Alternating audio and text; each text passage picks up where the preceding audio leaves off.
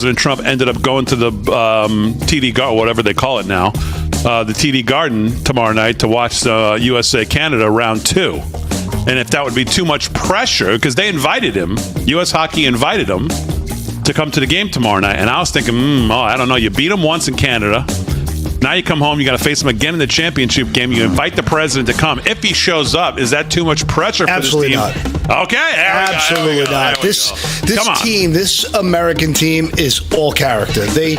Every single pregame, they watch the movie Miracle. They play Dream On. And as a father of a hockey player, kids would say, oh, that's a little bit cheap. It's a little cheesy. It's a little cringy, corny. These kids are fully embracing Team USA. This reminds me of the 96 World Cup team that beat Canada into the ground when Canada was the absolute pinnacle of who they were in terms of hockey. Yeah. And they beat them down. And this team has that same physicality, has that same heart, has that same pride. 96, and right? they 96. Are full-blown MAGA, the Kachuk boys. Yep. And they lead that team by example. You saw it no more. So I'm telling you, no way. You saw it when he visited the White House, how he treated President Trump. Utmost respect, as he should. Absolutely. And you know what? It's about time we see young athletes treating the commander-in-chief with the respect and the reverence that they deserve. It's heartwarming. We've watched nothing but buffoonery, and we've watched the nonsense of the way they placated. Taking a knee, all this crap all these years. Oh, yeah, enough. even that. But it was just the way they kowtowed to Obama and Biden. And then the Biden thing was just a complete disaster. He couldn't remember the guy's name. Ostracized 16 to 2020. To see this new world we're in, woke is dead. Yeah. It's over. So let's go. And by the way, I brought my buddy Pedro. If you haven't seen it, looks like I got into a PS6. No. What happened? I got a sty, and I feel like it's finally done because it only hurts a little now. Oh, hey, I didn't even notice it until you just said it, Paul. Yeah, but now I notice it. Yeah, now you can't unnotice it. It was Monday. You look like you went 2 rounds with Tyson. 2. Well, yeah, that's all the damage you could do, I think, at this point. But yeah. Are you kidding me? You'd still take your head off. Yeah, kill you. To put it bluntly. Would you fight Tyson for $10 million? Let me get in my Porsche. Well, no. I'd be paralyzed after a fight. I don't think so. No. I dare you to do that to him. I wouldn't do that to him. What do you think? I'm stupid? Well, we'll see tomorrow night then what happens. I can't wait for that game. Either way, the game's going to be fire, whether the president goes or not. I don't know. The president was speaking somewhere today at 4:00. And I'd love to be able to report on what he was saying, but the audio and the visual from the location he was at was so bad, I have no idea what he even talked about. You thought Harry was doing the shoot. I mean, is that where he talked about China, Russia, and the U.S. all cutting their military expense by 50%? I have no idea. I couldn't understand any of it. Literally, could not understand a word. It had 7 echoes going on all at one time. I mean, I have no idea what they did. I have no idea what he said. Literally no idea. Can't tell you one thing he talked about. It looked good.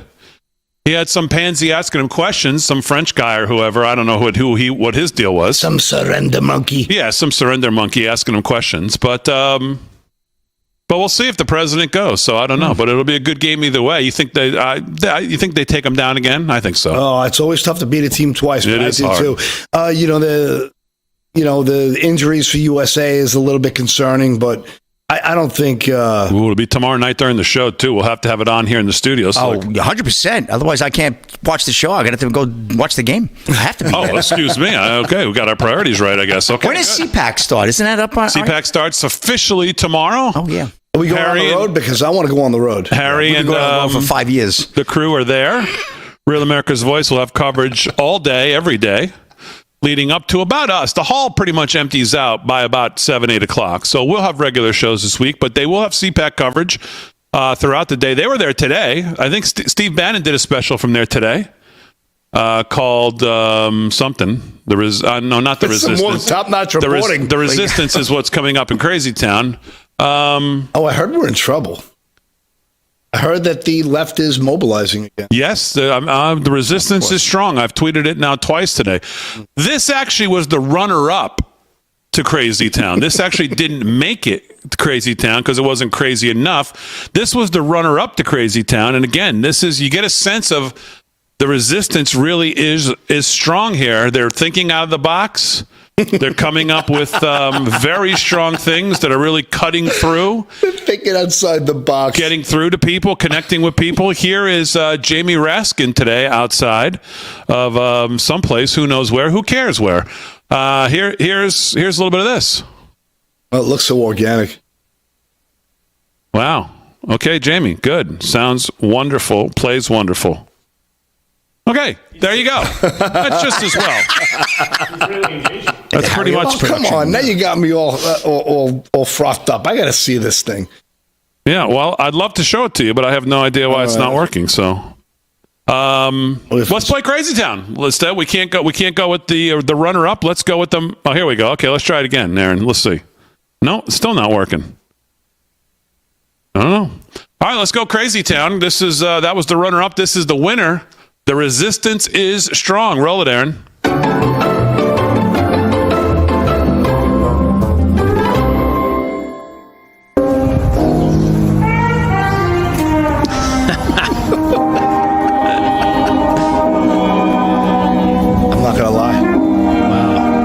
I'm deeply concerned. There's a lot of them. This is like a cult.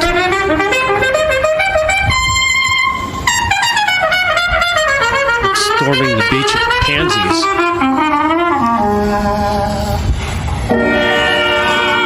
Oh, this is the lead idiot.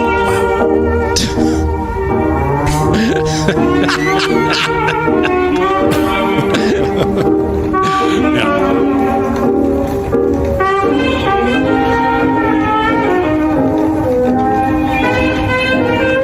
Now, did you add this music, or did they add this? That's what they're dancing to. That's the music in their heads? Nope, that's what they're dancing to. Yeah. This is protest, Delgado. Could you please not interrupt the protest? Yeah, it sounds like a Trump bit.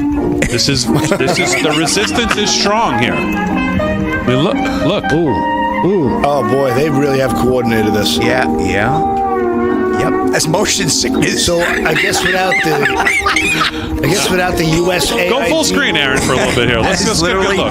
Motion sickness. Without the rent the riot money, they are not as menacing. Oh, come on, Paul. Don't sell them short. I mean, they're delightful. I mean, Trump's really got to be feeling it if he's watching this. This really cuts through hard. And this is their interpretive, I'm a jackass dance. That's strong. I mean, that's strong pushback right there. I mean, listen, that's strong. We're in trouble. Yeah. All right, here's the runner-up. This is Jamie Raskin today, outside of someplace.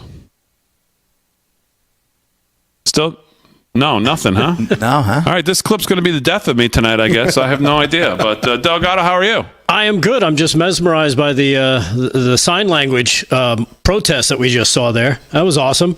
Yeah, doing all right. A little bit better than your computer, I'll tell you that much. Yeah, everything seems to be on the fritz here tonight. But it is what it is. So what do you think of the resistance, Delgado? The resistance is strong. I love it. I can't wait to learn those hand signals myself, and maybe signal that I'm being held hostage beyond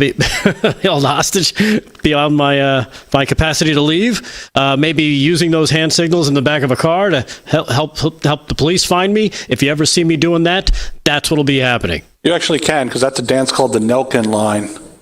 Oh, what's it called? It's the Nelkin line. The Nelkin line? The Nelkin line. I don't know what the name stands for, but apparently it's all of the seasons is what the signals are. So it's not some kind of interpretive dance for the mating ritual of the jackass. Okay, good. That's exactly what it might be. That's exactly what it might be, Paul. That's exactly right. Well, they're looking for something to grasp onto, as we keep saying, right? Yes, and they kept grasping. And now they've decided on air is the next thing. Yes, exactly. Yeah, air is going to be the thing now. Holy moly. They are the prince of air. Imagine if that's like one of your parents out doing that. Oh, my no. Would that be embarrassing? Or your spouse and you didn't find out? Like, where'd you go today, honey? Oh, we went nelkling. Whatever it's called. Really? Where? I'd rather you were cheating on me than that. Yeah, really. I'd rather find out you were at the Comac Motor Inn, not Nelk. Hell knows what Comac Motor is. The Mount Airy Lodge with the heart-shaped Mount tub. Airy Lodge. She ends up getting knuckling instead of knuckling. Oh, boy. Who do they think that? That's a good one, Doug. I don't want to encourage you. I understand they get upset. They're upset about the Kennedy Center, but who do they think that resonates with? Is my question. Like when they get in a room and say, "Okay, like what are we going to do to push back? Like what are we going to do to make our feelings known?" Hey, I have an idea. Like who are they playing to? That's Looney Tunes. Oh my gosh. Like they think the country is. They think some part of the maybe there is some part, a small part of the country that goes, "Oh yeah." That's the way to show them. We're on that line because it really did look like the strike line of the ugly green-haired women with nose rings who said they're never going to have sex with men again. If we could zoom back in on that at the break, I'd like to take a peek at that thing. If there was a guy on that line, he loses his dude card forever. Well, I mean, there may have been. I don't know if there was or not, but I just don't know who they're playing to.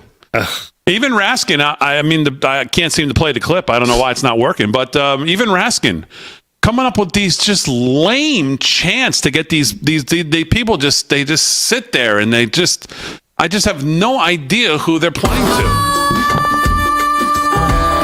All right, live from Studio 6B, just getting started on a Wednesday night. We're back right after this.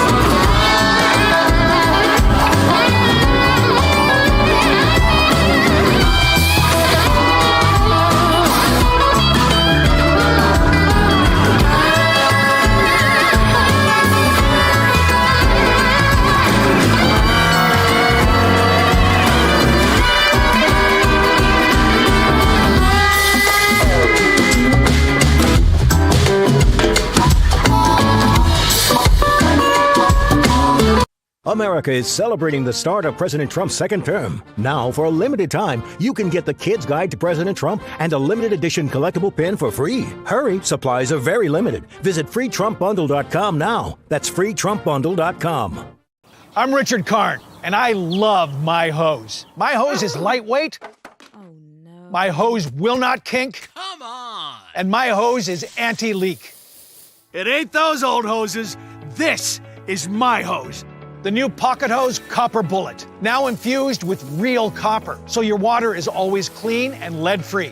Just turn on the water and watch your hose grow and grow to a full-size 3/4-inch hose. It stretches and expands like a rubber band. And when you turn off the water, away it goes, shrinking and squeezing that water out until it's practically bone dry. And that makes it easy to carry and put away. Our new inner tube uses 3 layers of high-strength latex on the inside.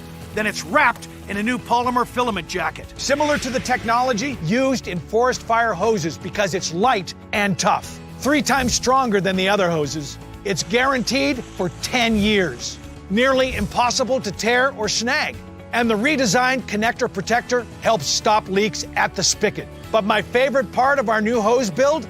The oversized, easy-to-grip fittings. Easy on and off, even with gloves. With more than 100 patents worldwide, it's the best pocket hose in the world. Get the super light 25-foot pocket hose copper bullet today for only $29.99. But wait, call now and get our copper spray nozzle with our exclusive thumb drive free. Simply use your thumb to turn off and on. And with 10 unique patterns, you'll have a setting for every job. It's a $30 value, yours free with every 50-foot copper bullet. But it's not available in stores. This is an exclusive release of our newest pocket hose. There is a strict limit of 3 per order, so don't wait. Order now. To order, call 1-800-448-0876 or visit copperbullethose.com. So call 1-800-448-0876 or visit copperbullethose.com. Order now. Are you over 50? Would you like to get up to 33% more income in retirement? Call now and get this free book, Annuity Do's and Don'ts for Baby Boomers, from a leading financial firm on maximizing your income in retirement. And if you call right now, as a bonus, we'll throw in a free annuity rate report. Don't miss out on this opportunity because supplies are limited. Both books are yours free, just for calling Annuity General today. Call 800-899-6246. Attention homeowners. Are you behind on your mortgage payments? Is the bank threatening to take your home? Is your home worth less than you owe? If you answered yes to any of these questions, then you need to call this number right now. Call 800-714-8615.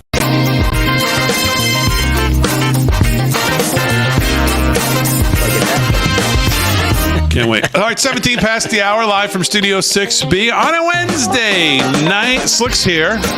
He's going to do sports, and he may start flying in the studio. He's so jacked up here tonight. Rick Delgado's going to do the news. Paul Nolan's got some news as well. Aaron and Fran holding it down as always. Trying to work out the technical issues here. I think we're back up streaming on everything. So if you're in there, make sure you let us know that, yes, you can hear and see us. And then hit the like and subscribe wherever you're watching on. We appreciate it as we continue to grow the socials. Make sure you head over to livefromstudio6b.com as well. I guess we'll go one more time here. You're gonna go back to the well one more time, huh? I just want to be honest. Let's just try. Well, first of all, tell me if you've got any. Tell me if you have audio there, Aaron. Maybe I do, yes. Okay, we do. So here we go. Let's just go. Here's the resistance. Are you sure? Yes. This one. Hey, hey, RFK, hands off the FDA. Hey, hey, RFK, hands off the FDA. Hey, they could use a toupee in the back of that head. Hands off the FDA. That was awesome. That was number one. Where's Chuck Schumer when you need him? Oh, he went out today, boy. He sounded dumber than ever. How about, hey, hey, RFK, we remember JFK. Hey, hey, RFK, we remember JFK. Are you kidding me? Oh my God, he sucks at this. That is terrible. JFK. That's right. Doofus. John F. Kennedy, a champion of science, a champion of medical research. We are going to build up massive herd immunity to the fascists in America. That's what we're going to do. He sucks. People in the street. So, well, I'd like to, let's see, do I get to introduce Glenn or no? Somebody else, you introduce him. All right, then. I think you have my chance. Hey, hey, RFK. Oh my God, here he goes again. No, it's probably Hey, you say, hey, he needs a toupee. That's what it looked like. That was funny. This guy's such a goof. Oh, now he's got his cheerleader, so it's going to go. There you go. What's that? What is it? Honestly, what is Where's it? Mad Max? People there? There's the resistance for you. Oh. That was wow. You know he was struggling for a rhyme with RFK, so he had to go with. We remember JFK. Hey, that's a good one there, Raskin. I'm just glad he didn't say something about tooth decay. Wow. that was amazing. That was awful. All right, let's do some sports. 19 past the hour, live from Studio 6B. Sports is brought to you by Mike Lindell. LFS6B is the promo code to use. I mean, that is just so lame. It makes your hair hurt. Slick, what's going on? Literally. Yeah, here we go. Big D. NCAA men's basketball Division I. Let's get caught up on the scoreboard. There's number 17 Kentucky right now leading Vandy of Vanderbilt 55-44. 13 to go in the second half. Also second half, 14 minutes to go. North Carolina all over NC State 67-43. Good one in Cincinnati and West Virginia. Cincinnati up by 2, 39-37, 13 to go there in the second. Arkansas taking on number 1 Auburn. Auburn's the number 1 team right now. 9 p.m. tip-off. We'll have some update on that. And number 4 Alabama, the Tide taking on Missouri. That's a 9 p.m. tip as well. St. John's and DePaul 9 p.m. as is Gonzaga and Washington State at 9 p.m. We got NBA action, back in the action after the All-Star break. Hornets and Lakers, that's a 10 p.m. tip-off. And no hockey, obviously, tomorrow night's the big game. Thursday night, TD Garden, 8 p.m., USA, Canada, for the All-In Nations 4 final. I can't wait for that game. As of 4 hours ago, Big D, I did check. President Trump is not confirmed to be at the game, nor is he denying that he's going to be at the game. So there's no confirmation yet out of the White House. We are keeping track of that because that would be something else if he does get to the game. That would be something like we've never seen. And speaking of President Trump, well, California strikes again. Christian girls basketball team forced to compete against transgender player as California defies Trump order. Paul Boyer, Breitbart. A Christian girls basketball team in California will be forced to compete against a team with a transgender player as the state continues to defy President Trump's recent executive order banning males from women's sports. An upcoming high school girls basketball playoff game will feature an openly transgender athlete playing for San Francisco Waldorf against Cornerstone Christian on Saturday, reported Fox News. The same trans athlete player for Waldorf girls volleyball team this past fall, prompting Stone Ridge Christian to forfeit a playoff match. Though President Trump signed an executive order banning biological males from competing in women's sports, California says it will defy the order in accordance with the state's law. The CIF provides students with the opportunity to belong, connect, and compete in education-based experiences in compliance with California law, Education Code 221.5F, which permits students to participate in school programs and activities, including athletic teams and competitions consistent with the student's gender identity, irrespective of the gender listed on the student's records. The California Interscholastic Federation, otherwise known as the CIF, said in a statement, barring a Supreme Court decision or federal legislation, young girls in high school and middle school may still be subject to state law regarding transgender athletes in women's sports. The Trump administration's Department of Education, DOE, and the Office of Civil Rights have been investigating the CIF since it decided to defy the order.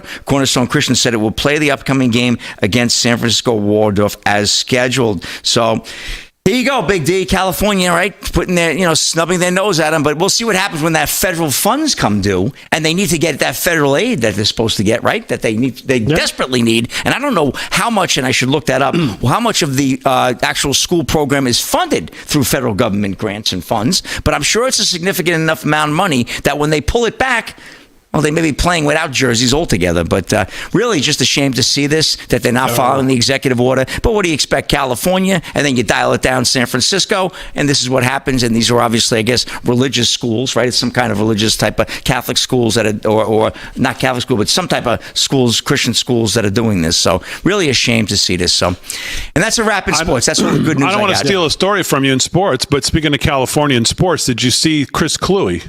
No. So Chris Kluwe used to be the punter for the Minnesota Vikings, I believe. Oh, yeah.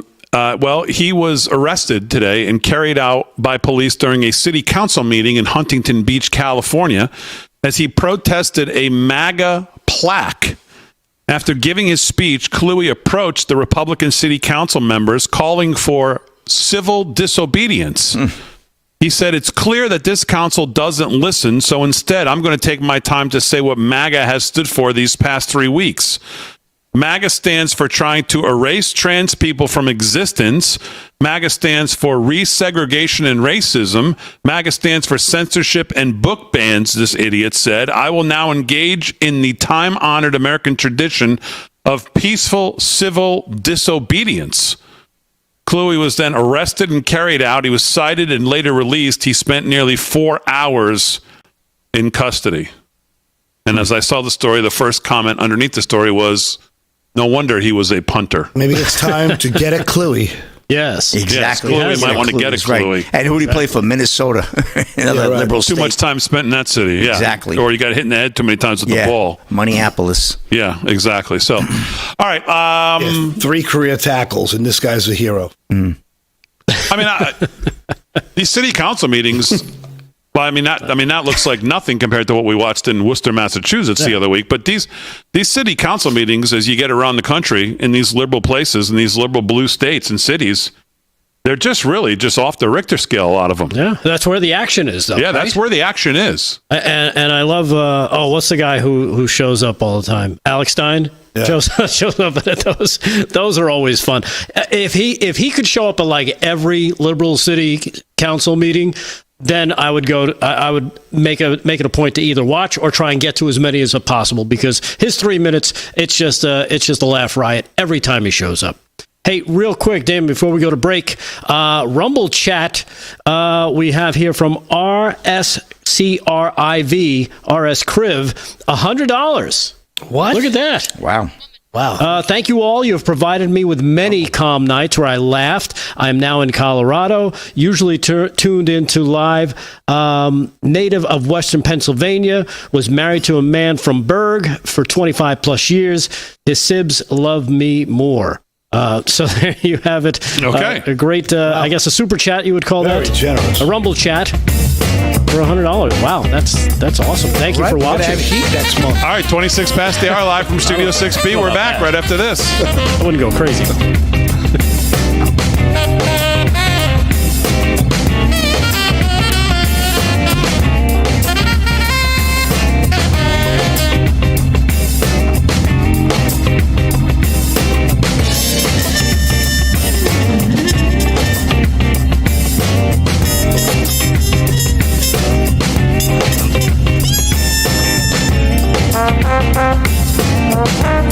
I'm excited to announce that we're having our first ever mega sale on overstock clearance and brand new products. For example, save over 50% on this season's flannel sheets. Queen size only $59.98. Kings only $69.98. They sell out fast every year, so order now. Save 20% on our brand new My Crosses. They're designed in the likeness of the one I've worn every day for over 20 years. They come in men's and women's, and they're made right here in the USA. Get our 2025 six-piece My Towel sets for only $29.98. Our initial quantities are extremely low, so get them now before they go. And our best-selling standard My Pillows, just $14.98. So go to mypillow.com or call the number on your screen. Use this promo code to take advantage of our first ever mega sale. But wait, remember that $75 free shipping rule? Well, that ship is sailed because right now, every order ships absolutely free. If you're happy and you know it, clap your hands. If you're happy and you know it, ride your bike. If you're happy and you know it, then your face will surely show it. If you're happy and you know it, smile big and bright. Thousands of kids just like me are happy every day. And it's all because of generous people like you who support Shriners Hospitals for Children every month. All you have to do is call the number on your screen or go online to loveshriners.org right now with your monthly gift. Because of people like you, Shriners Hospitals for Children is able to make an everyday miracle happen for kids like me. If you're happy and you know it, dance around. If you're happy and you know it, play a song. If you're happy and you know it, and your face will surely show it. If you're happy and you know it, take your shot. And when you call or go online right now to donate $19 a month or more, we'll send you this adorable Love to the Rescue blanket as a thank you and a reminder of all the smiles you're bringing to kids' faces every day. Will today be the day you send your love to the rescue? When you call the number on your screen right now and give as little as $19 a month, just 63 cents a day, you'll be making a life-changing difference for a child, just like Sarah. Your monthly gift today could change your life forever. Because of you. We are happy and we know it. Thank you. Thank you. Thank you. Thank you. Please call or go online right now to give. If operators are busy, please wait patiently or go to loveshriners.org right away.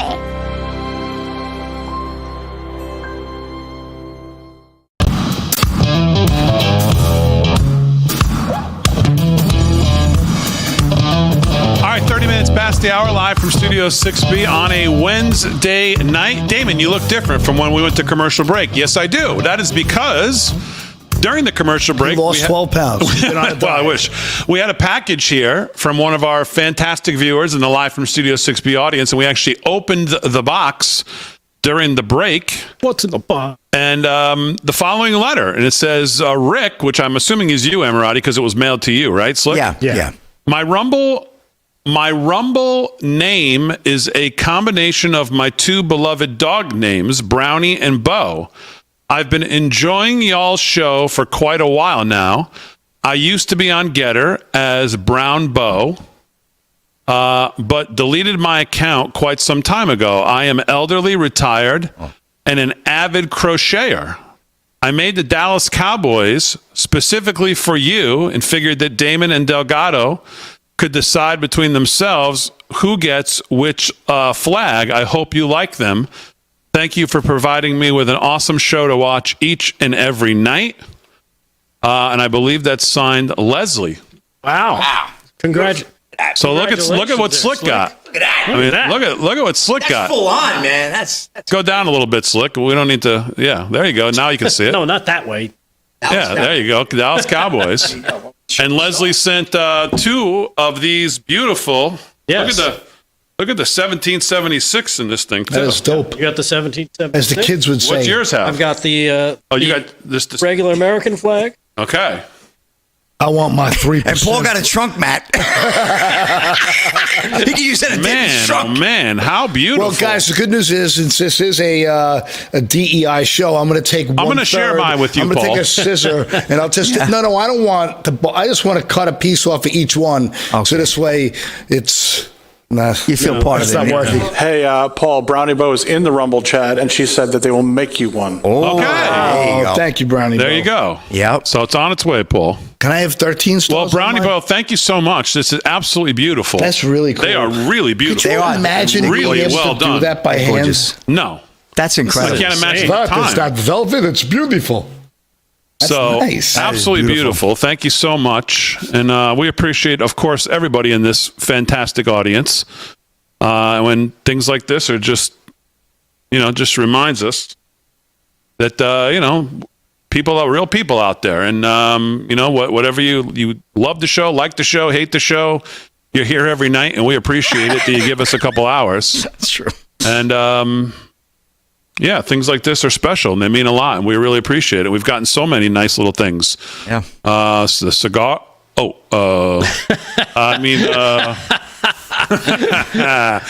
right. You smoked those things already? You smoke them all by yourself? I can't smoke them when they're in customs. Oh, that's Slick. true. Yeah, that's true. Oh my goodness! They're tied up in Canadian tariffs. Thank you. All right. 33 past the hour. Let's do some news. And here with the news, with his new crocheted American flag, yes, is the one Rick Delgado. What's going on, Delgado? Well, first off, I'm very toasty right now, and I don't know. Yeah, wrap it around your feet. Why don't you? I don't know if I'll be making a run. With the flag. I don't know if I'll be making a run to the to exercise my 30th Amendment they are anytime nice and soon. Warm too, right? Yeah, they are. This is awesome. Unfortunately, we get to the news, and we've got another one for you there, fellas.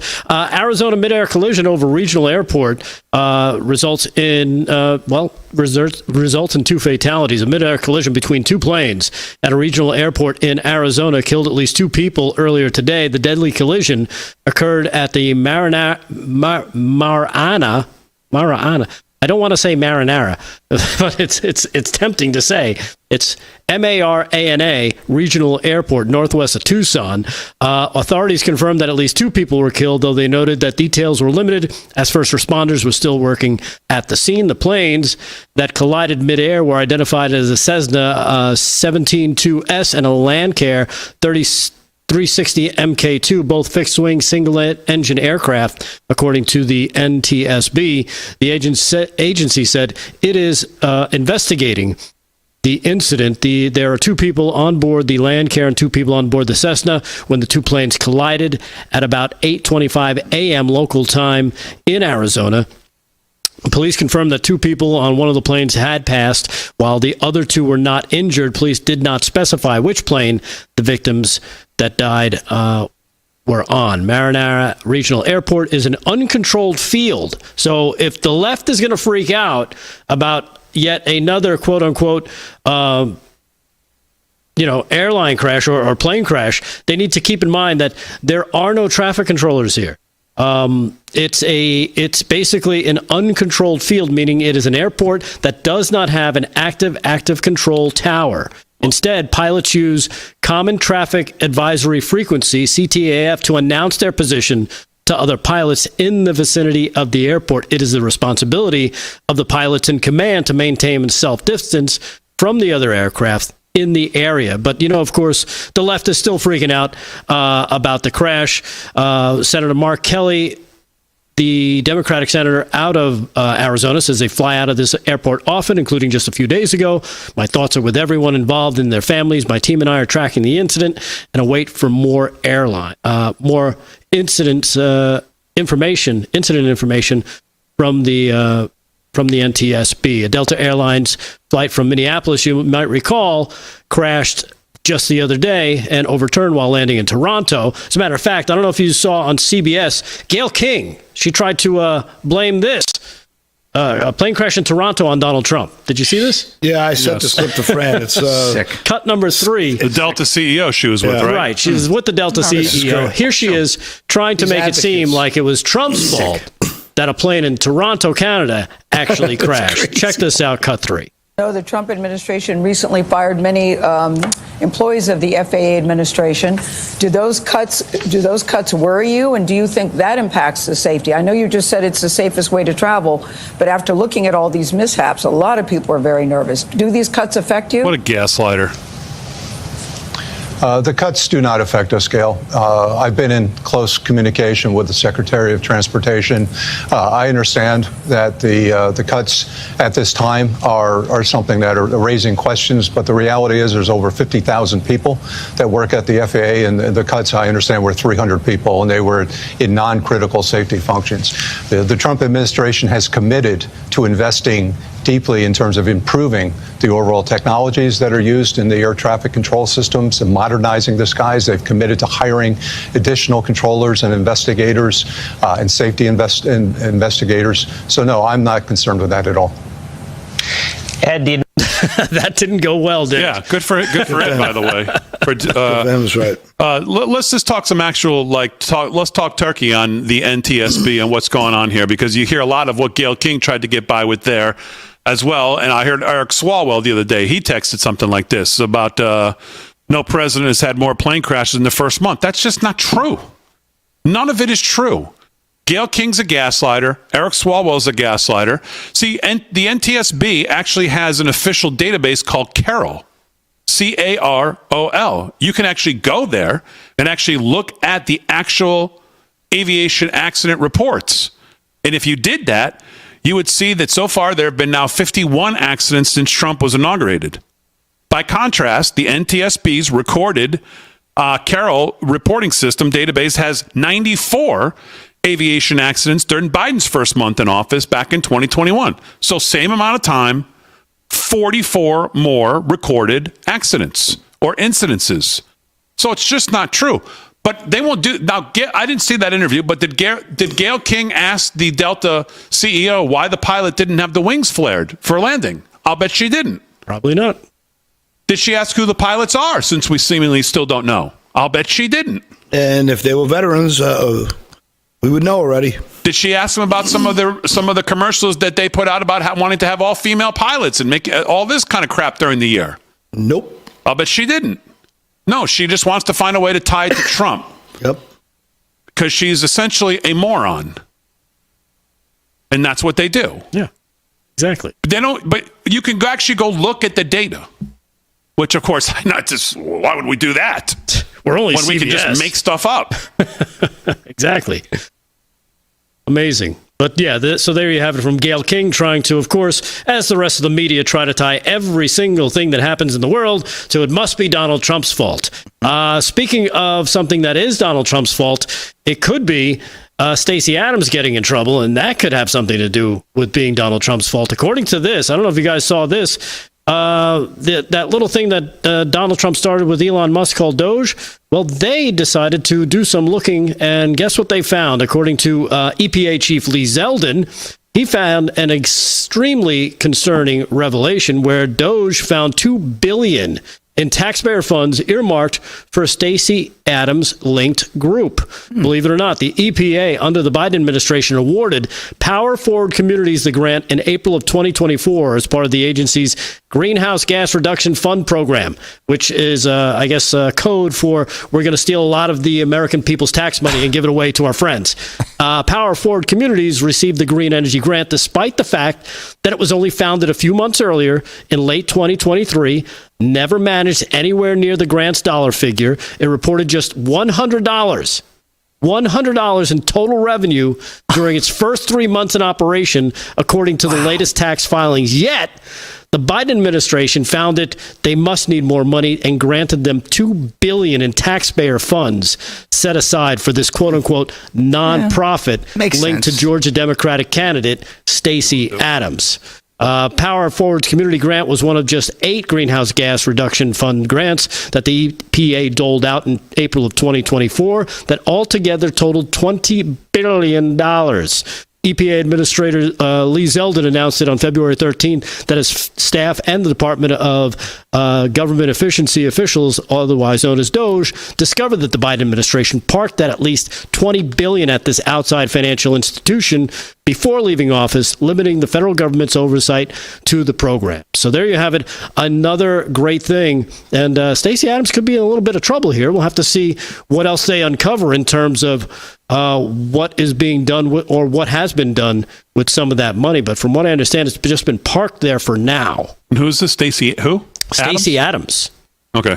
Yeah, she's the witch hunter. I thought you said Abrams for a second. I was thinking of the girl in Georgia, but no. No, it is Stacey Abrams. Did I say Adams? You said Adams twice. Yeah. It's back to back. You know what? I misread it. It's Stacey Abrams. Yes. Oh, okay. Abrams. I thought maybe this was to the mayor of New York City's wife or something. Adams. Stacey Abrams. Sorry about that. Gotcha. I got Mayor Adams on the brain because there's a great clip of him. He's under fire all over the place. Yeah, he ripped into the media today, boy. It was funny. Yeah. See, you have that clip? Yep. Oh, that's a good one. So we'll get to that in just a little bit. So yeah, we'll see what else they're starting to freak out about next, because again, as we go along here, DOGE is finding more and more stuff, and as the administrators like Lee Zeldin starts to peel through.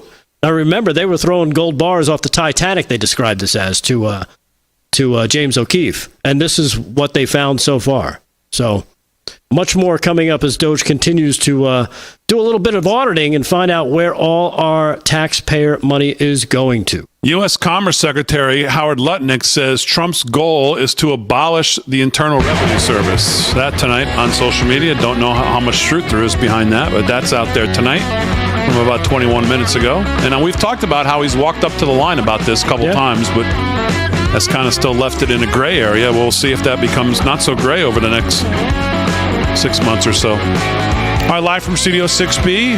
We'll wrap up hour 1 when we get back right after this.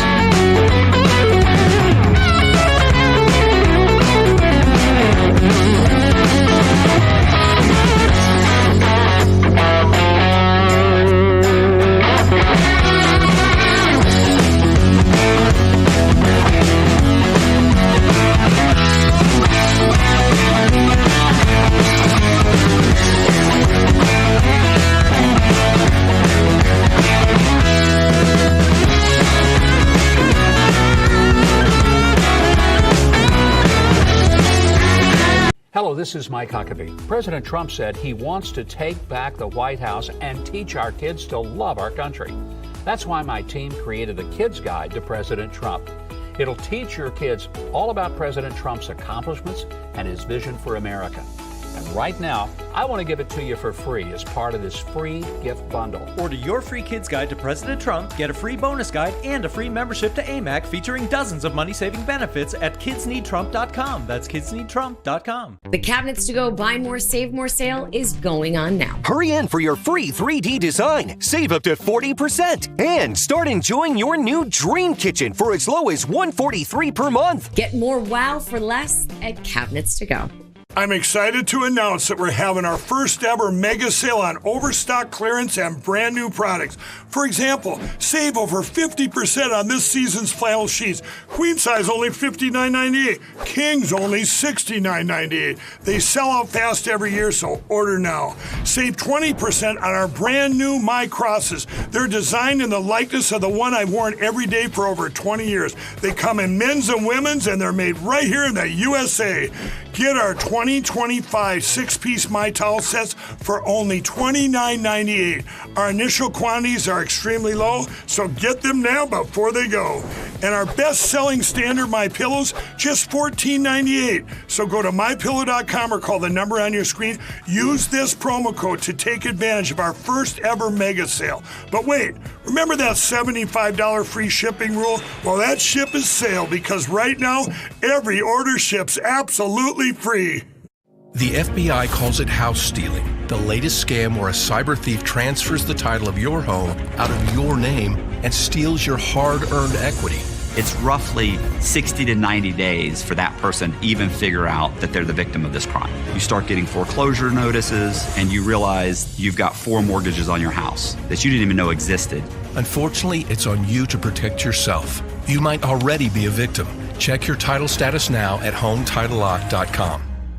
What do you do when your tire goes flat and there's no air anywhere? You reach for Bullseye Pro, the smarter, faster, hands-free way to fill it up with air. Bullseye Pro is equipped with a rechargeable power plant, smart pressure sensor, and custom nozzles. It's like the power of an air compressor in the palm of your hand. Get your complete Bullseye Pro inflation system for just $79.99 and get free shipping. Plus, we'll give you a 50% discount on a second one. Order now. The bathroom of your dreams is only a phone call away with BCI Bath and Shower. We can make your ordinary bath and shower extraordinary. This is not a cookie cutter design. This is a complete custom build that will fit your every need, and discounts for seniors and military.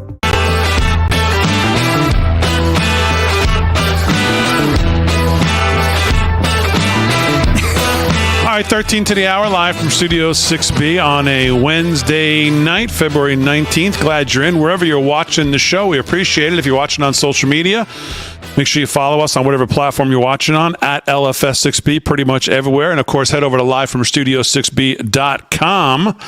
And make sure you become a member there. If you have a Facebook or Google account, you can sign up real easy, real fast. Make sure you're a member there, because that's the one place you can always find us.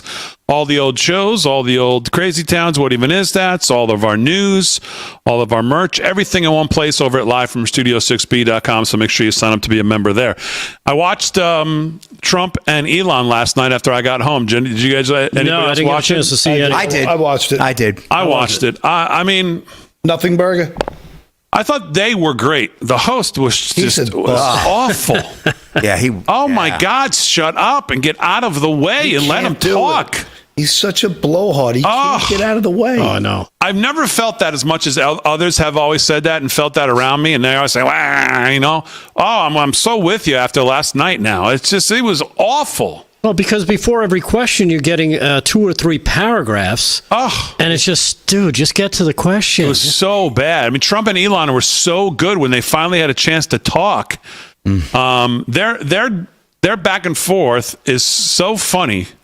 Trump and Elon, they're almost like brothers. Like Elon jokes about, I want to go to. He says some joke about I want to be the first one to touch Mars. I just don't want it to be on impact. And Trump laughed, such a genuine laugh that it was like, if you know what I'm saying. It was like, you're hanging with your guys and somebody legit says something funny, just the way you just like. Trump laughed this real laugh that was so funny to watch, and they're so genuinely respectful of one another. It's amazing. They both they put each other on the same level, which I really think is so nice. I thought that Hannity did a nice job of. He said the liberal media is trying to pit you guys against each other. How do you feel about that? Are you aware of it? And they openly discussed it, that it was laughable, and it's they're just doing anything they can. And it's so transparent. I like the shirt. Tech support. I love that. Oh my God, this is it right in front of me. This is the clip. It's right in front of me. I'm telling my computer listens to me. No, there's someone's spying on us. Oh, no, this is literally right in front of me as I say this. He's going to go into orbit soon. Okay. Yeah. No, he's going to go to Mars. He's Starlink at some point. Huh? Yeah. Is in but they was asking do you want to die on Mars? And I say, well, yes, but not on impact. Starlink is in 100 countries. This is going to be hard. I feel like I'm interviewing 2 brothers. It's so funny the way the genuine laugh that Trump gives him. It's so funny. It's like he's going to take Delgado with him when he goes to Mars. That's for sure. Yeah, well, Delgado's already been there, so he could show him the way. He lives there half the year. He's there half the day every day, so he can just let him know how to get. What's the best route to get there? That's why I was late today. Late getting back. An impact every day. Exactly. So, all right, let's do some sports. 10 minutes to the hour as we wrap hour 1. Sports is brought to you by our friend Mike Lindell and My Pillow. MyPillow.com/LFS6B for all the best deals for this audience. And there are some great deals on our page. I went through it yesterday. There's some great deals. Mike's got his cross chain that's out now. The My Cross is out. The mattress topper is a great deal on the mattress topper. There's some great deals on that page. MyPillow.com/LFS6B, promo code LFS6B at checkout. Slickster, what's going on? All right, well, we're talking about this big game tomorrow night, the build-up, and an ESPN broadcaster's plea for American fans ahead of Four Nations final versus Canada. Let's be better than that. Canadian fans have booed the American national anthem before multiple games. This is Paulina the DOGE of Fox News. Paul was just talking about this, right? ESPN broadcaster Sean McDonough, who will be inside the booth for Thursday's Four Nations Face-Off Championship game, is calling on Team USA fans to be better than that, referring to the anticipation that fans will retaliate against Canada for booing the American national anthem during the tournament. During an appearance on WEEI on Tuesday, the veteran play-by-play commentator said he hopes the crowd will help support Team USA as they take on Canada in the final in Boston on Thursday night. I hope the home crowd has a lot to do with it. I hope that it helps spur on Team USA, he said. However, McDonough immediately followed with a plea to fans not to boo the rival team's national anthem, something Canadian fans have done before 2 games, including Sunday's 3-1 win by the Americans. I really hope our people don't boo the anthem. Let's be better than that, he said. I think we all have a lot of respect for what a great country Canada is. The political things that have led the Canadians recently, the booing of the anthem is a very recent development. I think we know why. I understand it from their perspective, especially having been up there for several days. McDonough referred the heightened tensions between the U.S. and Canada, which have centered around President Donald Trump's talk of tariffs and turning Canada into the 51st state, which I don't think is a bad idea. Paul's got the best idea here. Yeah. Like he said the other night. Just sing it. Yeah. Sing "Oh Canada." Yeah. Sing it on just take over a cappella, let the whole crowd do it, and it's like hot coals on your Exactly. It nails on a blackboard, right? A potential appearance from Trump at Thursday night's final could add to the excitement. Team USA General Manager Bill Guerin said he would welcome a visit from the sitting president. We would love it if President Trump was in attendance, Guerin said during an appearance on America's Newsroom on Monday. We have a room full of proud American players and coaches and staff. And listen, we're just trying to represent our country the best way we can. So, but we're looking forward to that game. We will be watching it tomorrow night with the audience. Obviously, we'll have it on here and we'll keep you up to date with the scores. I think it's going to be a watch party tomorrow night, boys. Really want to see it. Big D, don't be throwing stuff or cursing now on the show. I know you get excited about this. I do. I know you do. I mean, I was yelling at the TV last weekend. Saturday night, I was out of my mind. I was jumping up and down with the birds. We were going crazy watching. When was the last time you guys saw the movie Miracle? We were just talking about it last night. You know, Vin's a producer on that. He has a producer credit on Miracle. He worked on it. Yeah, that's cool. That's pretty cool. That's right? cool. Yeah, Jim Craig. I haven't watched it in a long time, but we just talked about it last night. Actually, every time I had kids on my way to a hockey tournament in the car, the DVD players would be in the car back in the day. Oh yeah, that movie was on every single trip. I could recite the whole thing at one point. The Herb Brooks speech. I mean, Micah Ruzioni. Oh, yeah, those guys were epic. How funny is it that everybody still thinks that's the gold medal game? Yeah, so many you're people right. Forget it was that Sunday game, right? Yeah. Amazing. That was that was like I don't want to say fait accompli, but it was like kind of like it wasn't. We were excited they won the goal, but after Friday night when they beat the Russians, it almost didn't matter. It did because they wanted to get the goal bite, but man, that was just an incredible. 100%. I remember just the geopolitical climate at the time and the Iran all the hostages and Friday night Carter failing so miserably for so long and Reagan coming in. Friday night, February 24th, 1980. Remember that date like it was yesterday. Yeah, incredible. I think it's the greatest moment in American sports. Almost to the day this game will be played, which is amazing. Maybe Jesse Owens, so. Yep, that's a wrap, Big D. Back to you. And how does Al Michaels sound exactly the same?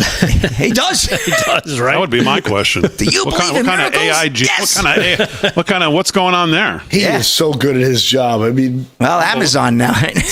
Unbelievable, right? Yeah. He's got some dark magic working for him. Yeah, exactly. He's amazing. Sounds really exactly is. the same. Yeah. So great, Al Michaels. All right, Slick Sports brought to you by Mike Lindell. LFS6B is the promo code to use. We will be watching the boys from America tomorrow night in that game.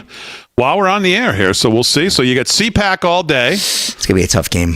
And then you got us tomorrow night with the game on. It's going to be a tough game. It's going to be tough for them to beat in place. That would be. I'm uneasy. Sour taste in your mouth to lose that game tomorrow night. Is Vin going to be here tomorrow night? Yeah. Okay. Yeah. You want to come tomorrow night and watch the game too? Yeah, maybe I can watch All right, the game. come on. We can put Paul, you got to come. More the barrier, Paul. I'll sit in the sucker seat. We'll set you up I'll right sit here, in the kid's seat in the middle just so you can get on here. You sit in my seat because you're a big hockey fan as Everybody, I am. If not we'll bigger. all wear our red, white, and blue. Then we need my food. USA hockey jersey. I got to see if I have anything red, white, and blue. What are we going to eat? Yeah. Well, I don't know. We'll decide in the commercial. Well, Nacho Thursday. Aaron, you are correct. Boston cream donuts. That's not American. Big D, Boston cream donuts. Yeah, hot dogs and cheeseburgers, pals. Come on. And nachos. All American. Exactly. Nachos? They're all American. Barbecue King. I'm not getting Chinese food either. No kung pao chicken. Yeah, no MSG. I can't get that on cable anymore. Paul, you see Optimum? No MSG. It's like a Chinese restaurant.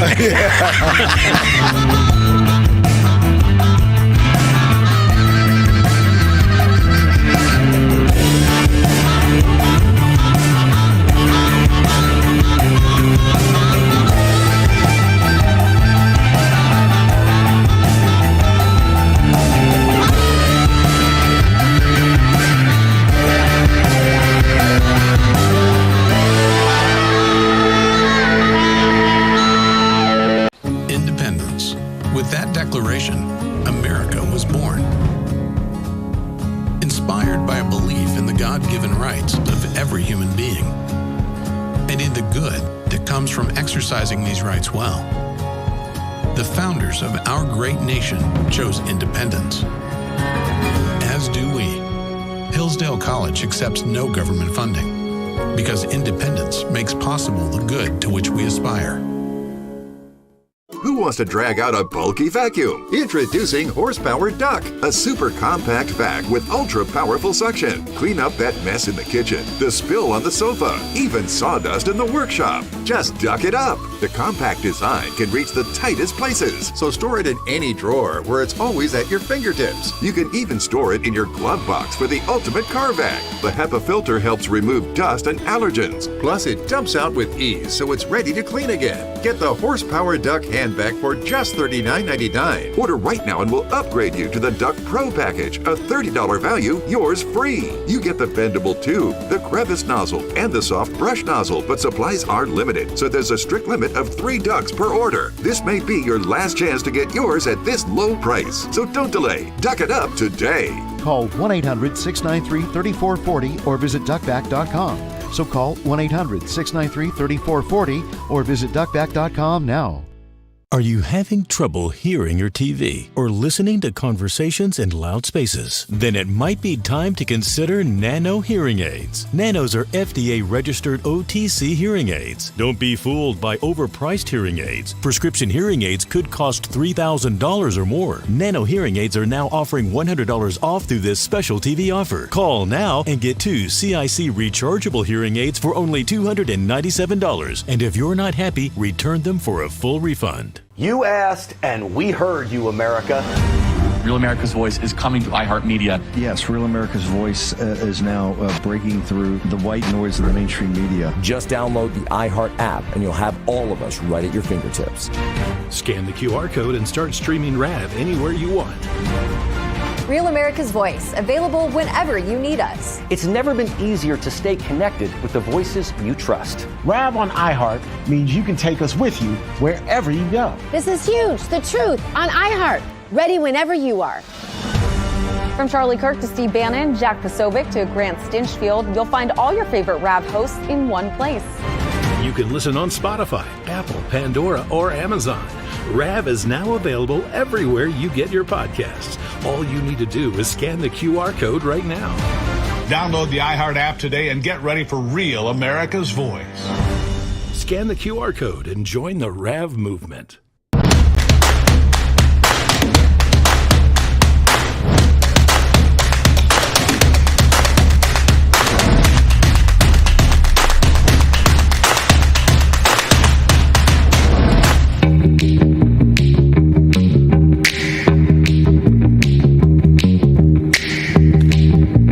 Hour 2, live from Studio 6B on a Wednesday night, February 19th. Real America's Voice and across the airways of 103.9 LI News Radio on a Wednesday night. Glad you're in.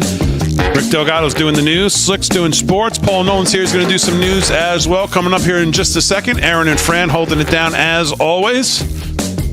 Lots to get to in hour two. I heard the president talk about this last night in his interview with Elon Musk about, yes, the executive orders are all well, fine, and good, but Congress has got to get on the ball and codify a lot of this. So Logan Washburn wrote about this in the Federalist today. Congressional Republicans must codify Trump's executive orders to make them permanent. So we'll talk about that here in hour two. We'll do sports. We'll do news. But Paul Nolan's here right now. Mr. Nolan, what's been on your mind in the news? Well, you know how I feel about 60 Minutes and the relentless propaganda machine. What I call CBS, I call it, CBS, because it never stops it. So if you saw, there was a special presentation of DOGE's destruction of the United States agency and the international development, showcased Christina Dry, a federal worker who innocently portrayed herself as a working stiff, unsure of where her next paycheck would come from after it was announced that all but 290 of the USAID's 10,000 employees would be laid off. Her eyes glistened on the verge of tears as she told an interviewer how her former colleagues' bills for daycare and Medicare treatment would now go unpaid. And she was very sympathetic and an absolutely heartbreaking performance. And she went on with Scott Pelley, who described the chaotic shutdown of foreign aid by DOGE head Elon Musk and President Trump, who both accused the pork-laden agency of doling out taxpayer dollars on woke agenda items. And it's all been a rough and rugged smear campaign, and this poor victim. Could you roll that clip for me, sir? Sure. Really scared, and they had to leave the building, and they were never able to walk back in the building again. DOGE was in the building. We took down our pride flags. I took out any books I felt would be incriminating. No one was talking. We heard they started taking transcripts automatically of all of our Google Meets. They unplugged the news in the little kitchen galleys. It didn't feel good. And then Saturday, all of the websites went down, and then I lost complete access to my computer.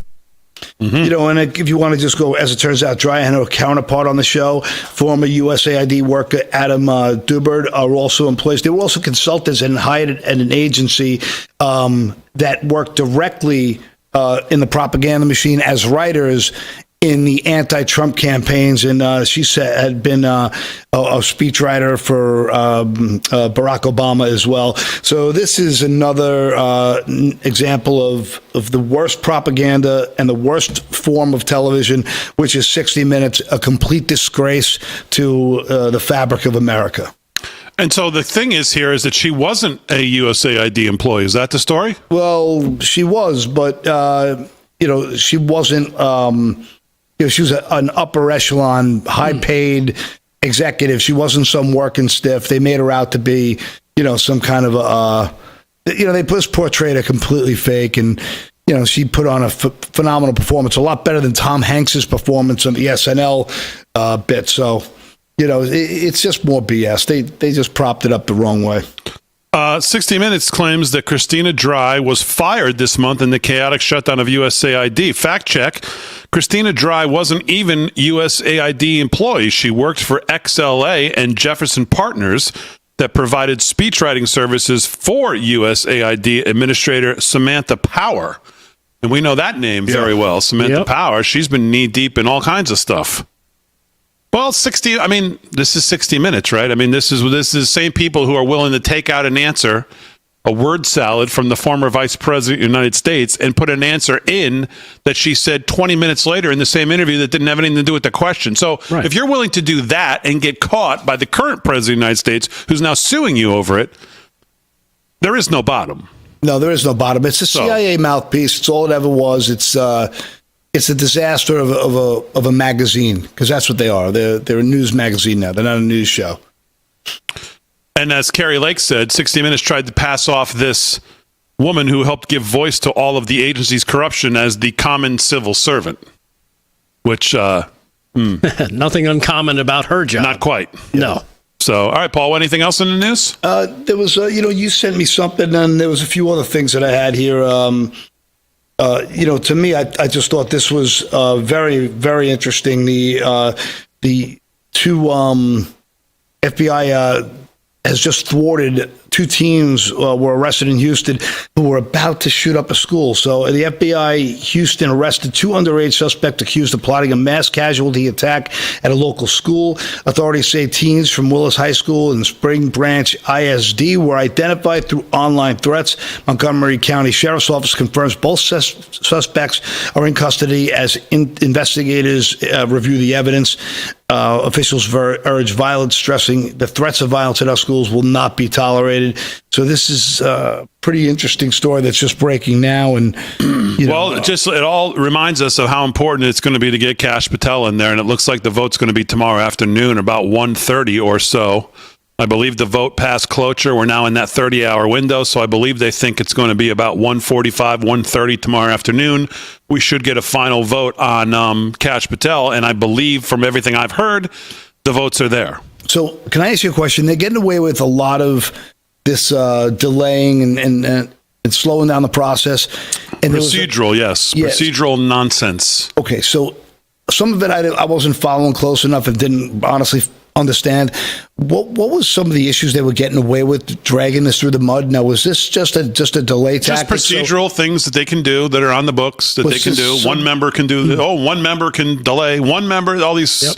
Was this so the upper echelon of the FBI can get their story straight for when he gets in there and starts ripping people apart? No. You don't think this was like some kind of nefarious... Democrats on the committee using procedural things that are at their disposal to just delay the vote because they just don't want to see him get confirmed, even though in the end there's nothing they can do to stop it. Okay.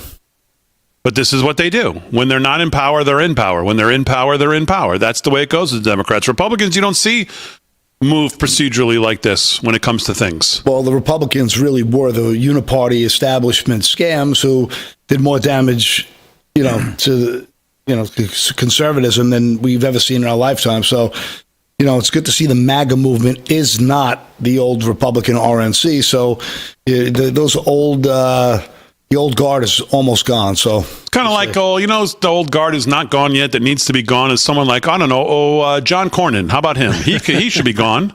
As he's out there tonight talking about, Trump might be pushing the limits of his constitutional power by DOGE and all of this, all of the things they're doing. This is what we're dealing. This is what I've complained about most of all in 10 years of doing this show is people like this. Yeah. Well, when they're in power, they're not in power. When the Democrats are not in power, they're in power because they never act like this. They don't have their own that jump out of line and go rogue like a John Cornyn does tonight. Oh, President Trump's testing the limits of his congressional power with DOGE. Really? We got to see where the courts fall. Oh, yeah, that's just what we need to see where the courts fall. John Cornyn's fine with some rogue judge deciding for 330 million people that something's not going to happen. He thinks it's great. He has no problem with it. He is the absolute thing that the Republicans need to rid themselves of moving forward. Mitt Romney-esque, squishy, soft, pathetic Republicans. And that's exactly where he falls and has always fallen.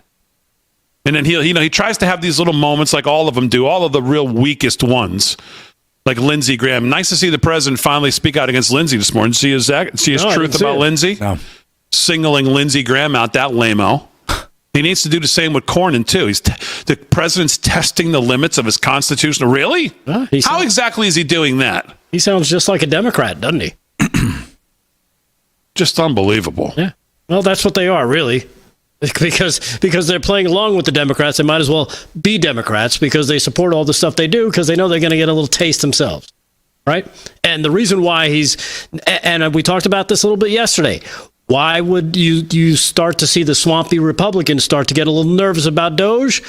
Because they're now pointing towards the Department of Defense, the Pentagon. They got a lot of projects and a lot of things that they get funded. So much waste to the exactly, Pentagon. but a lot of these things that they get kicked back to their without a doubt, to their areas. They're like, well, you can't affect my money. Don't affect my money. Without a doubt. That's why he's nervous. Listen, this is going to get hairy. This is going to get crazy. There's no question about it. By the way, I guess what I said before is it's not hearsay. Howard Lutnick actually was on TV and said this. He was on with Jesse tonight. President Trump's goal is to eliminate the Internal Revenue Service and let outsiders pay. So get ready to ramp up the tariffs if that's the plan, because if he's serious about going back to a time that he references when the country was tariff heavy and no federal income tax and no IRS. Boy, that's interesting. Yeah. See if he could really make a play for that. Then this is what we said. Was it with you, or I said it last night with Vin? I think it was you. You said the external revenue service. You like the idea of it. I right? absolutely do. And I said I like the idea of it too. If it's in replacement of the internal revenue, so we don't need another government bureaucracy. But if it's in replacement of that, that's a good place to start. Yeah. Especially with how corrupt the tax laws are, and it's been a disaster for 60 years now. And and it was never a good thing when it was supposed to be a temporary thing just on the rich.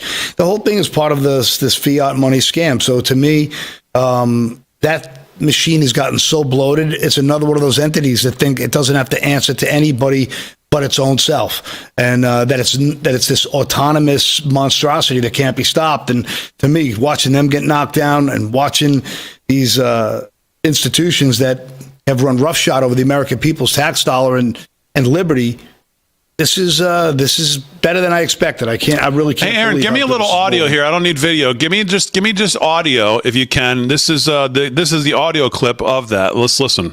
Think about it. Donald Trump announces the External Revenue Service, and his goal is very simple: his goal is to abolish the Internal Revenue Service and let all the outsiders pay. I mean, this is someone who is focused on America. Let's drive down our waste, fraud, and abuse. I'll give you an example. Cruise ships. You ever see a cruise ship with an American? Okay, so we can listen to the rest of it later, but there you go. So that was actually tonight. Wow. That's seismic. I mean, that's the first time we've heard, like I said, President has kind of walked up to the line about it, talked about tariffs a lot, talked about an older time in the country where tariffs were where the country was rich because of tariffs and with no federal income tax, but he never really said that Howard Lutnick now says tonight. Yeah. What's crazy is now tomorrow you're going to see the screaming at the sky, clutching of the pearls by the Democrats. Somehow they're going to jump out and say, no, we have to continue to tax the American people. I wonder if that will be as popular as abolishing the IRS. I'm going to say, I don't think so. All right, 13 past the hour, live from Studio 6B Sports and News. Coming up when we get back right after this.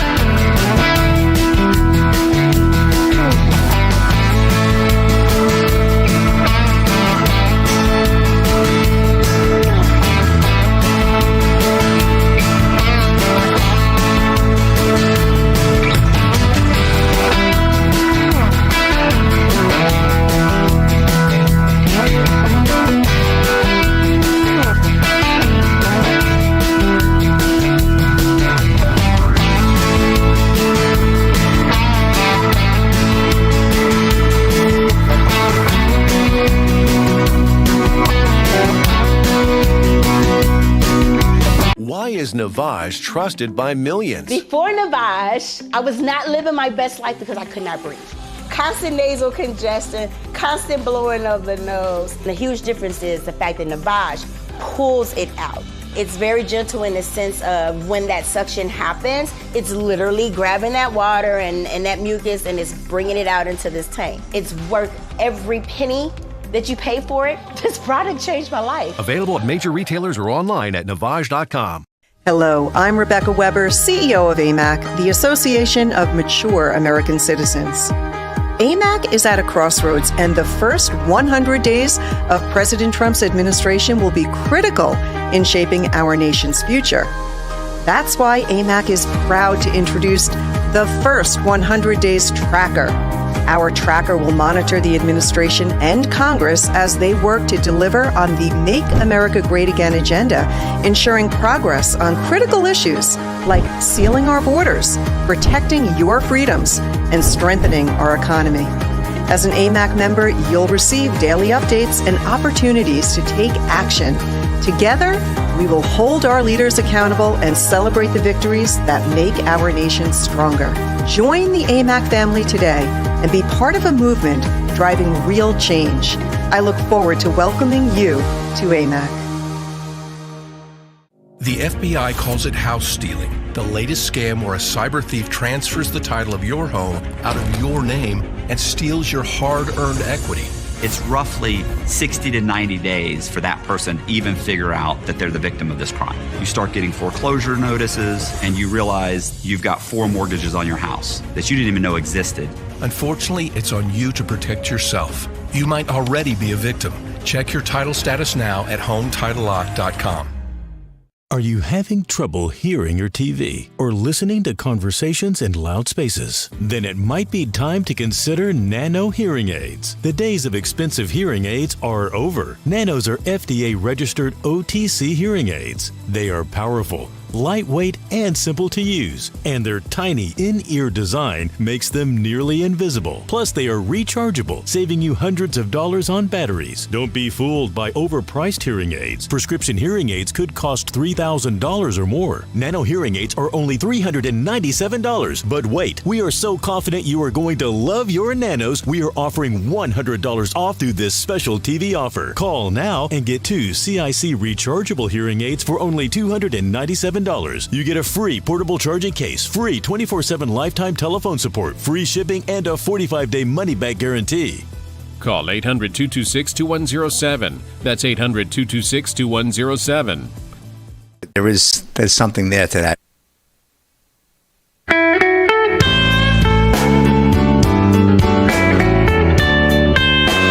I'll sound like the blues, 17 past the hour. Let me talk to you about our friends over at AMAC. If you're looking for a voice that truly represents your values, well, AMAC is it. The Association of Mature American Citizens was created to champion the needs of Americans who believe in faith, family, and freedom. With over 2 million members, their mission is simple but powerful: to protect the interests of all freedom-loving Americans, safeguarding Social Security and Medicare, and advocating for common sense policies in Washington, D.C. AMAC members gain access to incredible member benefits, including the award-winning AMAC magazine, from exclusive discounts on travel, insurance, and everyday services, to a strong voice in Washington. AMAC is here to make a difference in your life and in the life of the nation. Joining AMAC isn't just about benefits, though. Regardless of your age, it's about belonging to a community that stands for timeless American values. And in honor of President Trump's first 100 days in office, right now, AMAC is offering an incredible deal. Enroll in a 5-year AMAC membership, 5 years, for 47% off. Hello! 47% off. Normally $60. If I told you could do anything for 5 years for $60, you'd look at me and go, what? What are you talking about? You can't do anything for 5 years or get anything for 5 years for $60. That's like 3.5 coffees at Starbucks. What are you talking about? How about a 5-year membership to AMAC for $60? That's what it used to be. Right now, it's $32. $32, 47% off right now. Go to amac.us/Studio6B, amac.us/Studio6B right now. Take advantage of the special offer, amac.us/Studio6B. Join AMAC and become a member of the movement that stands for you, your family, and your future. Man, that's a great deal. All right, let me talk to you about our friends over at Birch Gold. Have you seen the news from economists forecasting a depression? I said depression, not recession. Depression by the year 2030. Well, we're in the perfect storm, you know. Social Security and Medicare hit a breaking point with the largest generation hitting retirement. A smaller workforce means a smaller tax base. Pair that with a growing national debt, rising costs of living, and, well, that's a mixture for a huge problem. So what do you do now? What are you going to do to protect yourself, protect your family, protect your future? Well, gold. It's a safe haven in hard economic times, and Birch Gold makes it easy to diversify a portion of your savings into physical gold. Birch Gold will help you transition any existing IRA or 401k that you might have sitting around collecting dust, doing nothing. Well, convert it into an IRA in gold. It doesn't cost you a penny out of pocket to do it. Protect your future today. Text America to the number 989898. Get your free information kit on gold. And you can get a copy of The Ultimate Guide to Gold in the Trump Era. It's a book with a foreword written by Donald Trump Jr. There's no obligation, only information. Birch Gold has earned the trust of countless Americans looking to safeguard their savings. You too can count on Birch Gold. Text America to the number 989898 and do it today. All right, 20 minutes past the hour, live from Studio 6B. Let's do some sports. Sports is brought to you by Mike Lindell. LFS6B is the promo code to use if you shop at MyPillow. If you're shopping for Easter or a birthday, or you just need a better night's sleep and you need that MyPillow, you're not sleeping on a MyPillow, you're not sleeping as well as you could be. And if you're not sleeping on a mattress from MyPillow or a mattress topper, you're probably not sleeping as well as you should be. Your sleep's important for you to function throughout the day. Go to MyPillow.com. Use code LFS6B at checkout. Slick Rick, what's going on? All right, Big D. Well, Donald Trump's verdict on attending USA hockey final against Canada revealed after team urged him to come. Now, I'm not so sure how reliable this source is, the Daily Mail, but here we go. Donald Trump does not plan to attend the USA hockey team's championship game against Canada in Boston this week, according to reports. The matchup between USA and Canada comes amid rising tensions between the two nations after Trump recently threatened to impose tariffs on the latter. The two nations played out a brutal game in Montreal on Saturday, which saw 3 fights inside the first 9 seconds. Emotions were running high throughout after Canada fans in front of Prime Minister Justin Trudeau furiously booed the Star-Spangled Banner as it played during the pregame. Ahead of Thursday's championship game in Boston, USA Hockey's general manager Bill Guerin urged President Trump to cheer them on from the stands amid the rivalry with Canada. Yet, according to hockey insider Frank Saravalli, which is a very reliable source, the 78-year-old currently has no plans to be there. So doesn't look like, as of now, President Trump is going to be at the TD Garden tomorrow night in Boston for the 8 p.m. puck drop, unfortunately. But they'll be still doesn't change much. The environment's going to be crazy. They're going to be going wild. And you never know with the president. He can change his mind at any minute, get on a plane. Boston from D.C., that's where he is at the White House. Skip and a jump. Yeah. I mean, what are you talking about? 45-minute flight? Hour flight tops? There's a flu bug going through, though, Team USA, from what I understand. Tage Thompson, who my son played with, and the family is a beautiful family, by the way. The whole family is just incredible people, good Christians, and they just reported that Tage Thompson is on his way to Boston, as is Quinn Hughes, because the flu bug is ripping through the team. We might be missing Brady Tkachuk tomorrow. That'll be a big loss for them. It might be both Tkachuk brothers out, so we'll see. Not good. No, that's terrible. So we will obviously have that here on the show. We can't wait. We're going to have a watch party. But as of now, President Trump not scheduled to be there. But again, the president. Anything could happen. And one more quick story. FBI details how selfies help nab Chilean gang allegedly targeting pro athletes. Todd Robertson of ESPN. According to the FBI, burglars who recently targeted famous athletes such as Patrick Mahomes, Travis Kelce, and Joe Burrow bounced from city to city using cars they rented with fake IDs. They ditched the cars as needed, along with burner phones they used to coordinate with each other. They'd hide in the woods while monitoring the patterns of security guards, then break into the homes of wealthy athletes by breaking small windows or prying open sliding doors before converting jewel-encrusted watches, designer bags, gold chains, and rings into cash using loot launderers far from their victims. Their booty had an estimated value of about $3 million taken from some of America's best-known athletes, but the 7 Chilean burglars who targeted the Chilean burger, targeted the star athletes over 3 months late last year also made some rookie mistakes that allowed law enforcement to eventually catch up, as detailed in a 20-page criminal information sheet released by the FBI on Wednesday. In the document, the FBI lays out how the gang members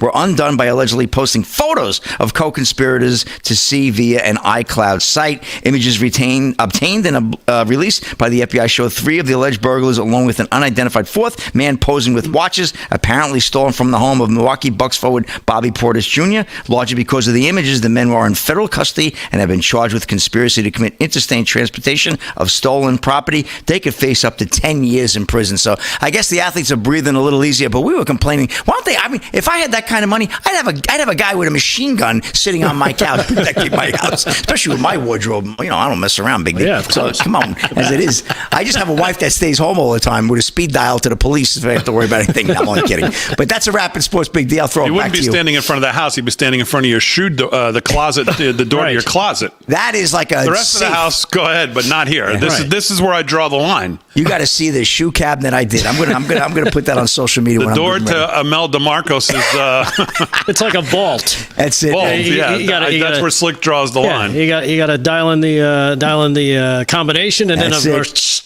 and you pull it open and all. And then you're shoes. Yep. You actually get a choir that says, "Oh," as the door opens. Yeah, that choir's got soul, Big D. I'll tell you that. All right, Slick, very good. Speaking of taxes, by the way, we didn't do a follow up on what happened in Florida after we were yelling and screaming about the immigration bill. Well, of course, the governor ended up getting the rhinos in the Republican legislature there. I mean, they don't say they half rolled over, but they rolled over basically and gave it back to the governor to control immigration. The governor signed the bill, I believe, last week. Probably the strongest immigration bill to help the Trump administration out of any place yet. Well, today, America's governor filed a study to look at the total elimination of property taxes statewide in Florida. Wow. I'm going. The measure could be accomplished by reducing local spending and or replacing revenue with a sales tax. Governor DeSantis supports it and is looking at it. A total elimination of property taxes statewide in Florida.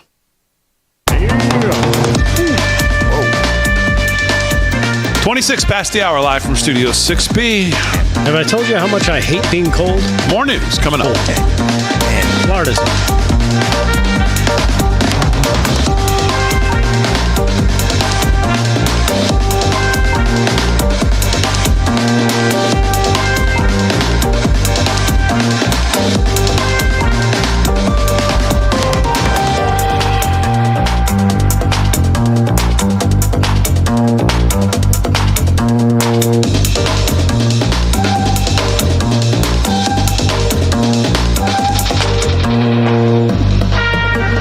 I'm excited to announce that we're having our first ever mega sale on overstock clearance and brand new products. For example, save over 50% on this season's flannel sheets. Queen size only $59.98. Kings only $69.98. They sell out fast every year, so order now. Save 20% on our brand new My Crosses. They're designed in the likeness of the one I've worn every day for over 20 years. They come in men's and women's, and they're made right here in the USA. Get our 2025 six-piece My Towel sets for only $29.98. Our initial quantities are extremely low, so get them now before they go. And our best-selling standard My Pillows, just $14.98. So go to MyPillow.com or call the number on your screen. Use this promo code to take advantage of our first ever mega sale. But wait, remember that $75 free shipping rule? Well, that ship is sailed because right now, every order ships absolutely free. In a land of dreams and glory, there's a symbol true and bold.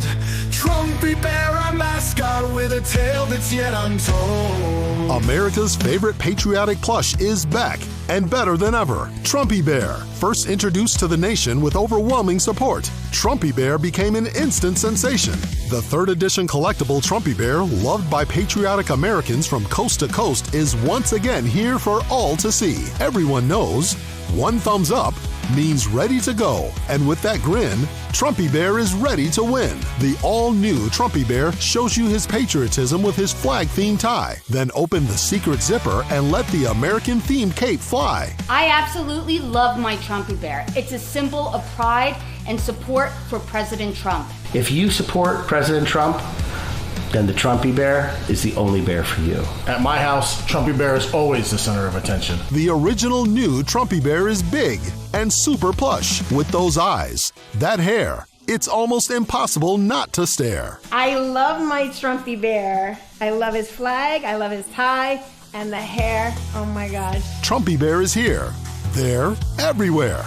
Don't delay. Order the most talked about bear anywhere and join the thousands of Americans who already own this iconic collectible. Trumpy Bear can be yours for only $69.90, complete with his hologram 2024 certificate of authenticity. But wait, order right now and we'll include this special inauguration 45-47 presidential tie and beautifully embroidered patriotic hat, perfect for you or Trumpy Bear to wear proudly, absolutely free. There's still more. For just $10 more, you can add on 3 additional Trumpy ties. Express every feeling with color and style. So don't delay.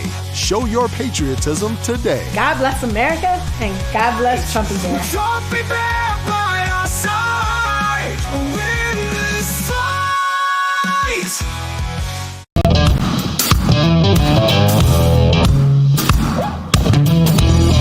All right, 30 minutes past the hour, live from Studio 6B on a Wednesday night, February 19th. Real America's Voice and across the airways of 103.9 LI News Radio. Welcome on in, everybody. Glad you're here. Slick's doing sports.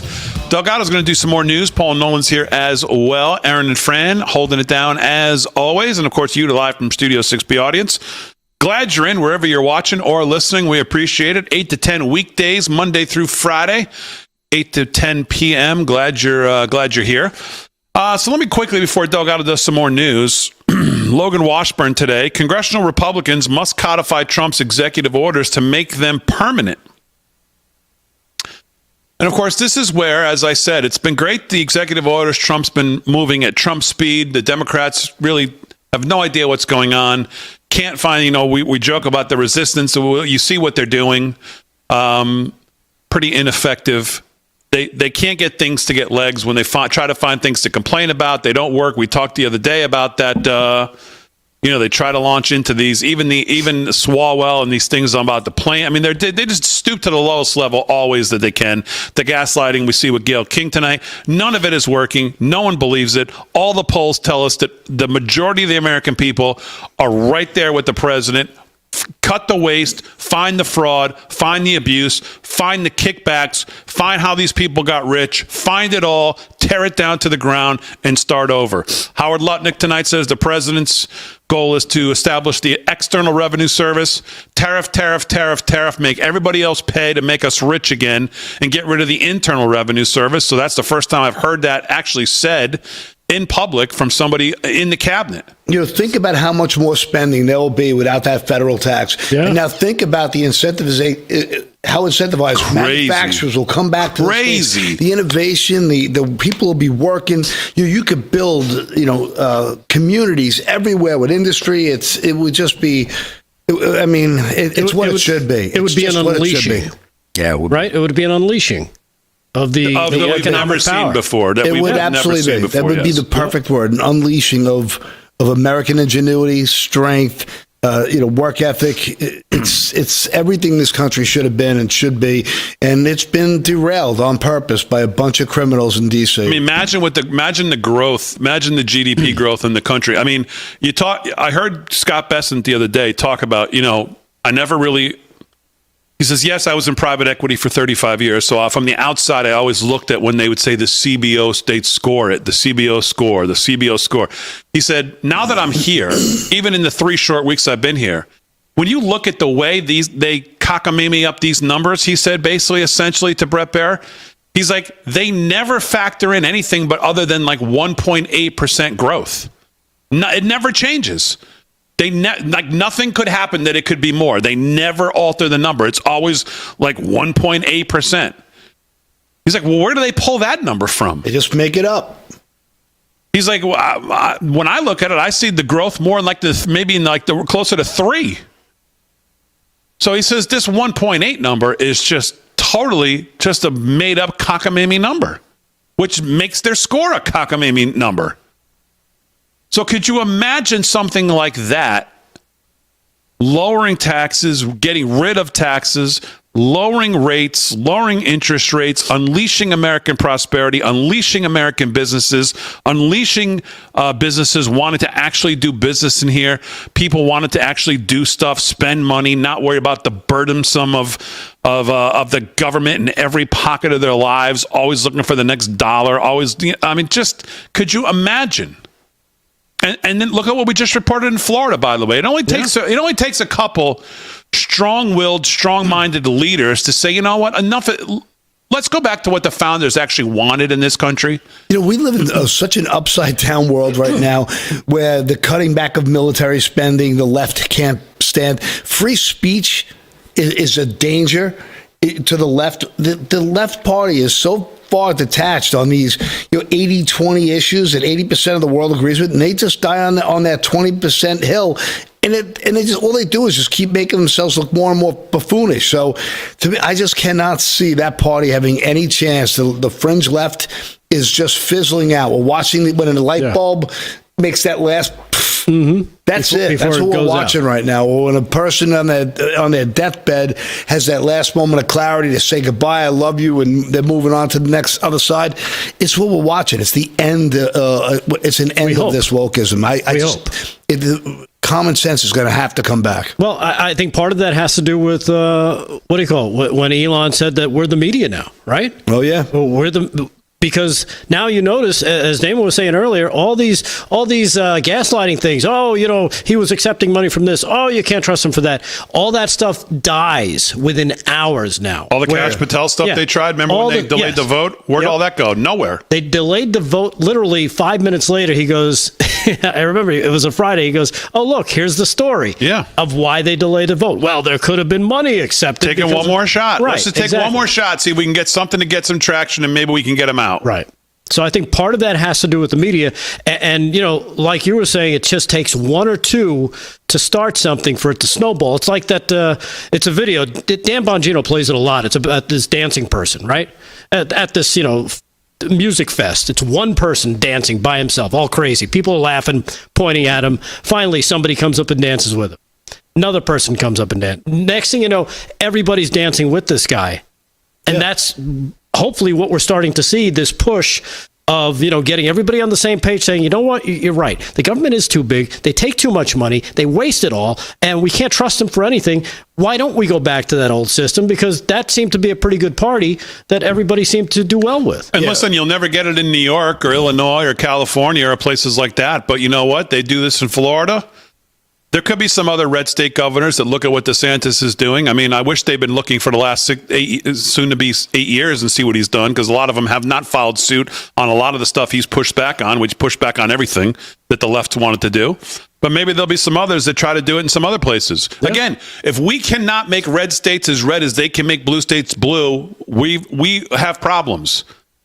Yes, we have this 4 years. Let's hope we have JD or we have somebody that takes us another 8 years in the presidency. But at some point, there's going to be another Democratic president, and the pendulum's going to swing back the other way.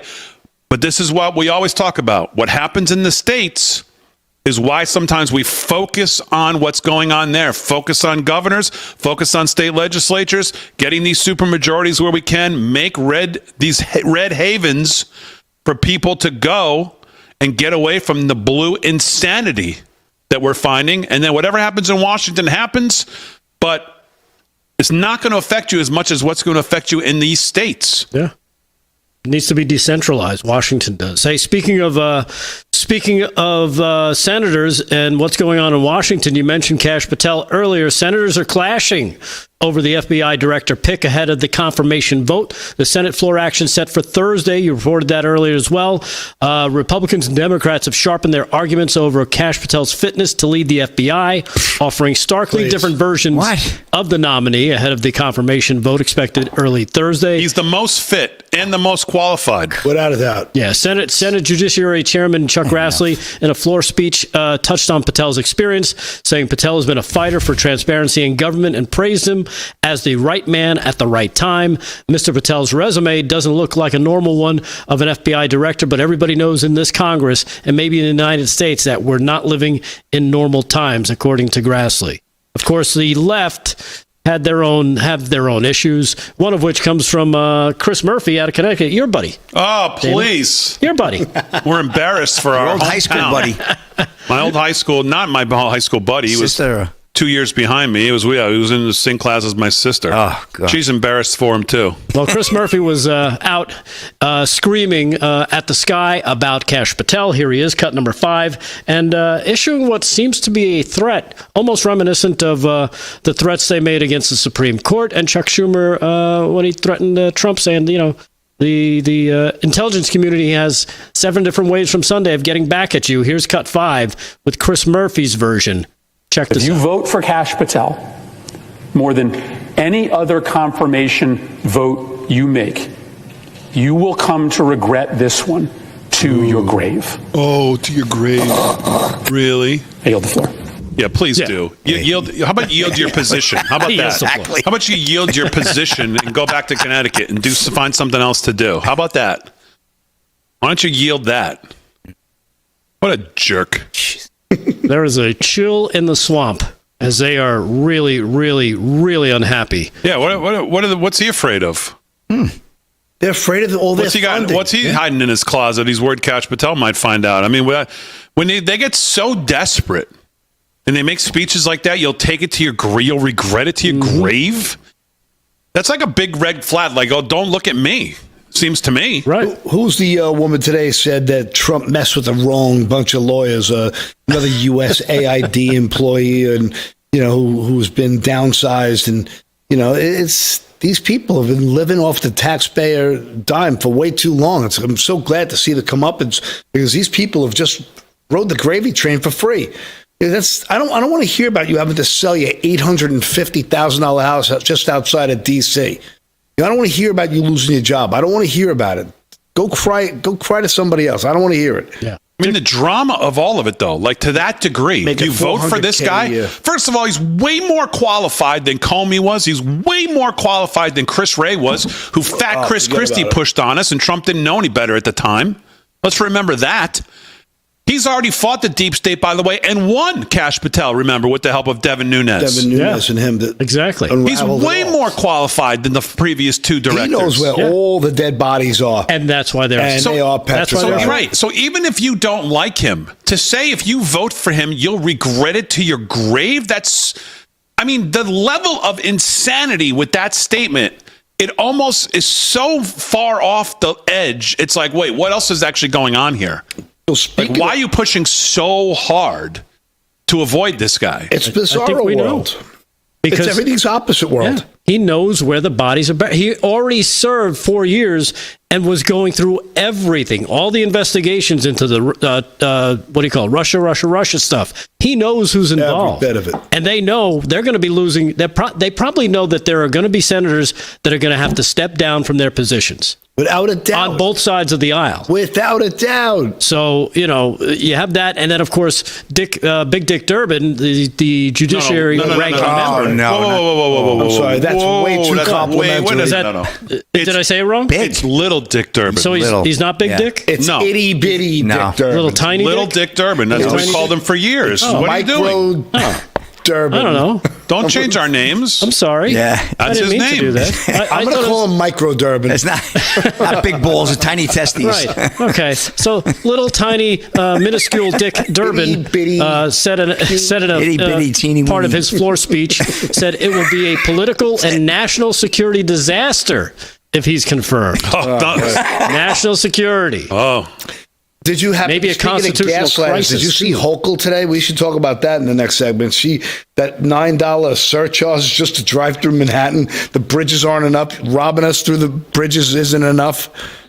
Didn't they pass that? Didn't that already go into effect? Yeah, Trump canceled it today. It got canceled. Oh, I get it. He can't. Did he cancel that? Oh yeah. Whoa! How did he cancel that? I don't know, but he did. It's not a state thing. Well, it needs federal thing. It needs approval from the federal government, so he just reversed the approval. Right. That bridge goes down. The feds are involved, right? So they have a say on bridges. They definitely do. All right, live from Studio 6B. We'll come back to wrap it up right after this. They got Trump.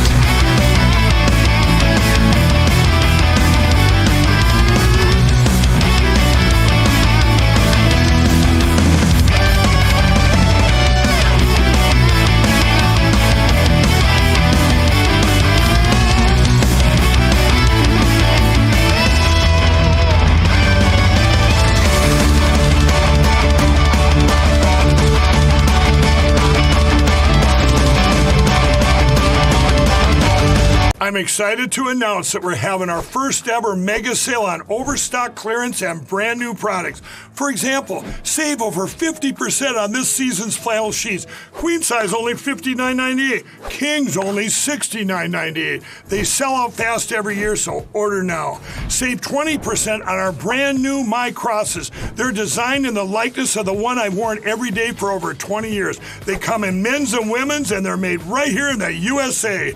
Get our 2025 six-piece My Towel sets for only $29.98. Our initial quantities are extremely low, so get them now before they go.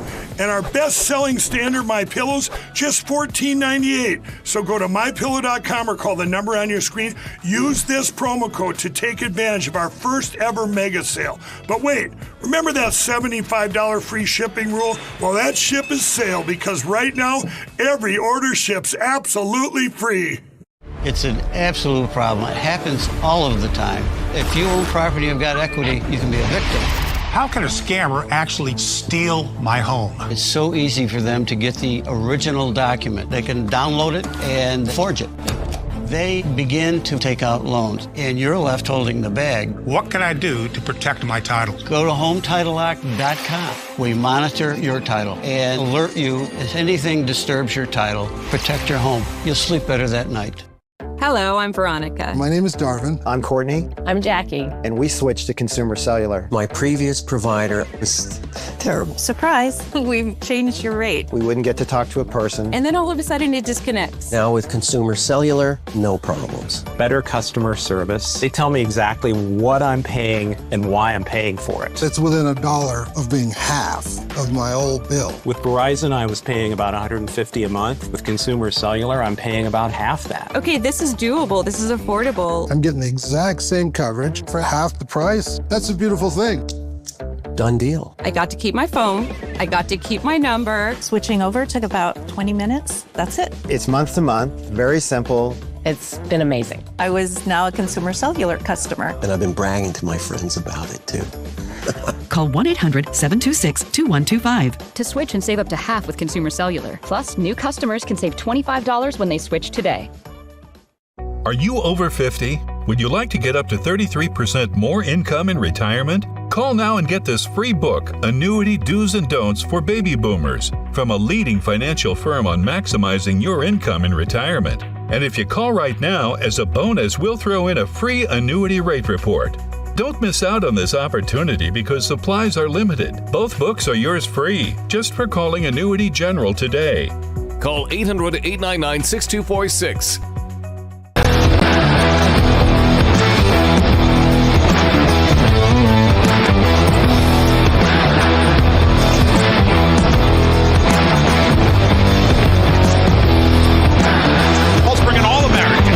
Shows up. Look at that eye. 13 to the hour live from Studio 6B. We're still arguing about the food for tomorrow night's show / USA hockey ass whooping that we're going to put on Canada. It's going to be rough for USA, man. I got a story coming up. No, you got to be positive, Slick. Going in. Chicken wings are you good. Don't look I'm positive. nervous. A lot of sickness on the club. Paul touched on it a little bit earlier. Positive. I'm going to read the story. Delgado wants to have nachos on American night here. Hello. It's all American. Delgado is nacho choice. Paul's going to actually it is now after the Biden administration. Exactly. Paul's going to bring all American. What's actually a burger joint we have out here. Pretty well known. Yeah, all American. Very well. Yeah, it was on Diners, Massapequa? Dives and drive-thrus. Yeah, great place. Notorious. That is what's on the menu tomorrow night. Nothing else. You got to bring fries get too. Their beef from the same place for 70 years. Wow. So I'm ashamed to say, I don't think I ever had their burger. If you ever seen the movie Born on the 4th of July, they actually film inside that their little establishment. Yes, I know. Tom Cruise movie. That was great. Vietnam time.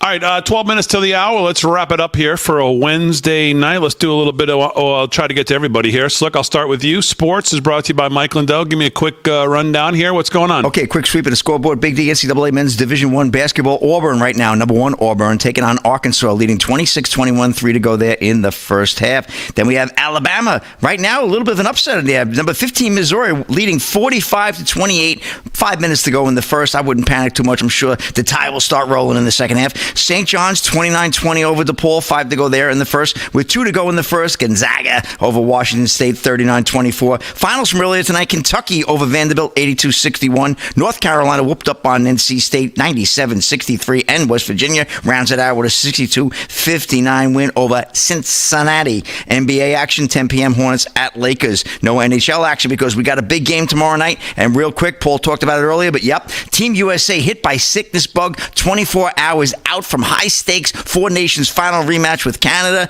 Disaster has struck. This is the Daily Mail. The USA camped just over 24 hours before the Four Nations face-off final against Canada. The Americans are set to clash with Canada once again Thursday in a rematch. However, Team USA has been rocked by sickness bug, with Coach Mike Sullivan forced to look to bring in reinforcements as the illness sweeps through the camp, according to Pierre Lebrun. The news comes after USA already lost Charlie McAvoy, who was reportedly sent to the hospital during his nation's loss to Sweden Monday. As for Wednesday, the 27-year-old 17-year-old is reportedly still hospitalized with the Boston Bruins' NHL team, ruling him out of Thursday's game. It has been suggested that Quinn Hughes, captain of the Vancouver Canucks, was waiting in the wings with Sullivan himself, telling reporters Tuesday that the defenseman was coming.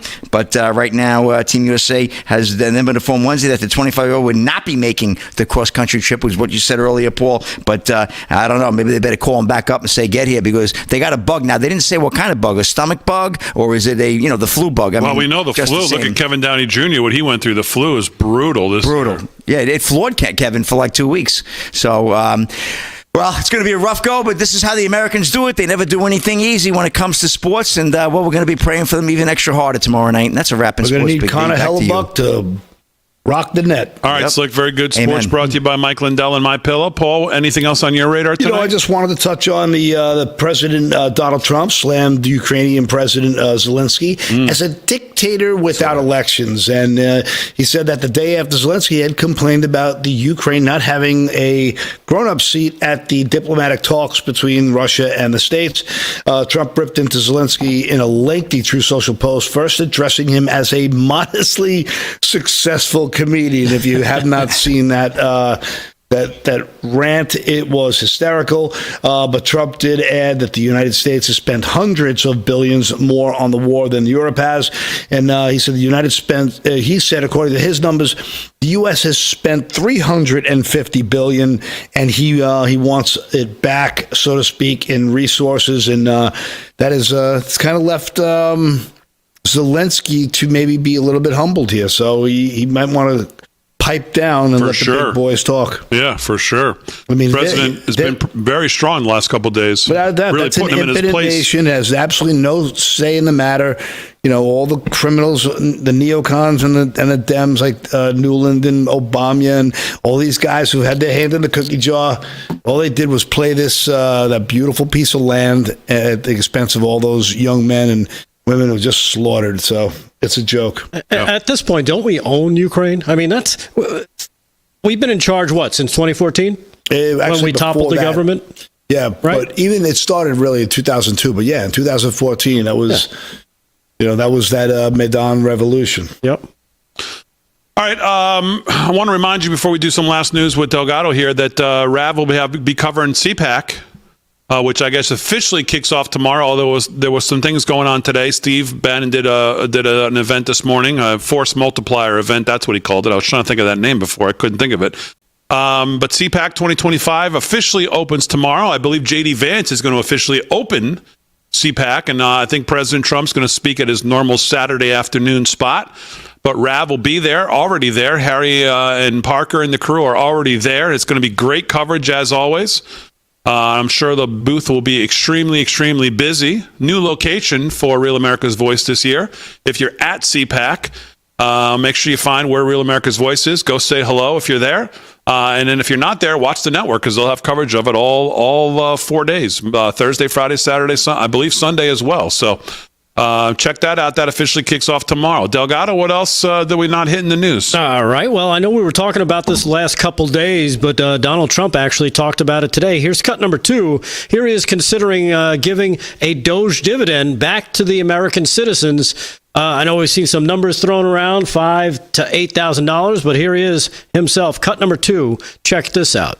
And saving taxpayers billions and billions of dollars every single day, and there's even under consideration a new concept where we give 20% of the DOGE savings to American citizens and 20% goes to paying down debt, because the numbers are incredible, Elon. So many billions of dollars, billions, hundreds of billions, and we're thinking about giving 20% back to the American citizens and 20% down to pay back debt and pay down debt, which is, if you look at value, if it were a real estate balance sheet, the debt is tiny, but we still want to pay it down. Doesn't matter. We don't look at it as a piece of real estate. It's America. We're going to get it down through intelligence, hard work, and as Elon said, a word called caring. You have to care. By doing this, Americans will tell us where there's waste. They'll be reporting it themselves. They participate in the process of saving money. So many of the men and women in this room, as an example, they pay tremendous amounts of taxes. And here are just a few examples of where your money was going before I came along.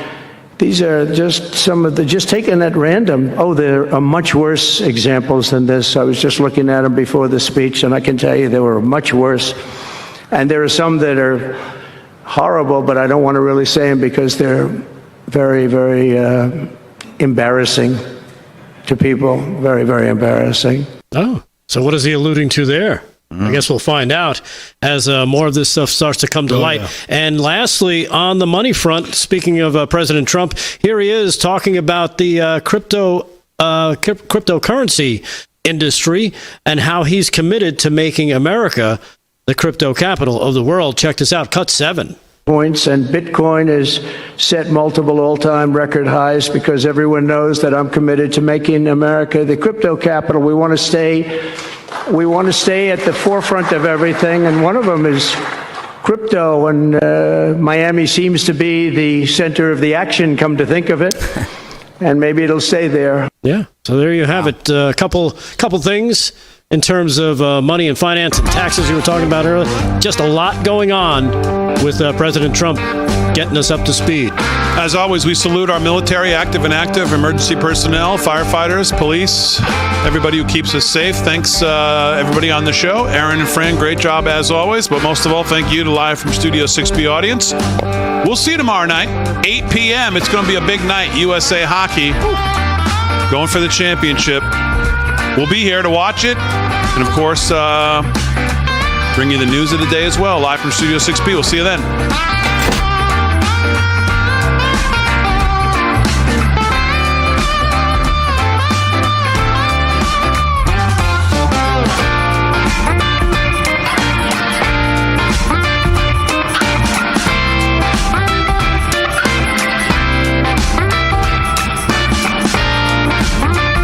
Are you sitting right now? It could be harming your health. Back pain, stress, and serious health risks can build up from sitting too long. But motion changes everything. Introducing Ready Rocker with its patented Rock Perfect design that supports your spine as it helps improve posture, relieve back pain, boost circulation, and release endorphins for your overall well-being, no matter where you are. Lightweight, portable, and covered in memory foam, Ready Rocker instantly transforms any chair or space into a healthier sitting experience. Sitting too long isn't just uncomfortable, it's unhealthy. With Ready Rocker, we make sitting a healthier experience for people of all ages. From soothing babies to helping with posture, back pain, and stress, we discovered that rocking can truly improve lives. Sitting is the new smoking. A sedentary lifestyle, whether you're sitting at a desk or in a vehicle all day, is not good for the body to just stay in that same position. And that's why the Ready Rocker is so effective. The rocking motion constantly keeps you active and helps you ease pain, reduces stress. It actually releases endorphins in the brain. It's a mood booster. I used to be in pain all the time, but with Ready Rocker, I felt relief, and I'm in a better mood. I take it everywhere. I can literally feel the stress being taken off my joints while rocking. My back stopped hurting, my arthritis felt better. It's just wonderful. Now you can join the movement that's changing lives and helping thousands find relief. Call now or go online to get 35% off your purchase. We'll even ship it for free. Plus, you'll get this bonus seat cushion. Ready Rocker is changing lives one rock at a time. Now it's your turn to experience the relief for yourself. Call 1-800-592-1572 or go to GetReadyRocker.com. That's 1-800-592-1572 or go to GetReadyRocker.com. Call now. America is celebrating the start of President Trump's second term. Now, for a limited time, you can get the Kid's Guide to President Trump and a limited edition collectible pin for free. Hurry, supplies are very limited. Visit freetrumpbundle.com now. That's freetrumpbundle.com. What do you do when your tire goes flat and there's no air anywhere? You reach for Bullseye Pro, the smarter, faster, hands-free way to fill it up with air. Bullseye Pro is equipped with a rechargeable power plant, smart pressure sensor, and custom nozzles. It's like the power of an air compressor in the palm of your hand. Get your complete Bullseye Pro inflation system for just $79.99 and get free shipping. Plus, we'll give you a 50% discount on a second one. Order now. Attention homeowners. Are you behind on your mortgage payments? Is the bank threatening to take your home? Is your home worth less than you owe? If you answered yes to any of these questions, then you need to call this number right now. Call 800-714. Coming to you from the entertainment capital of the world, Las Vegas, Nevada. It's the Root Reaction with your host, Wayne Allen Root. Like General George Patton, never accept defeat. These are the stories and opinions you'll never hear from the mainstream media. Radical Marxist traitors have sold us out. If you love God, guns, gold, tax cuts, Trump, and freedom, you're gonna love the Root Reaction. I will give you my country when you pry it from my cold, dead hands. If you want peace, prepare for war. This is your war. Here's your host, Sir Wayne Allen Root. All right, Wayne Allen Root. I'm not even going to give you my country when you try and pry it from my cold, dead hands. I'm going to hold on even once I'm dead. The Root's on fire. Coming to you from Vegas, the entertainment capital of the world. You've heard of the mainstream media. Welcome to the Wayne Stream Media. I'm the hardest working man in showbiz, certainly conservative showbiz, with the fastest show in the history of TV. This show is conservative, patriotic talk on steroids. What show is this? The Root Reaction. My command central, root4america.com. That's what I do all day. I root for America. And at the top, 3 tabs. Watch Wayne on TV, listen to Wayne on the radio, listen to Wayne's podcast. Click and you're on live, or you can watch or listen to a library of all my recent shows. Root4america.com. I make it so easy and so simple. One-stop shopping. Root4america.com. My email, wayneroot@gmail.com. Email me anytime. Love to hear what you think of this show. wayneroot@gmail.com. All right, now it's time for my opening commentary. This is a good one because it came out this morning, and Matt Gaetz already retweeted it and said, this is really interesting, and tweeted it out to the world. So here it is. It is titled, DOGE proves our tax money has been stolen, looted, and wasted. President Trump should now announce suspension of tax day on April 15th, a national tax holiday, reparations to taxpayers, and lie detector tests. So we've been robbed. Our tax money has been looted, stolen, and wasted beyond the imagination of most Americans, but sure not beyond my imagination. Muhammad Ali once said, it ain't bragging if you can back it up. Well, I can back it up, so I'm going to brag a little bit. I've spent the past decade on my TV and radio shows, and this is 10 years on the air right now, just had my anniversary, and I've spent the past decade reporting, warning, and screaming from the highest mountaintops that politicians and government employees are robbing and raping taxpayers. Politicians and government employees are crooked and corrupt. Politicians and government employees live by the credo, we make $170,000 a year plus all we can steal. Politicians and government employees are lazy and incompetent, don't know how to do an honest day's work, and live by stealing from taxpayers. There are way too many government employees. We could operate government just fine by firing half of the government employees. Politicians and government employees have stolen and looted trillions of dollars from taxpayers. That's why people making $150,000, $160,000, $170,000 a year are retiring as multimillionaires, living in mansions. That's just not possible. I'm a witness. After paying taxes and paying for kids, I have 4 of them, and paying for college educations, I'm on my 3rd paying for college education with 1 more to go, and mortgages and property taxes, and often alimony too. I know about that one. No one can become a multimillionaire on $170,000 a year. Something is wrong. It's $170,000 a year plus all you can steal. Politicians and government employees are getting filthy rich by directly stealing taxpayer money, and also by awarding government spending and contracts to their friends and relatives, and also by taking kickbacks from whoever is awarded those government contracts and government money, and also from taking bribes into their offshore bank accounts from our foreign enemies like China, the Mexican drug cartels, and Iran, and also from high-paying no-show jobs, stock options, and insider trading scoops given to their spouses and relatives from big corporations and lobbyists. I've said all of this 24/7 on my TV and radio shows for the past decade. Everyone on RAV knows I'm telling the truth. And Elon Musk and DOGE are now proving it's all true. So how do we fight back? First, here's what I'm hearing from average Americans, and I get hundreds and often thousands of emails a week from my TV viewers like you. I'm getting bombarded with emails from my TV viewers on RAV saying the following. They've lost all faith and trust in our government and the IRS. Joe Biden and the media lied. The economy for average Americans stinks. Many of them are broke and hurting. Joe Biden left President Trump a terrible, failing economy. Small businesses are about to fail in record numbers. Taxes are way too high. Americans can't afford income taxes, payroll taxes, property taxes, and sales taxes, let alone all four. And they now know, thanks to Elon and DOGE, their tax money has been stolen. They don't want to pay anymore until the system is fixed. No one wants to pay on April 15th. Why should they throw good money after bad? Here's what I believe President Trump should announce to fix this terrible mess. If he announces this, he becomes a hero and goes down in history as the greatest president and man of the people ever. President Trump should announce, and this is his words, in light of all the theft, looting, and waste that Elon Musk and DOGE has discovered, and this is only after a couple of weeks, the $55 billion he's found missing is clearly only the tip of the iceberg. The people of America have lost faith in their government and the IRS. They know their tax money is being stolen and looted and wasted.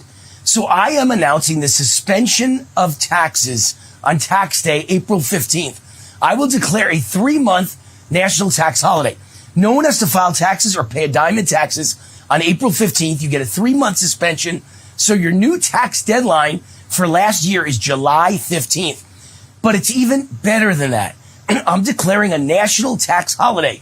What that means is no taxes are due on what you make for those 3 months. I'm giving everyone in America a tax vacation. What you make belongs 100% to you for those 3 months.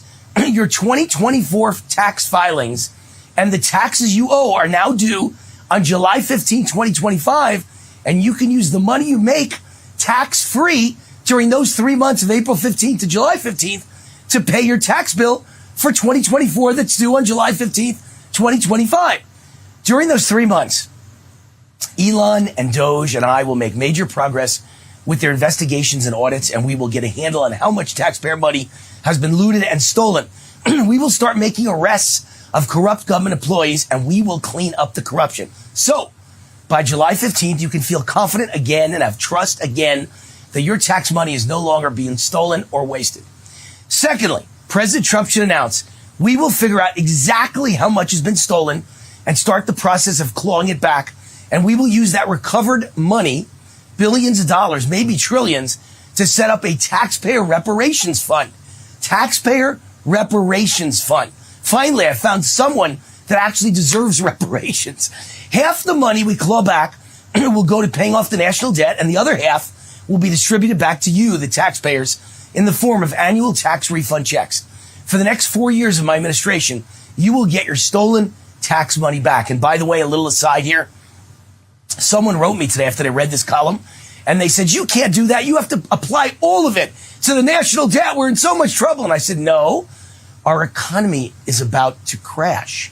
We have no choice but to first cut the taxes and help the American people and give them a tax holiday and give them a few months extra to pay their 2024 taxes due and to file. And once you've done that, the economy will explode, and then you can worry about reducing the debt. All right.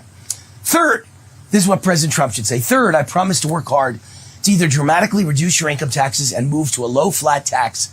I would hope 15%, maybe 20%. Or if I get my way, to fully eliminate income taxes forever and close down the IRS. Okay, but I'm not tying him to that promise. Get it? I hope he says that's what I want to do, and if I get my way, I will do it, but he may not get his way. And fourth, I pledge to start mandating lie detector tests for the people in government responsible for government spending. They will all get annual lie detector tests, as well as random lie detector tests, surprise tests, to make certain they are not stealing your tax money or taking bribes or kickbacks. Annual and random lie detector tests are given to Navy SEALs, the best and bravest Americans who risk their lives every day for you and me. If those lie detector tests are good enough for Navy SEALs, they should be good enough for every government employee. Stop complaining. If President Trump announces any combination of those ideas or all of those ideas, he will go down in history as the most popular president and man of the people ever. All right, so those are my ideas, and Matt Gaetz took that column and he tweeted it out and said, very interesting. Check out what the ideas Wayne Root has. Thank you, Matt Gaetz, the former congressman from Florida and almost our attorney general. I wish he'd become our attorney general. Root Reaction is presented by the main title sponsor of our show, Energized Health. This is the program that changed my life, now can change yours too. How did it change my life? I went on the program 4 years and about 4 months ago, and I lost 25 pounds of fat, not weight. I didn't have any weight to lose, but I lost 25 pounds of fat. It literally melted out of my body, melted off my face in only 88 days. Is that amazing? It's like a pound every 3 days. Lost 25 pounds of fat, a pound of fat every 3 days. And I also gained 10 pounds of muscle. And then because I looked so much better and I looked so much younger, it became my fountain of youth. Who reverses ages over 14 years? Me, teacher, pick me. Because 14 years ago, I show them on the screen. I look better now than 14 years ago. I look younger now than 14 years ago. That's impossible. That's a miracle. That's me with Steve Forbes 14 years ago. And now this is me in the gym today, working out, feeling good, feeling like $1 million. So it melted the fat right off my body. So let's talk for a second about how you can join Energized Health for only $5. It's the my555challenge.com. My555challenge.com. You lose 5 pounds in 5 days for only $5 at my555challenge.com. If you had an excuse before, I don't want to do it, it might be too expensive. Now you have no excuse. Lose 5 pounds of fat in 5 days for only $5. It's a way to get your foot in the door, and then you decide you like it, and then you do the whole 10 yards and all that. So there it is, my555challenge.com. Be like Wayne. Lose 5 pounds in 5 days for only $5, and then get with the program, Energized Health, my555challenge.com. All right, we've got a great guest, Roger Stone, coming up, and all the great news of the day coming up. And boy, I got a lot of it. This is my pile of news for the day. And by the way, Elon Musk must be watching the show, or he's got someone on his team watching the show, because he came up with the idea I've been pitching for days, giving everyone a $5,000 DOGE dividend with all the money that's been stolen and wasted that he claws back. Exactly what I've been saying on this show for a week now. Go get him, Elon. Great job. We'll be right back.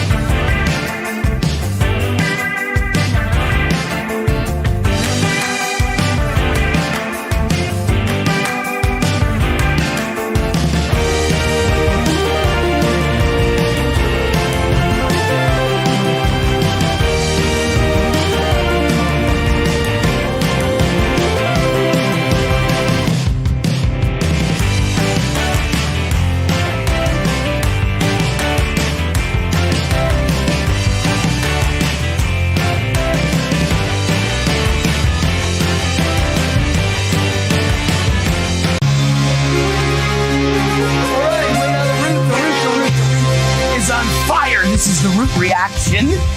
You can email me anytime, wayneroot@gmail.com. And you go to my website anytime, rootforamerica.com. It's where you find all my TV shows, all my radio shows, all my podcasts, all my columns and commentaries, all at rootforamerica.com. This is the guest segment of my show, and standing by is the great and the dapper debonair Roger Stone. This segment is now sponsored by Vertical Research Advisory every single day, 5 days a week. It's sponsored by VRA, the guest segment. So thank you, VRA and Kip Herridge. Let me tell you about him. After 15 years on Wall Street at the highest levels, in 2003, Kip Herridge founded VRA, his global investment and economic newsletter. And since then, his top performing recommendations have beaten the market 86% of the time. And not just beating the market, but often, most of the time, beating the market by a mile. Meanwhile, the average Wall Street money manager loses to the market 90% of the time. So there's your dichotomy. There's your choice. You want to make money 86% of the time, or do you want to lose money 90% of the time? If you choose A, make money 86%, then go with VRA. Facts matter. The fact is the VRA portfolio is up dramatically from the bear market lows. And now with Trump as the 47th president of the United States, Kip Herridge will tell you the sky is the limit. It's going to be the golden era of capitalism under President Donald J. Trump, number 47. Kip's been a close friend all these years, and I've seen the incredible results firsthand. He is the Nostradamus of Wall Street. It's like he's got a crystal ball. He recommended gold at $300 an ounce. It's pushing $3,000. He recommended Bitcoin at $2,000. It's pushing $100,000. He's really that good. And that's just two small examples. All his stocks have had the same type of amazing returns. What's really amazing is whether the economy is good or bad, whether stocks are up or down, Kip and his VRA system make you money on the way up and make you money on the way down.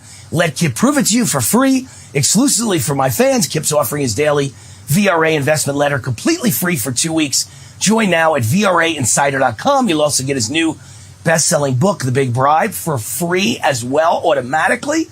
So go there for 2 weeks free, and I believe you will stay for life just like I did. VRAinsider.com. All right, so I said it's our guest segment. We've got a great guest today, Roger Stone, a longtime friend of mine, political strategist, longtime friend and associate of President Donald J. Trump. I believe his original campaign manager for president, literally at the very beginning. Host of the Stone Zone Live at stonezone.com. Without further ado, the keeper of the best dressed list of the world, Mr. Roger Stone. How are you, Raj? Wayne, it's great to be with you. And right off the bat, I have to tell you, I saw your picture at the inaugural ball. You and I were the only guys who understood the appropriate attire is white tie and tails. You and your wife looked amazing, absolutely amazing. I think you and I and my friend Drew Clark from Florida, the only three guys who looked at the book of etiquette and actually got it right. Well, I can't brag that I knew. I did that by mistake. I just like white ties, so I can't brag I knew. But I try and learn from you when I can. You are the book, man. You keep the book. So let's talk about something other than clothing, because we both love great clothing. I think we both believe clothing helps to make the man. But what really matters is policy if you're going to save America and make it great again. Let me first say my opinion, Roger. Every day now is like Christmas meets Thanksgiving, meets Easter, meets Independence Day, meets President's Day. It's like every day I wake up excited. What's Trump going to do today that's going to make us all so happy and so proud? Hasn't it been just amazing in a month? It's really extraordinary. And I think what it shows, Wayne, is that the 4 years in the wilderness, the 4 years out of office, when he, I think, rightfully should have been reelected to another term had we had an honest count, and the crucible of lawfare that he was put through have really made him much tougher, much wiser, and much better prepared for this moment. So he hit the ground running, knew exactly what he wanted to do. I don't know why these leftists are so hysterical about what he's doing. He told us everything he was going to do in the campaign, And now I know he's different than your average politician because, well, he's not a politician. He's a political leader. Big difference. Everything he's doing is exactly what he told us he was going to do. So he told us he would release all of the records regarding the assassinations of President John F. Kennedy, Senator Robert Kennedy, Dr. King. He's doing it. He told us that he was going to root out waste, fraud, and corruption in our government. He's doing it. He told us he was going to clean out the weaponized and totally politicized Justice Department and the FBI. He's doing it. All of these promises were there for everyone to see if they followed the campaign. So I'm not sure what these lunatics on the left are crazy about, other than the fact that many of them, it turns out, were on the dole. I didn't know that when Politico and the New York Times were attacking me, that they were probably getting paid to do it. $140 million to the New York Times, right. $8 million to Politico, all uncovered by the great Elon Musk. It's extraordinary. You know, look, I'm not surprised by anything Trump's doing, but I never knew Elon was going to be this good. I think Elon is just fantastic. I mean, if Trump is one, I don't know how to say this. Elon's 1A. He has really been like number 2 to Trump. And the things he's doing, Roger, I mean, look, everyone says they're going to get rid of waste. No one's ever done something like this. He's giving them, you know, like a proctology. The government's getting a proctology exam with AI. AI is doing proctology exam on every single agency of government, or at least eventually it'll be every agency. And I can't believe they attacked the IRS and walked in the building and said, we're going to audit you. I mean, this is just great. I had no idea what AI was good for. Now I know what AI is good for. It's good for looking through thousands of pages or millions of pages of where the government's money has been going. That you and I would take 20 years to look through it all, and AI looks through it in 1 minute. So it is really amazing. Elon, AI, high technology, the MIT scholars operating under Elon. This has been a very exciting period, and I'm just so proud. You know, there's one other unsung hero here, and that is J.D. Vance. All of these Senate confirmations, whether Robert Kennedy, whether it is Scott Bessent, who I think is going to be one of the great secretaries of the Treasury, a libertarian, an outside-the-box thinker, a Trump loyalist, or whether it's Tulsi Gabbard, the guy who's been whipping the votes, the guy who's been counting the votes, the guy who's been figuring out who needs to be firmed up, who needs to be talked to. A very, very effective behind-the-scenes role by Vice President J.D. Vance. Doesn't get enough credit for it. There's only one more great, important, very important appointment here in the cabinet to be confirmed, and that is, of course, Kash Patel. I think the votes are there. I know the votes are there. J.D. Vance deserves huge credit, and he knows, look, you don't upstage the President of the United States. That's not your job. But this guy's working quietly in the background to make sure that the Justice League, that's the new group, the Justice League, gets their Senate confirmations so they can implement the America First agenda of Donald Trump. I'll give you one more unsung hero whose name is not on everyone's lips. Is it Howard Lutnick? He's the Commerce Secretary, right? And that's kind of a low-key position, and no one ever heard of Howard Lutnick, but he's a billionaire New York businessman from Wall Street, is a brilliant financial guy, just like Bessent is.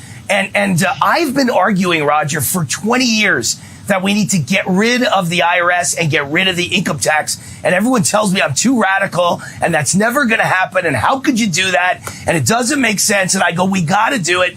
And all of a sudden I saw today that Howard Lutnick tweeted out the best economy we've ever had was the early 1900s when we had no income tax and nothing but tariffs. And we've got to get back to that. Trump needs to get rid of the income tax and make us function on tariffs. And I did a double take. I was like, oh my gosh, first time someone in power has ever parroted what I've been saying for 20 years. Let's get rid of the IRS and let's get rid of the income tax. Is this now possible, you think, with a Lutnick in a high position of power? Well, first of all, with Jesus Christ, all things are possible. And secondarily, there were two elements of that boom economy. The other one was that we were on the gold standard. Now, if they haven't stolen our gold from Fort Knox, I think we should examine reopening the gold window and going back to gold backing our American dollars. Love it. Combination doing away with the income tax and returning to gold as our standard would make the American economy stronger than it's ever been. Wayne, I agree with you. America's about to enter a golden age. Call it the age of Trump. It's an unprecedented age of peace, prosperity, security, and justice, as well as law and order. These are going to be the greatest days America has ever had. The president said it over and over again on the stump. You were there at his rallies. You spoke at his rallies. You opened for him at some of his rallies. The best is yet to come. I really believe that. And you've already seen it. The things we're going to learn just in the next couple weeks. If you think what you've learned already is extraordinary, wait till you see what you're about to learn. You ain't seen nothing yet, right? That's a famous saying. It applies to Trump. Last thing before I let you run. You sent me your book a while back. It might have been a couple of years ago. You wrote a book about the assassination of John F. Kennedy. And so this is an area of expertise for you. And what do you think we're going to find out, and how important is it for us to find out about the assassination of John F. Kennedy? I mean, my guess, I'm not an expert like you, and I didn't write the book, Roger, but my guess has always been that the CIA was in partnership with the mafia to do the hit on JFK. That's what I always thought. Am I in the right ballpark? Who do you think killed JFK? Will we actually find out when Trump releases the files? The answer is yes. I mean, piece by piece, this is falling into place. So the thesis of my book, The Man Who Killed Kennedy, The Case Against LBJ, is that Lyndon Johnson is the ringleader and has the most to lose. He's under investigation. He's on the cusp of going to prison in the Bobby Baker and the Billy Sol Estes investigation. The man shooting from the 6th floor of the Texas School Book Depository building is Malcolm Wallace. His fingerprints are there. That proves it. Now there is a new audio tape produced by Billy Sol Estes, who was a Johnson crony, that proves that Johnson hired him in the hit. But Johnson also appoints himself as Senate Majority Leader to the Defense Appropriations Subcommittee, where the CIA black box budgets are prepared, meaning Johnson is the paymaster for the CIA. So the next piece of this puzzle is about to fall into place. The Central Intelligence Agency deeply involved in the murder of JFK. And you're right about the mob. In essence, that was already proved by the House Select Committee on Assassinations, although more specifically, the bugging of the jail cell of Chicago mobster Sam Giancana proves the mob's knowledge of the plot to kill Kennedy both before and after his murder. So piece by piece, this is all falling into place, exactly as I said in my book, The Man Who Killed Kennedy, The Case Against LBJ. Folks, by the way, if you go buy it, get the paperback version, has 3 extra chapters, much better than the hardcover. All right, the great Roger Stone, the debonair Roger Stone, longtime associate of and friend of President Donald J. Trump and longtime friend of war, Wayne Allen Root, and the best-dressed man in all of politics. Thank you, Roger. Great to have you on the show. Wayne, great to be with you. I'll be out your way soon, and we'll break bread. God bless you. Let's do it. His website is stonezone.com. Stonezone.com. The great Roger Stone. I'll be right back. Wayne Allen Root, otherwise known as War, RootForAmerica.com. This is the Root Reaction.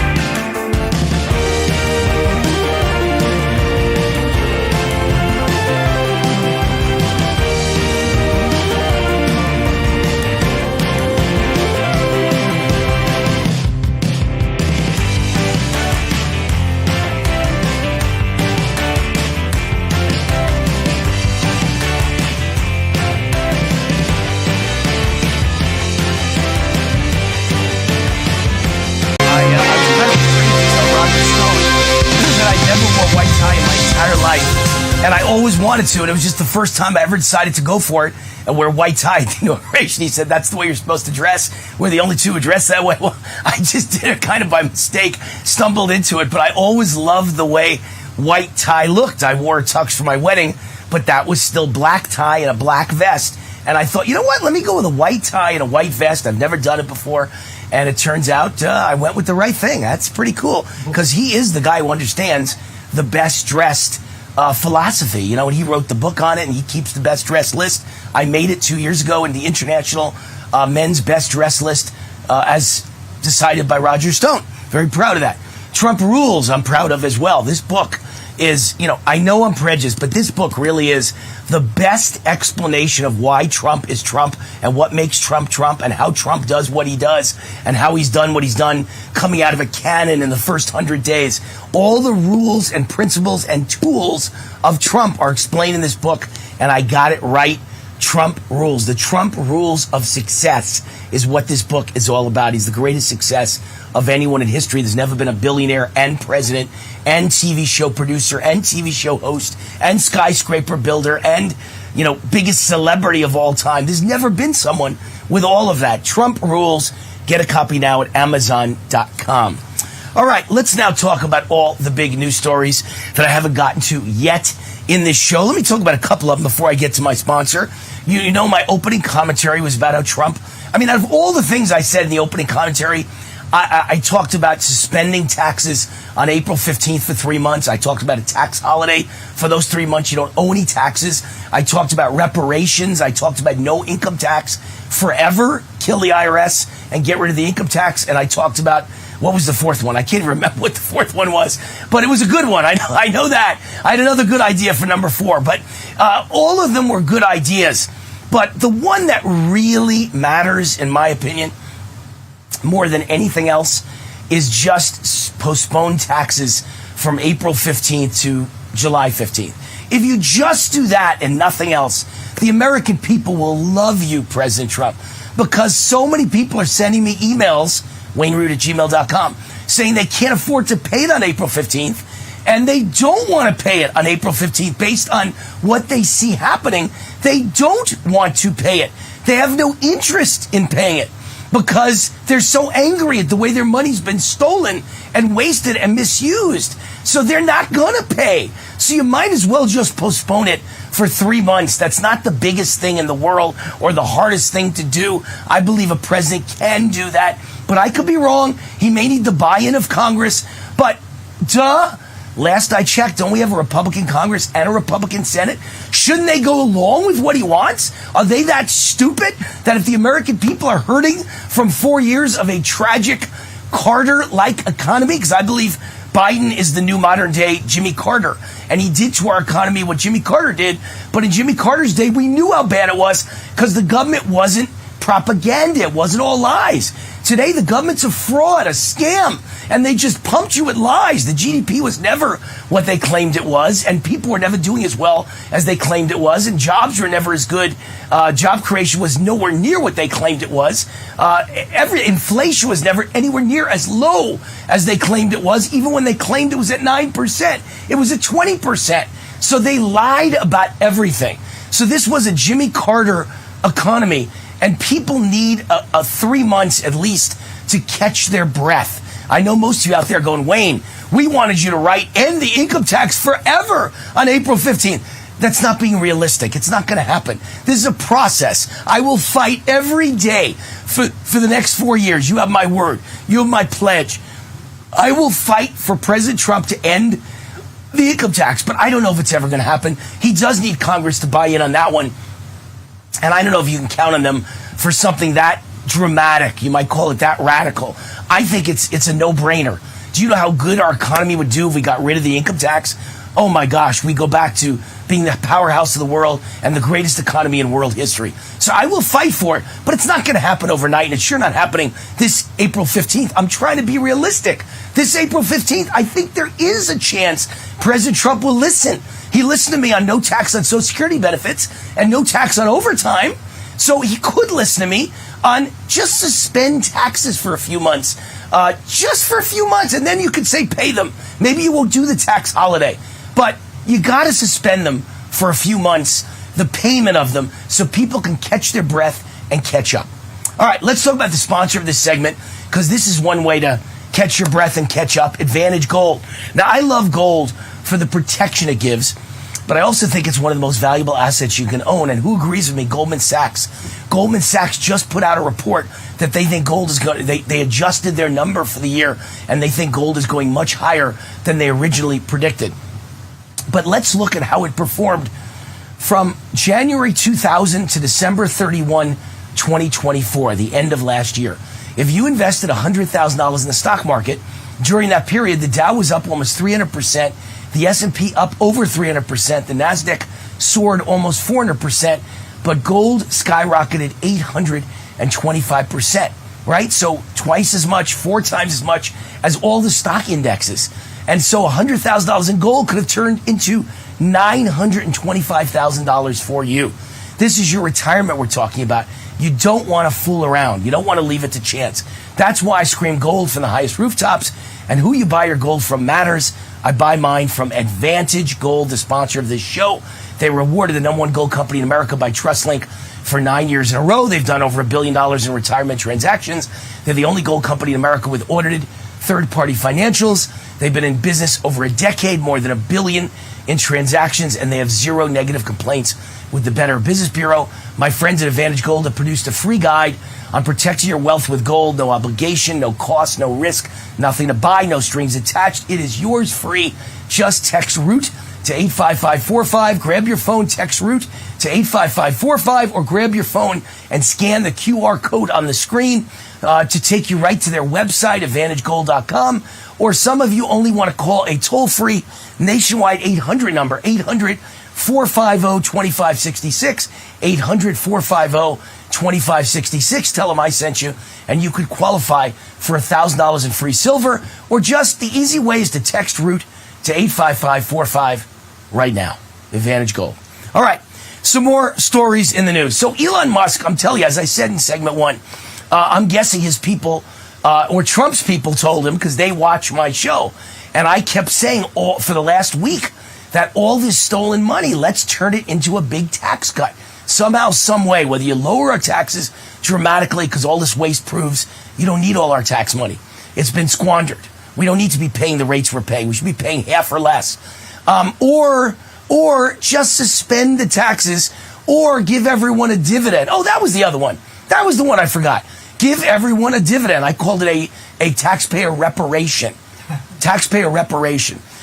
So a lot of things rattling around in my head. Hard to remember everything. Taxpayer dividend was the other thing I recommended in the opening segment. And Elon Musk comes out and says he wants to give a DOGE dividend. I call it actually a taxpayer reparation, because I finally found a group that deserves reparations. Taxpayers.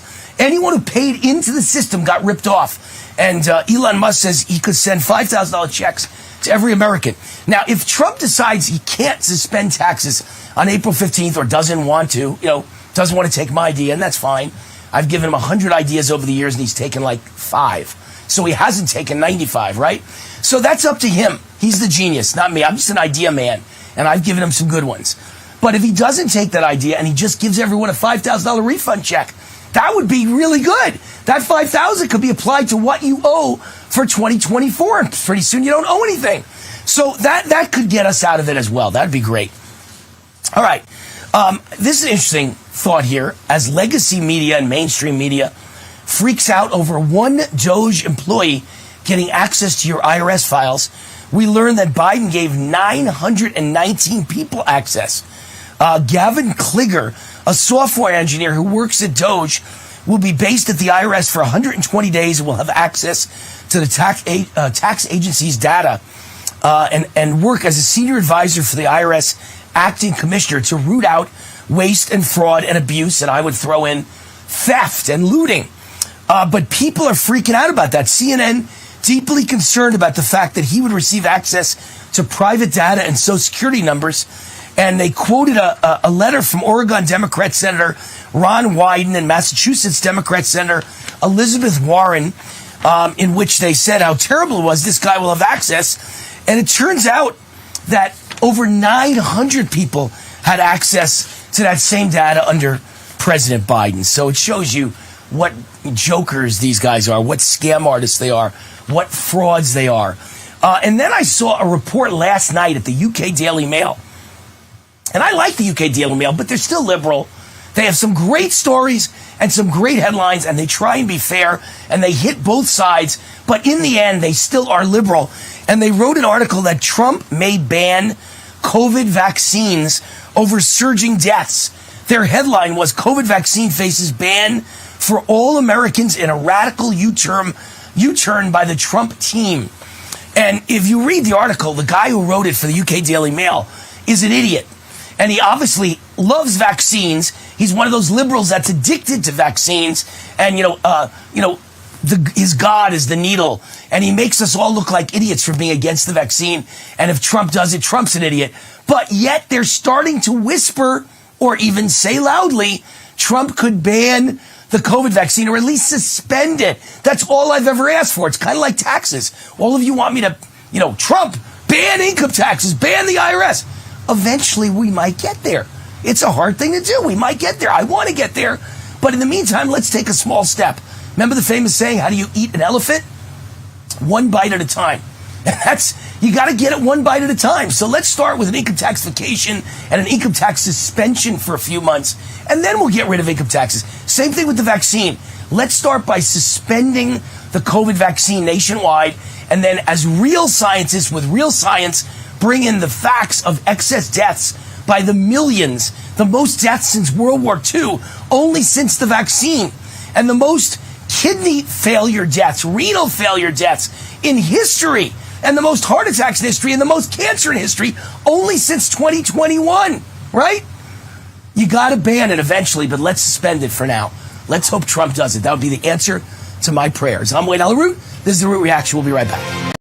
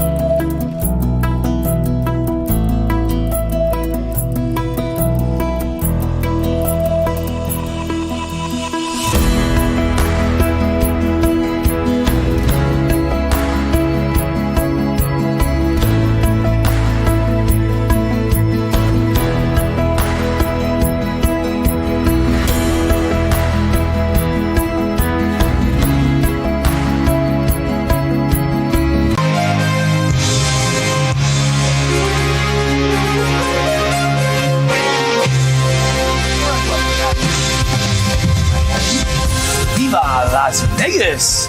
What do I say at the end of the show? Viva my low tax, no tax Las Vegas. We have no state income taxes, no capital gains taxes, no business taxes, no inheritance taxes, and we have among the lowest property taxes in the United States of America. I've seen states out there, even like a Texas or a Florida that are supposed to be low tax, no tax, and their property taxes are like quadruple or triple what Las Vegas is. So, or I should say what Nevada is. So quite amazing. So we keep everything on the down low here. All the taxes are on the down low. A couple of stories that are interesting. I left off the last segment talking about how Trump may ban COVID vaccines over surging deaths. And I don't know if I mentioned this this week on the show. I read it over the weekend that we have an all-time record number of kidney failure deaths.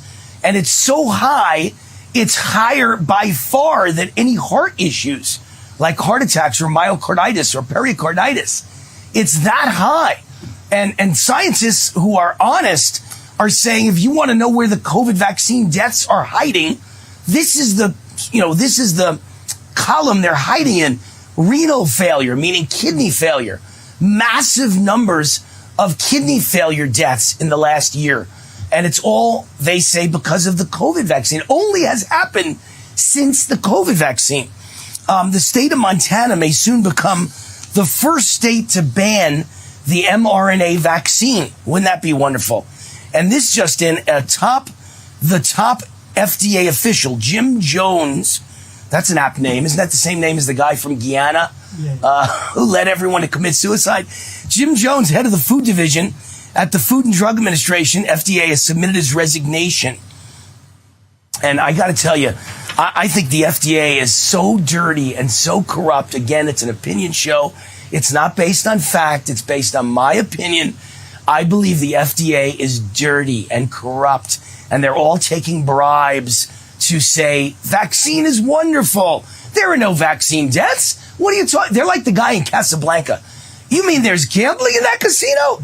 You mean there's people dying from the COVID vaccine? No, there's no gambling in the casino, and there's no one dying from the COVID vaccine. They're all on the take. And it's just like what I said in my opening commentary. Some of them are being paid off directly in an offshore bank account with dirty money, cash.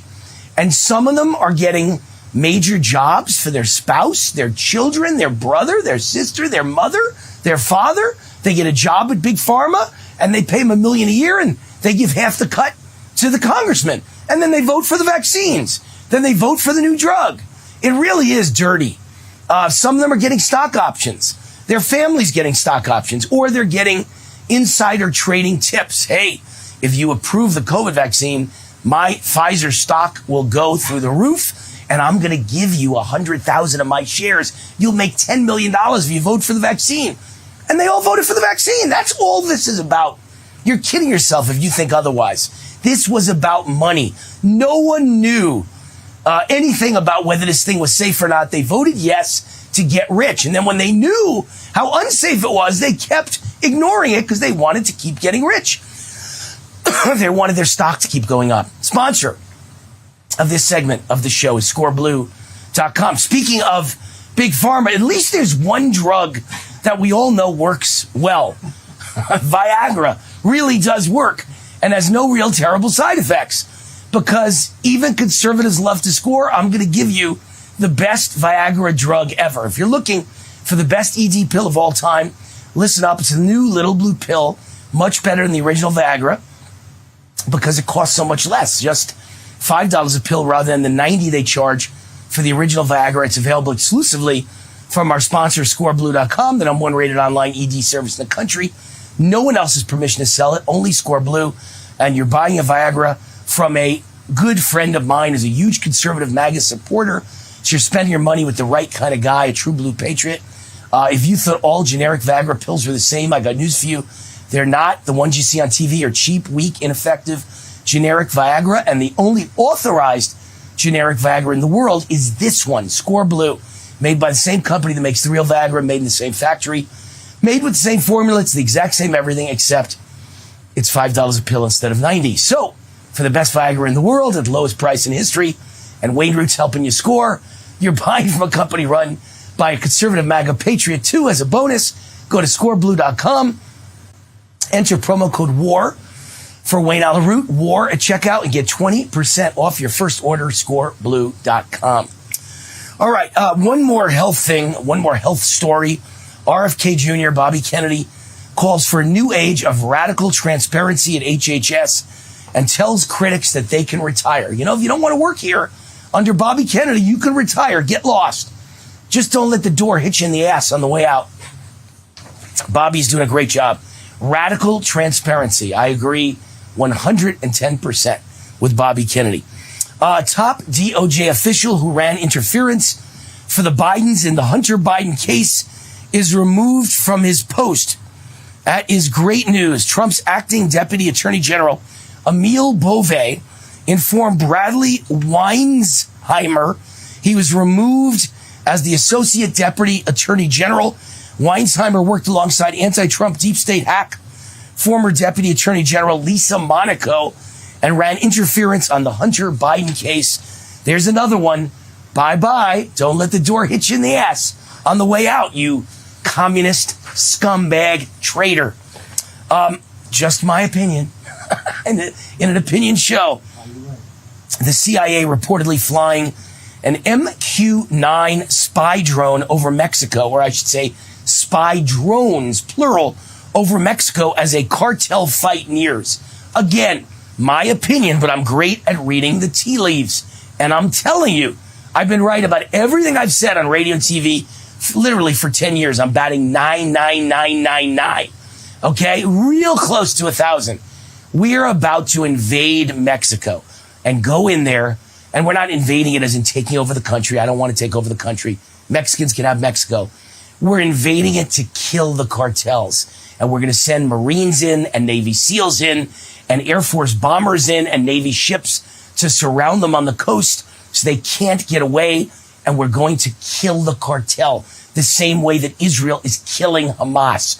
You just kill them all. They've all got to die or they've all got to be arrested and put in a supermax prison in El Salvador, the best supermax prison in the world, for the rest of their lives with no hope to ever get out. U.S. State Department designates 6 Mexico cartels as foreign terrorist organizations. That was the designation they needed to now go in and kill them all. And that's exactly what's going to happen. Let's see who they are. Let's see. The U.S. Department of State designated 6 Mexican drug cartels, as well as the Salvadorian Mara Salvatrucha and the Venezuelan Tren de Aragua gang, as foreign terrorist organizations, which gives us permission, I guess, to use the military to kill them all. The groups now labeled as terrorists: Cartel del Sinaloa Cartel, the New Generation Cartel of Jalisco, CLNG, the United Cartels, the Northeast Cartel, Los Zetas, and the Gulf Cartel, and La Nueva Familia Michoacana, LNFM. The list does not include Colombia's Clan del Golfo, which the New York Times reported was being designated as such due to their human smuggling operation. So maybe they will come later. But we have now made them all terrorist organizations. And just like Hamas and Hezbollah, we can bomb them, we can kill them, we can assassinate them with snipers, we can evade them with the U.S. Marines, we can send the Navy SEALs in to the homes of the cartel bosses to kill or arrest the cartel bosses. We can do whatever we need to do, and the United States will do it under Donald J. Trump. God bless America. Isn't that great? All right, that's it for tonight's show. I can't wait to see us go in and kill the cartels. That will be the finest moment of my lifetime. Wayne Allen Root, these are the people that poison our children and give us fentanyl deaths. Horrible people. And human trafficking and sex trafficking. That's it for tonight's show. God bless you. God bless Trump. God bless America. And as always, viva my tax-free Las Vegas.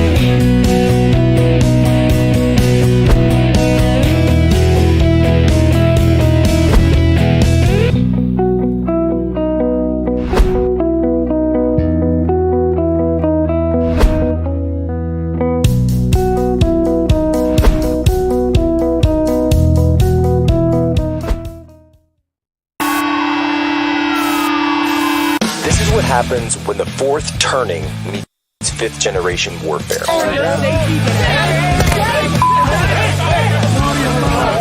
A commentator, international social media sensation, and former Navy intelligence veteran. This is Human Events with your host, Jack Posobiec. Christ is Look at what's happened in February of 2025. Look at this. Republicans, there are more Republicans in the electorate than there are Democrats. Republican +2. So Donald Trump and the Republicans have remade the electorate. Well, I guess we must be over the target or doing something right. You know, if like they wouldn't be complaining so much if we weren't doing something useful, I think. If the will of the president is not implemented and the president is representative of the people, that means the will of the people is not being implemented. We haven't had elections in Ukraine. Well, we have martial law, essentially martial law in Ukraine, where the leader in Ukraine, I mean, I hate to say it, but he's down at 4% approval rating, and where a country has been blown to smithereens. If someone wants to replace me right now, I would say it won't happen right now, as we are talking about 4%. We have seen this disinformation. We understand it's coming from Russia. So unfortunately, President Trump, who we respect a lot as a leader of the nation that we really respect, the American nation, who supported us all the time, unfortunately, he lives in this disinformation space. President Trump has slammed Ukraine's President Zelensky as a dictator without elections. In the past few minutes, he has posted this on his Truth Social platform. He says that President Zelensky refuses to have elections. He then calls President Zelensky a dictator without elections. Zelensky better move fast, or he is not going to have a country left. Ladies and gentlemen, welcome aboard today's edition of Human Events Daily. Today is February 19th, 2025, Anno Domini, and I don't know if we got a crowd shot at all here, guys, but we have an incredible crowd. We're live at the CPAC pre-show, which is the Force Multiplier Academy from Stephen K. Bannon's War Room. Thank you to everyone for being out here today. Way to go, Posse. The posse is holding strong. We got Tyler Boyer here from Turning Point Action, the COO. What's up, guys? And we got Kevin Posobiec here. Kevin was the co-host of Human Events. How y'all doing, Posse? And Kevin was the guest host as well last week when I was overseas in a little country called Ukraine. And I was meeting a president by the name of Volodymyr Zelensky, who, I don't know if anyone's seen this, but in just the last couple hours, Volodymyr Zelensky has come out and accused President Trump on the heels of his peace talks, the historic peace talks with Trump, the United States, Russia, Marco Rubio, Sergei Lavrov holding this down. Zelensky responds after not being invited to the meeting, responds and says that Trump is Kremlin disinformation. Trump said, "Oh yeah, you're a dictator. You won't hold elections because you're scared of your own people." This is getting hot and heavy very quickly, but all of it comes on the heels of the meeting that Secretary Bessent held in Ukraine, in Kiev, when he presented him with this economic deal for rare earth minerals. And there was a little bit more to it than just rare earths, but this was a huge part of the deal. And Zelensky, he refused when Bessent was there, and I was honored and just incredibly honored to be there to tell that story for all of you. The President Trump and his administration, Caroline Leavitt, radical transparency that they're offering. They're bringing social media people in. They're bringing new media to be able to show directly what's happening, because there are no closed doors anymore in this administration. But he reneged on the deal. Then he says, "I'll talk about it with J.D. Vance in Munich." Reneges on the deal then as well. And that's what led to President Trump offering that scathing Truth Social just a few hours ago. So lock in, ladies and gentlemen. We are here. We're at the CPAC National Harbor Gaylord National Summit, the Force Multiplier Academy, Human Events Daily. We'll be right back.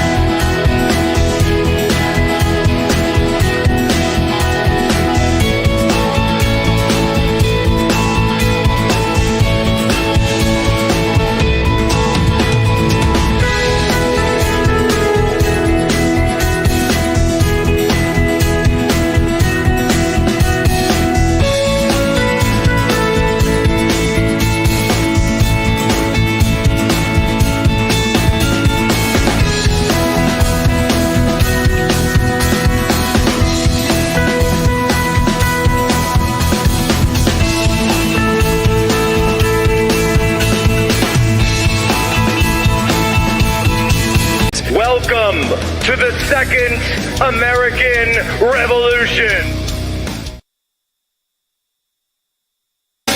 Ladies and gentlemen, we are here, Force Multiplier Academy, Human Events Daily. I want to also thank everyone, and special thanks, Charlie Kirk audience. We are here for his third hour on the Salem Radio Network. So let's give it up for Salem and Charlie Kirk, everyone. Look, I want to, by the way, and folks, you got to go and support our advertisers, go support our sponsors, because there's so many companies out there these days in the woke economy that hate us, that hate our values, that hate America, that hate our children in many cases. Go and support those companies that are willing to stand with us in this fight. One of those companies is called Silent. Look, we know that AI is out there. It's in the news every day. We know that Apple is integrating it into their technology. And at the end of the day, you don't know what signal is coming out of your phone and is connecting with other devices that are out there. Do you have a Silent right there? Is that the Faraday bag? She's got the Faraday bag right there. She's 10 steps ahead of me. I'm doing the ad read, and she's in the front row. She's like, I got my Faraday bag right here. She's all ready to go. I didn't realize when you're with the posse's always 10 steps ahead. The posse's ahead of the ad. So congrats to her. Look, that's exactly what we're talking about. These are Faraday bags. Look,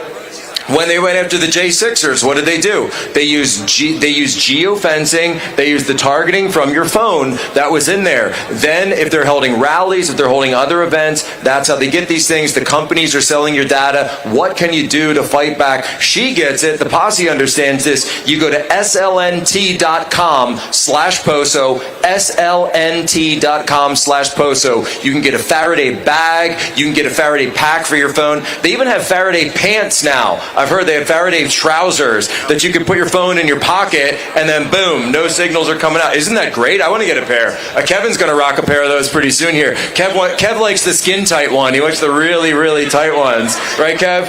Yeah, that's right. Yeah, that's right. So slnt.com/Poso, slnt.com/Poso. Jack, I've had a Silent bag for years. Have you really? Incredible. Backpack. I use it everywhere I go. The backpacks look really cool too, actually. They're super cool. I had one, and my producer Russ saw it on the desk, and he was like, "Is that from Silent?" I was like, "Yoink!"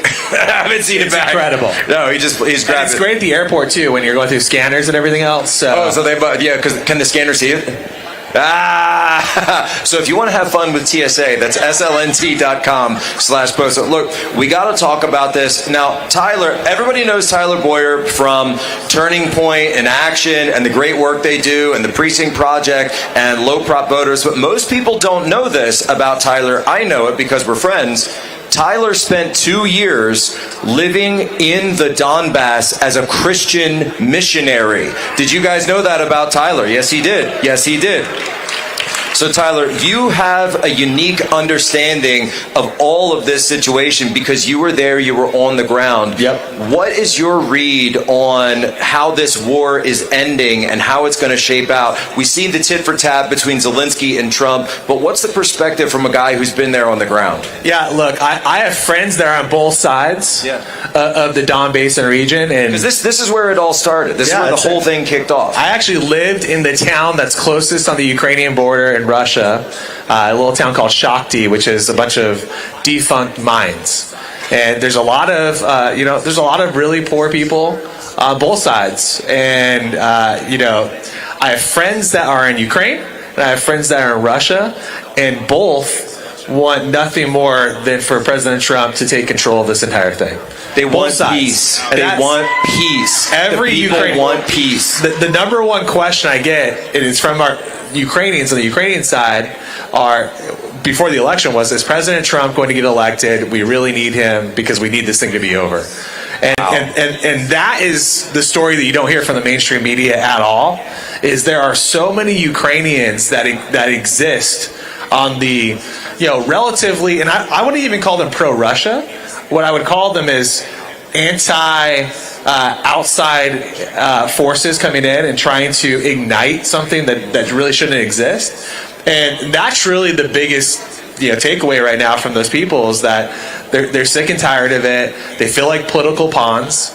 in the greater globalist scheme that exists, and it's got to end. And the president, we're very lucky that it's all thanks to these good people that were out working their tails off this last election with us, because if it wasn't for President Trump being president right now, we would be probably in full-scale war, I think, under a crazy Kamala Harris. So. Sorry, John Bolton. Sorry, Mike Pence. Sorry, Lindsey Graham. World War III was canceled. By the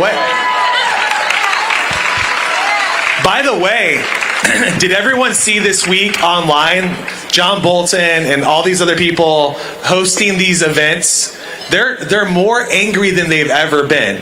And you have to ask the reason why. The mustache is fully activated, folks. The mustache is fully activated. The reason they're so angry is because of this, because they know that this is coming to a close. And that's a very healthy thing. You got to tell everybody about what some of the things that you saw this last week. Well, look, it was. I keep saying this. It was an honor and a responsibility to have been invited first by Secretary Hegseth, then by Secretary Bessent to accompany this trip, this peace delegation to Ukraine, with the idea being an economic deal between the United States and Ukraine that would at least solidify the relationship. But also, from President Trump's perspective, is how can the United States start to make back some of this money, these hundreds of billions of dollars that the United States taxpayer has been sending to Ukraine? And at first, Zelensky had talked publicly about signing the deal. So Bessent comes over there and we get over.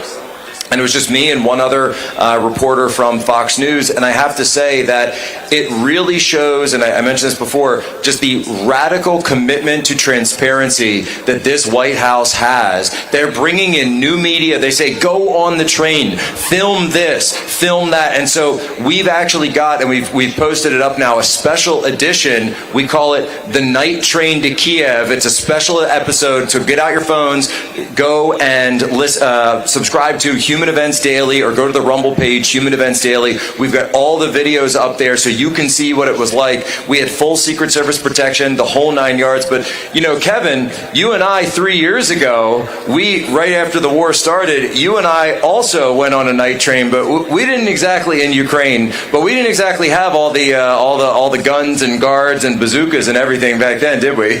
No, we didn't. We didn't have the guns and bazookas, but on our side, but they were certainly on the train, that's for sure. And we were on our way to Odessa.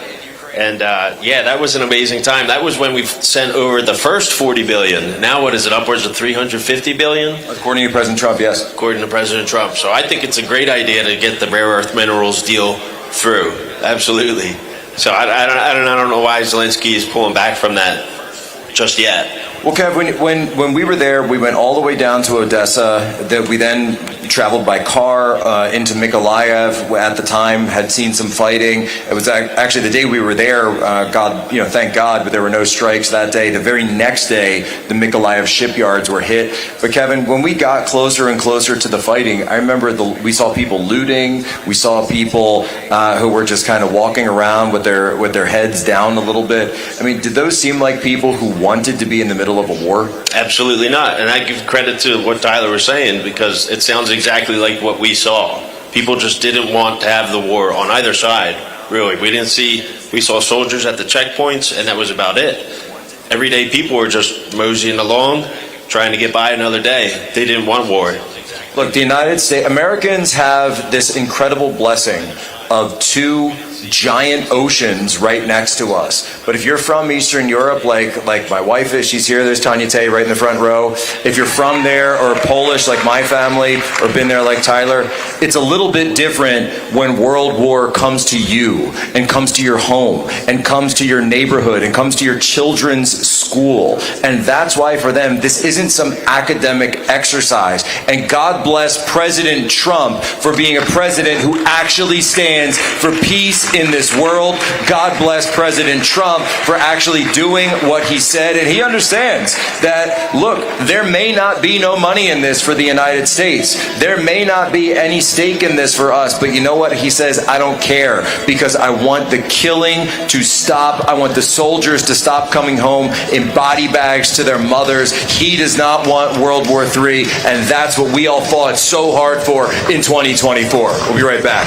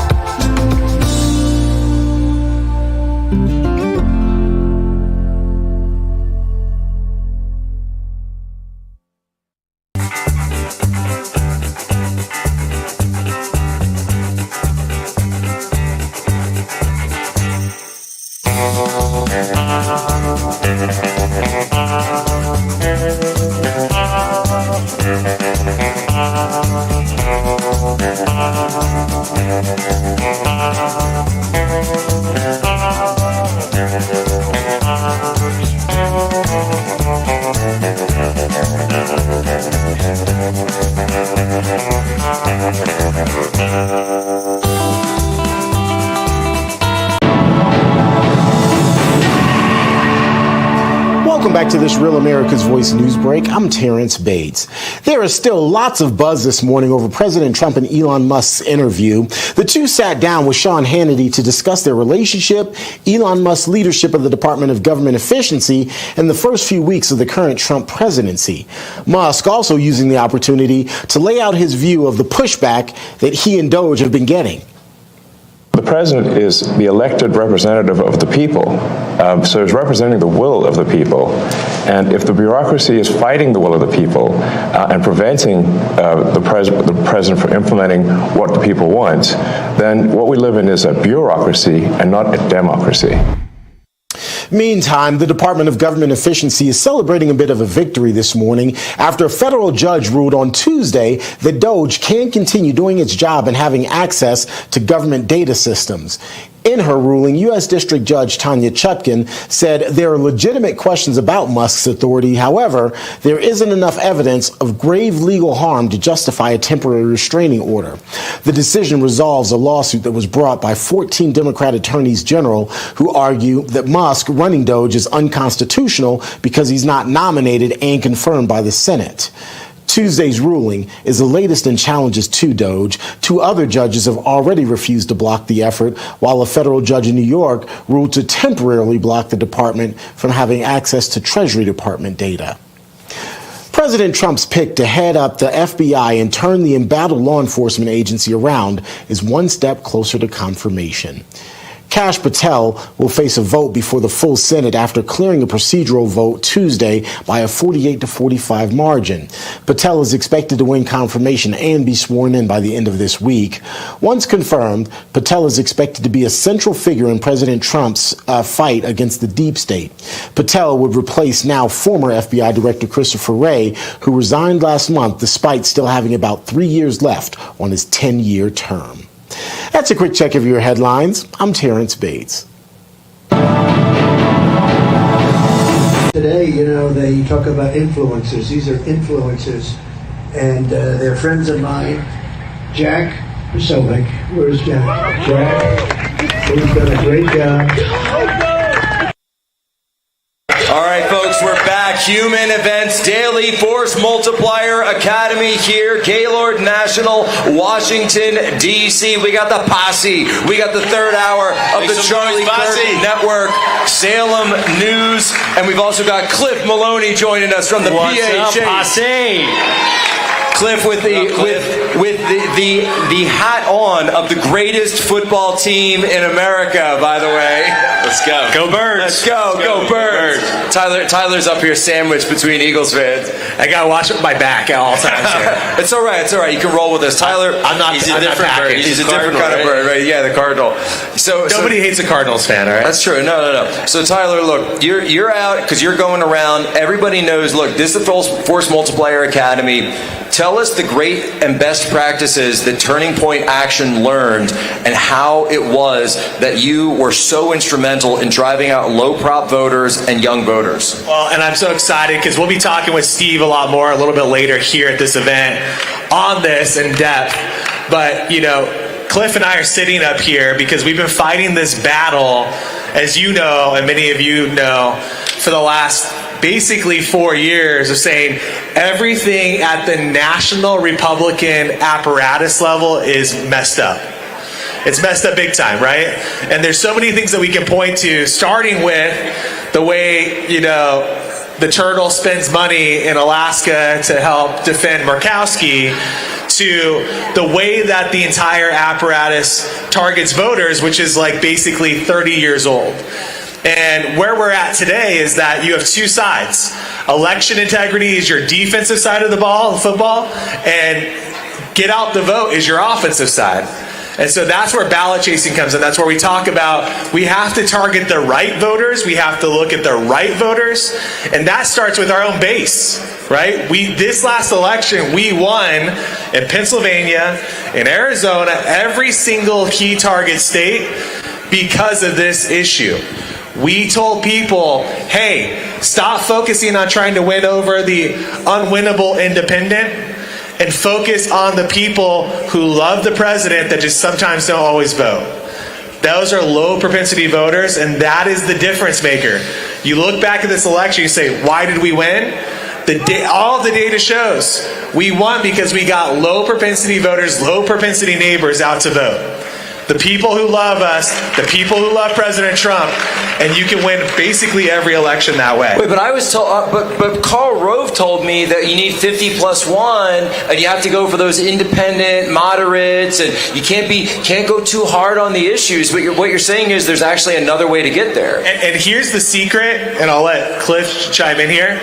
Every consultant in America loves this moderate independent because they are so obscure they can spend more money and take more money from each candidate in order to try to win that person over.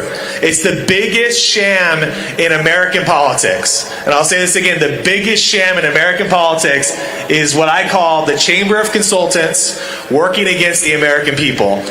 Yeah, and let me just explain that, because when I first got into this, I said, ladies and gentlemen, Cliff Maloney from the PA Chase over here. Thank you, Jack. When I first got into this, I couldn't understand why Democrats had volunteers and paid door knockers, and Republicans had volunteers. Period. Now, volunteers are great. A lot of people here, blood, sweat, and tears, they're out there. I'm not saying that we shouldn't respect, grow, and build the volunteer army. But why are the left allowed to do the community organizing and we're not? And so Tyler talks a lot about, yes, we made this change to figure out who to target and to correctly turn out, because there were millions of people in America. They were going to vote for Trump, but they weren't going to vote. And to get us to think about that, I couldn't understand, why was this Chamber of Consultants, why weren't they making these changes that needed to happen? Folks, it's the money.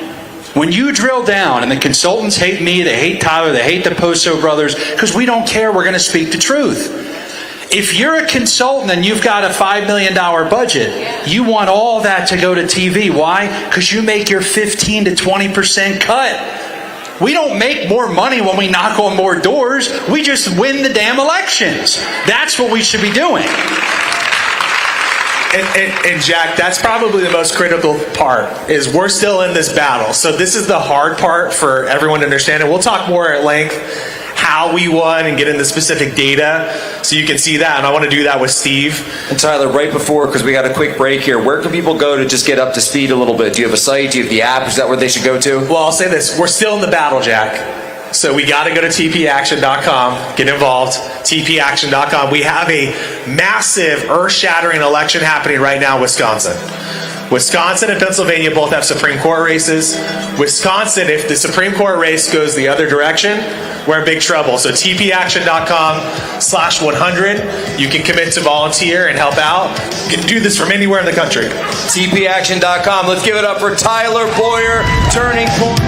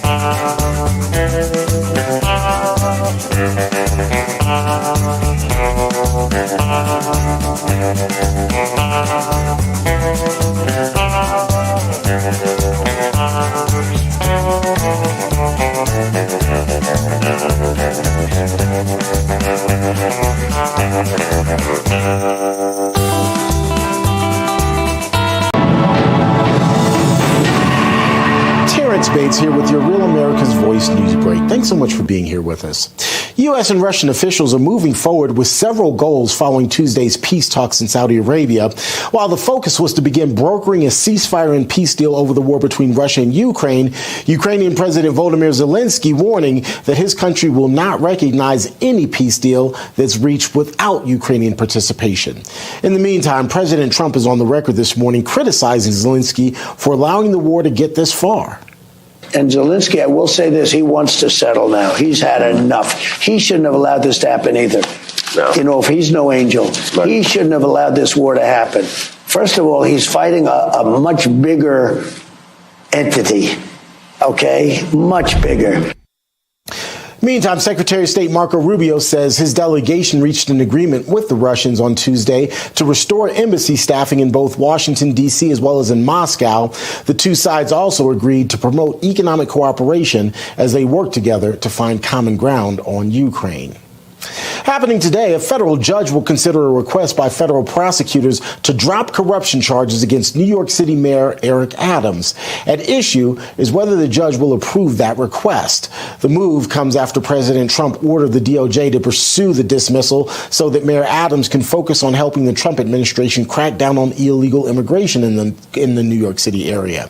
Critics argue that dismissing the charges at the behest of the president makes the New York mayor beholden to the Trump administration. They also say the case reflects political interference in the Justice Department. 64-year-old Eric Adams was charged with taking bribes and campaign donations from Turkish nationals who were seeking to influence him. He pleaded not guilty. Elon Musk's Department of Government Efficiency celebrating a bit of a victory after a federal judge ruled on Tuesday that DOGE can continue doing its job and have access to government data systems. In her ruling, the U.S. District Judge said that there are legitimate questions about Musk's authority, but there isn't enough evidence of grave legal harm to justify a temporary restraining order. That's a quick check of your headline. And Jack, where's Jack? Where's Jack? Where is he? Jack, I want to see you. Great job, Jack. Thank you. What a job you do. You know, we have an incredible thing. We're always talking about the fake news and the bad, but we have guys, and these are the guys who should be getting Pulitzers. All right, folks, we are back. Jack Posobiec, we are live. Human Events Daily, the Force Multiplier Academy, National Harbor, Let's go. Washington, D.C. Third hour of the Charlie Kirk Show on the Salem Radio Network. And joining us for this segment, ladies and gentlemen, we have the one, the only, the beautiful and lovely Tanya T. Posobiec. Hi, sweetheart. Hi, so good to be here. Now, look, Tanya will tell you, by the way, that people think that I've got a tough schedule. They say you're in Ukraine, you're in Munich, you're flying all around, you're in West Palm Beach, you're in Palm Beach, you're at Mar-a-Lago, all the rest of it. How do you do it? How do you deal with the jet lag? The way that I deal with it is with Blackout Coffee. And you've got to go blackoutcoffee.com/Poso, blackoutcoffee.com/Poso. Sweetheart, tell them, can I even keep that stuff in the house?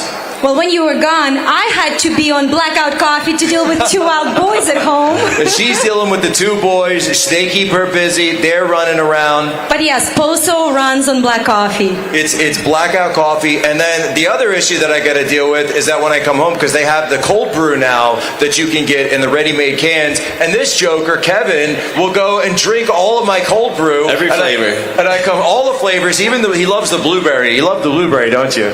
It's a good one. It's a good one. Yep. All the iced coffees are mine. And he comes in and he drinks all of it. So that's one of our other sponsors here on the program. Go and support them. Blackoutcoffee.com. Blackoutcoffee.com/Poso. Promo code Poso gets you the 20% off. But Cliff, I wanted to go in and because Tyler was just here and he was talking about this is the Force Multiplier Academy. So we are here. We got to teach people how to get to work. What is the PHAs doing next? Because look, well, hold on a second. We won Pennsylvania. Eagles win the Super Bowl. Trump's in office. You're just kicking your heels up and hanging out, right? You're hanging up the Spurs, or are you getting to work? What are you doing? No, we're getting back at it. But Kevin, I knew I loved you. The official coffee of the PHAs was blueberry coffee, so I didn't know that. We're back. That's the connection. Yeah, we're finally figuring out the wavelengths. So here's the drill. We got two options in PA. One, we sit out the next year and we come back in 2026 and try to beat Josh Shapiro for governor. We try to take back the state house, pad our numbers in the state senate. Well, that's option one. We're not sitting out a year. And we got some surprises in store for little Joshy. So option two is we do what Shapiro does, which is Josh Shapiro right now, let me say this into the camera, Josh Shapiro, our governor, has 100 full-time staff that started in January of this year. So we don't really have an option.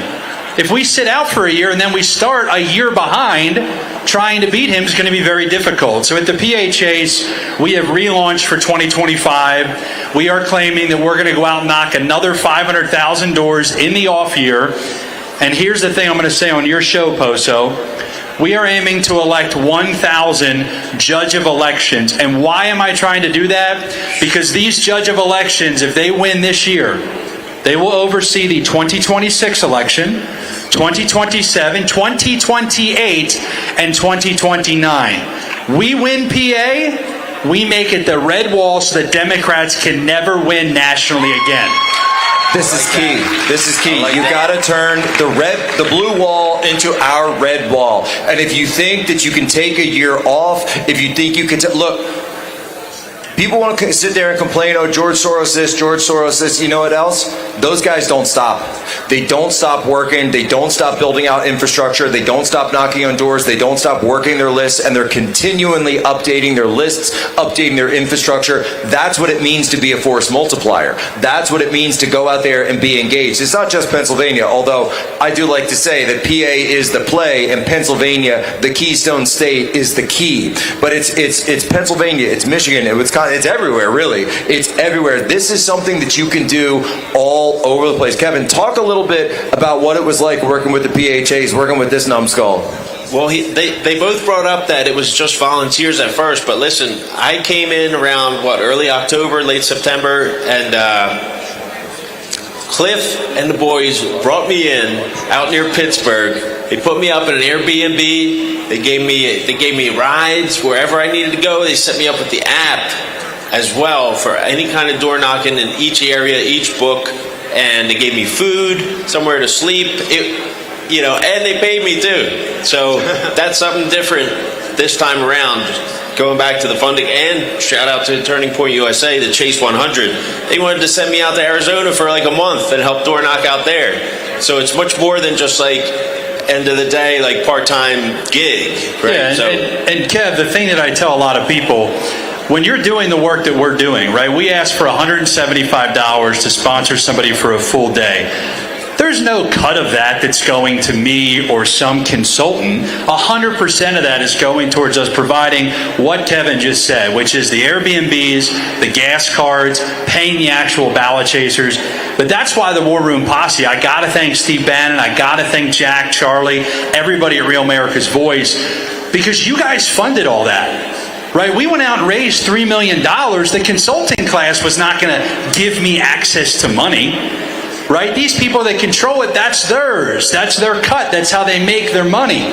But when I go on Steve's show, and I go on all these shows on Real America's Voice, and we would put out the call for action, it would come in 25, 100, 500 hours at a time. But that's how we raised the $3 million to go out and take Trump getting 20% of the mail-in against Biden to 34.5% against Harris. That's how we pulled it off. The grassroots in this room.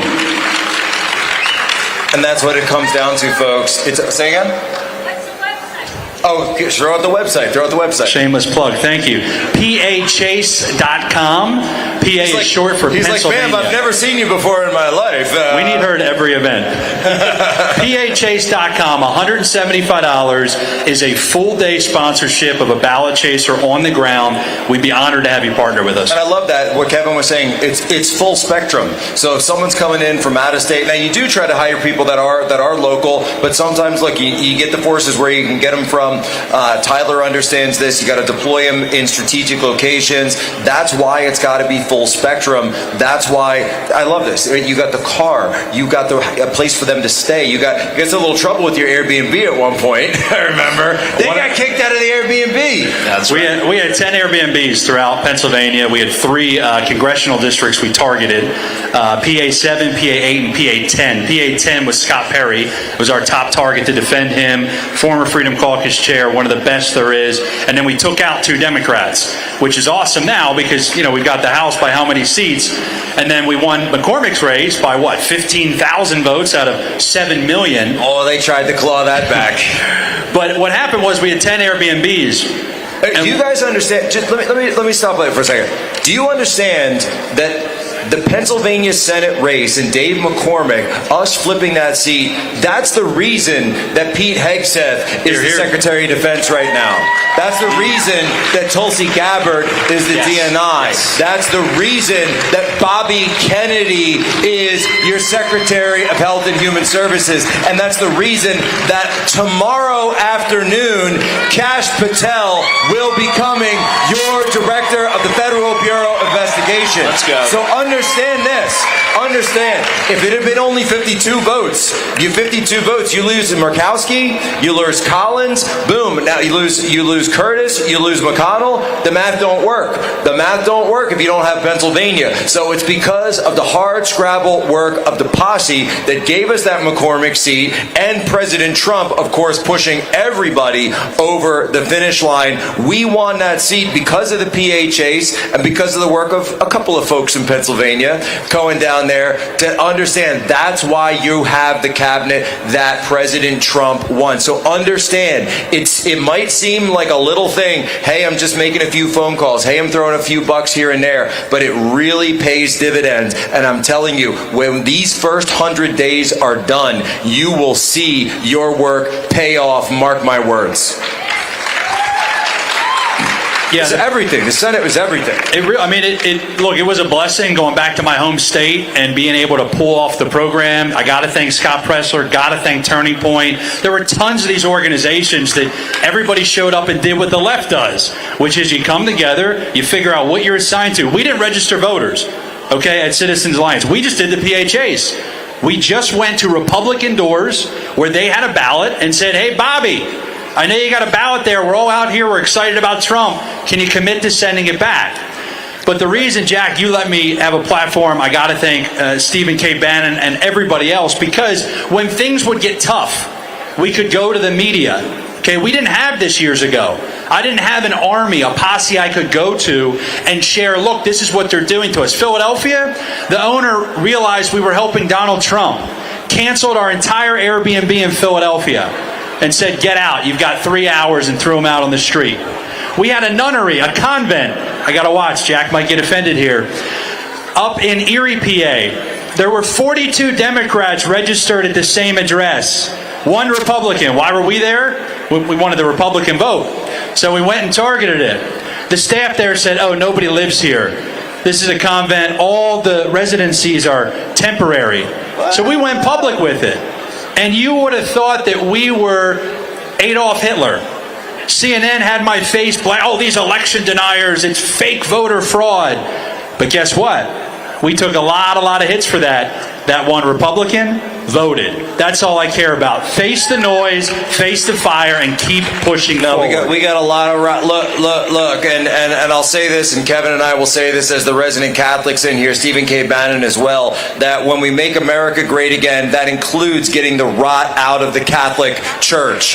And as a Catholic, it's my job, it's our job that we got to hold their feet to the fire first, because we got to clean up our own house before we take care of anything else. Am I right, Kev? Yeah, send in DOGE. Let's go. Well, send in DOGE. And of course, our prayers go out to Francis there, and I see that, he's not doing too well. He's got double bronchitis, pneumonia. And Kev, you were saying he had issues before? Yeah, he had a piece of his lung taken out when he was a young man. So it's just a recurring disease. Now I think he's been in the hospital, 5 days? Since Valentine's Day. Yeah, since Valentine's Day. So look, that's what we're talking about, folks. we're from Pennsylvania. We're going to clean up Pennsylvania. We're Catholics. We're going to clean up the Catholics. Cliff, tell everybody what the website is again, because people have got to get involved. Yeah, we'd love to have you get involved. And heck, if you want to come out and chase ballots with you, we won't stop you. We're back out as of yesterday. PAchase.com. Appreciate you guys. Appreciate Human Events Daily. He's back in the field already, folks. He's back in the field already. That's what it means to be a force multiplier. That's what we're here about today. Thank you so much. We've got one more segment coming up after this. Tanya T, I know she's been dying to speak. We're going to let her speak. She's chomping at the bit. Let me get up there. Let me get to the mic. We're going to let her out.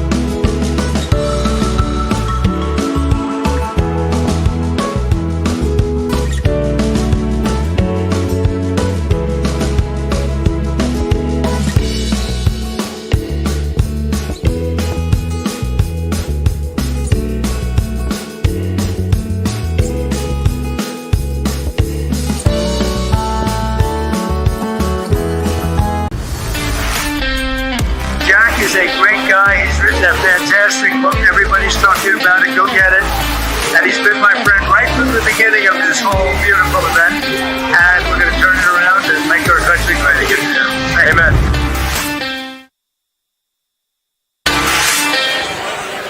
All right, folks, so we're here. We're at the Gaylord National. Who's ready for CPAC to kick off tomorrow, folks? Who's ready for that? Who's ready for the biggest victory? But I'll tell you, it's not just enough to rest on our laurels to say, oh, we've got the 47th President of the United States speaking, because I hear that as of this morning, we just got word that the 48th President of the United States, J.D. Vance, is also going to be speaking.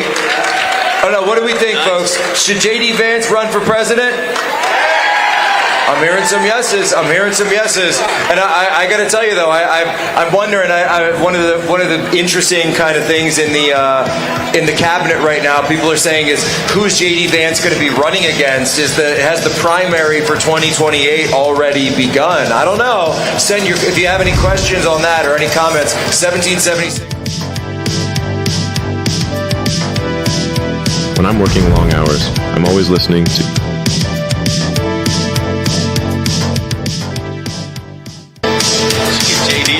All right, now I promised this, ladies and gentlemen, here at the Force Multiplier Academy. I promised it, ladies and gentlemen, the lovely and talented Tanya T. Posobiec joins us here, Human Events Daily Live, because she's been talking, and you were just with Nicole Shanahan last night at Mar-a-Lago. Nicole Shanahan, who had been the running mate of our current Secretary of Health and Human Services, the great Bobby Kennedy.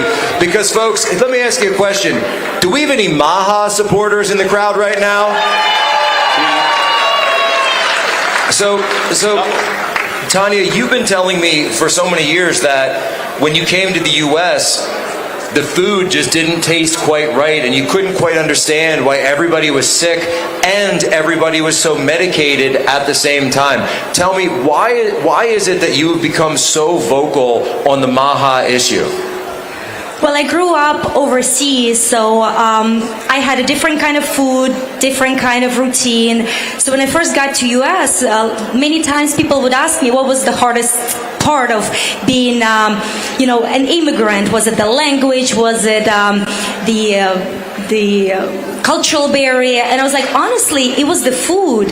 For the first year, I would have my stomach hurt just randomly, and I was like, wow. I never had an issue with it. I don't even know if I ever mentioned it to you, but I was trying to figure it out. Is it because of the stress? Is it because of the time change? I was trying to look for all those random reasons, and then eventually it got to me that just the food was so different from what I'm used to. And then just going to the grocery store, looking at the same strawberries and blueberries, I would buy them and they just wouldn't taste the same. It's hard to describe the taste. It just wasn't the same. It didn't taste like the same berry I was used to growing up. So that really got me to thinking about the food industry, and I would start reading a little bit. But the biggest shift, I think, happened when we had our boys. And then that's when it really got to me that the food that I'm buying every single day is the food that I'm feeding to my husband, to my kids, and how do I make the healthiest, the best choices for them every day. Well, and you had a tweet that went really viral, and then this was just, I was like doing something else. I come back, I'm like, wow, Tanya's going viral, because you had this great tweet that said, Maha isn't just about Bobby Kennedy and the investigations, but by the way, we love Bobby Kennedy's investigations, don't we, folks? We're going to investigate SSRIs, we're going to investigate vaccines, we're going to investigate the rise in autism, and where are all the retirees with autism? Why do they not exist? We are going to find out what is causing the rise and the mercury and all the rest of it. We are going to find that out. But you had a tweet that went viral as well, because you were talking about how Maha isn't just something at the national level, that it could be on the personal level as well. So since this is the Force Multiplier Academy, I don't know, maybe we can do a little Maha Academy as well. Tell me, what is your concept of Maha Daily? So while we're all sitting and waiting for RFK Jr. to make some major changes in our country, we can start making better choices for ourselves, for our health, right now, today. And some of the things that I try to invite in my daily routine, something I'm teaching my boys, let's say we just had a lunch and you walk to a beautiful table set up, and I looked at all the delicious macaroons, and guess what? I only picked the chocolate ones. Guess what? Because you love chocolate. No, because chocolate doesn't have the color. It doesn't have the additive. Chocolate is already a natural color in itself. It doesn't have the red dye, the purple dye, and all of that. So here, in a simple example, you're making a choice for yourself. You might still want to have a dessert. Being maha doesn't mean you completely cut everything out of your diet, because you need your carbohydrates. You need your, good fats and stuff. Tell them about the app that you use before you even get to the table. One of the wonderful apps that I try to suggest to all my Maha moms is the Yuka app. It's free to use, free app, and it's not YUKA. So it's not a US-based app, which also a great plus, and it's not affiliated with any of the major brands. That was a good telling fact for me, because I don't want a big company paying somebody who created an app to promote a special stuff food. before you put it in your basket. It tells you about the what's additives. Great is our kids love it too. I want to say thank you to everybody for being here. Thank you to the beautiful and lovely Tanya T. Let's get a round of applause for Tanya T, the Maha moms, the Maha dads, everyone who's out here, the Pulse Multiplier Academy.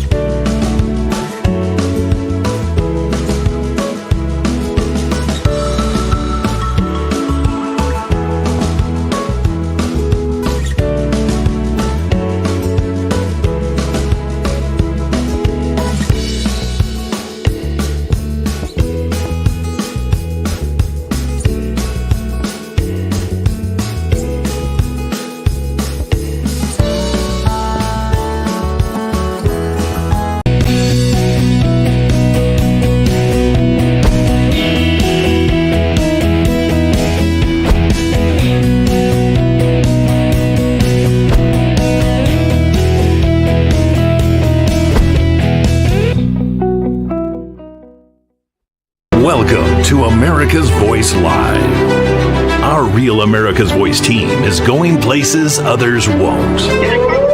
We need to take cover. That was incoming into Israeli territory. To show you what they don't want you to see. It's still a disaster. What's the latest? They call these street releases. You've got hundreds of people being dropped off. It's getting worse. We're the nation's fastest growing news program for a reason.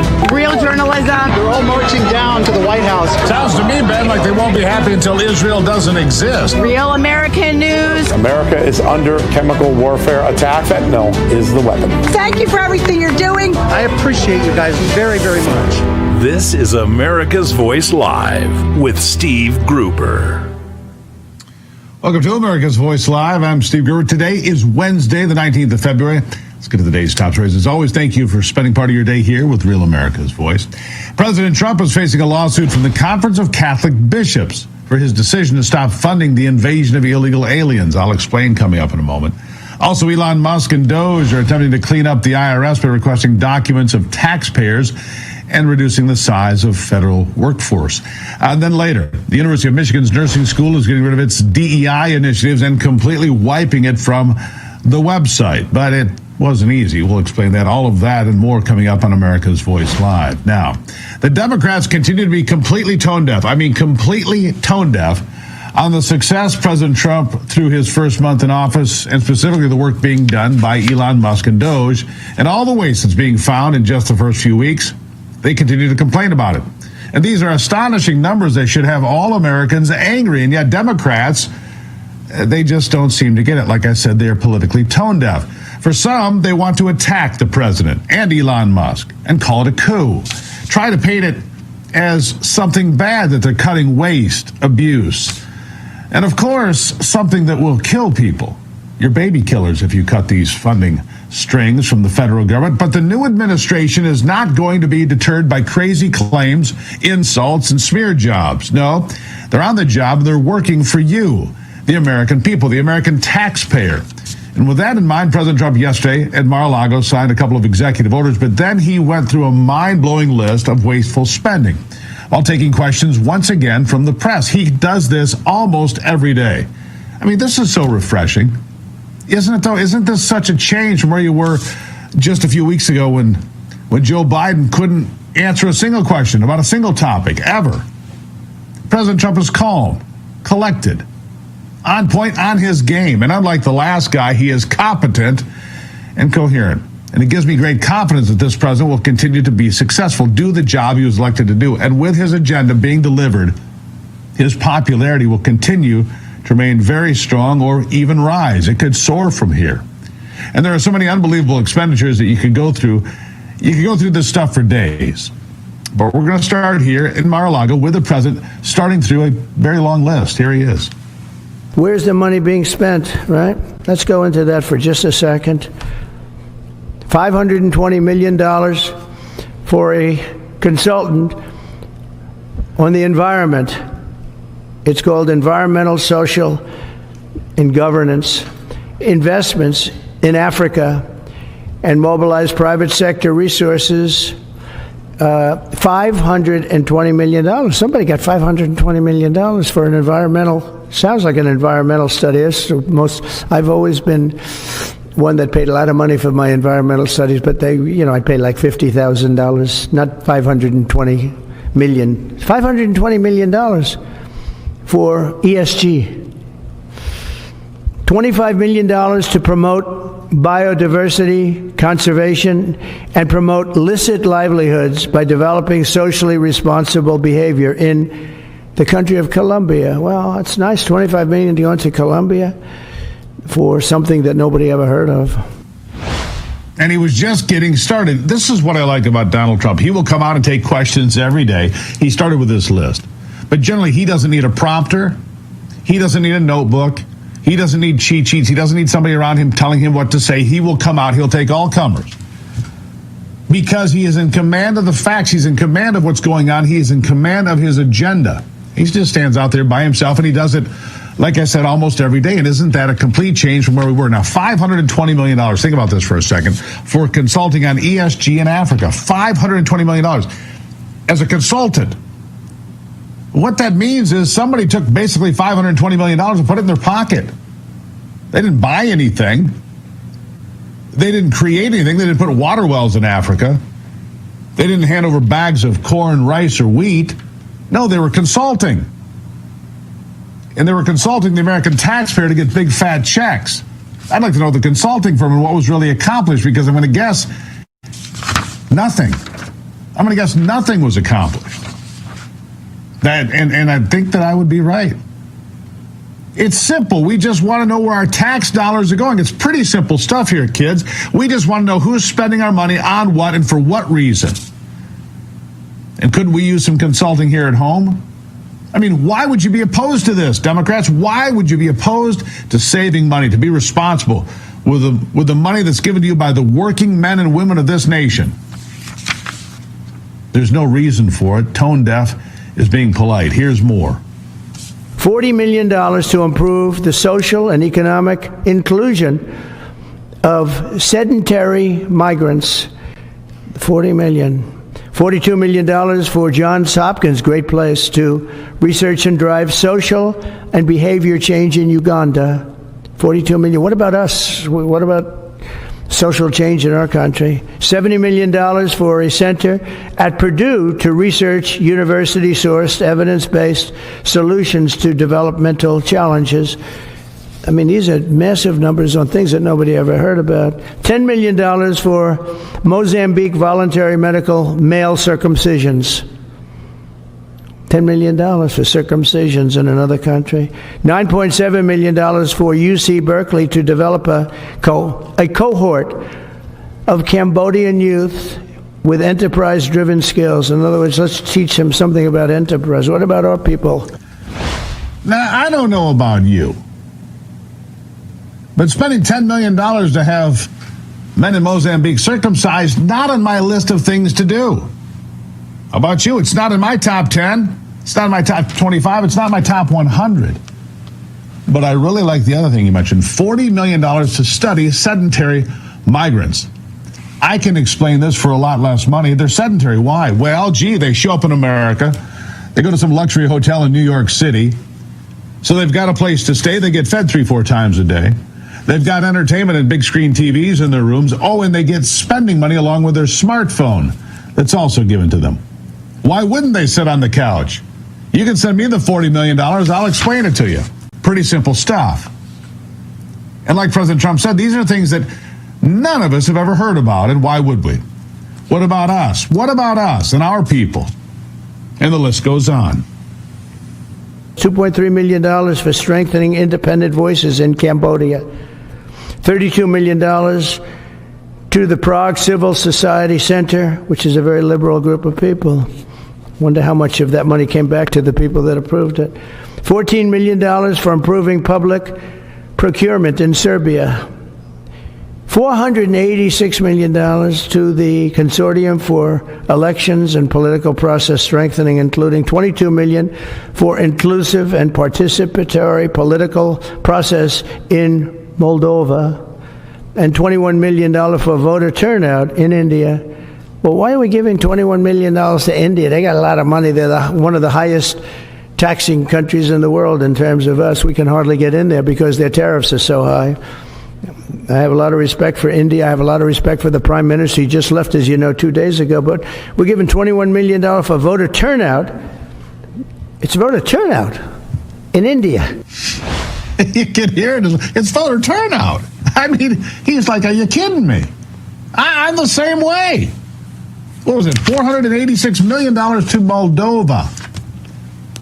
If you walk down the streets of the United States and asked 100 people to find Moldova on the map, you'd be hard-pressed to find one. I can find it because it's south of Ukraine, and it shares a border with Ukraine, but you probably didn't know that. Maybe you did. But $486 million to help them with election integrity and $22 million for voter turnout in India? Really? This is where we're spending your money and mine? How are people not outraged by all of this? How are they not just incensed by what they're hearing? This list is so unimaginably wrong.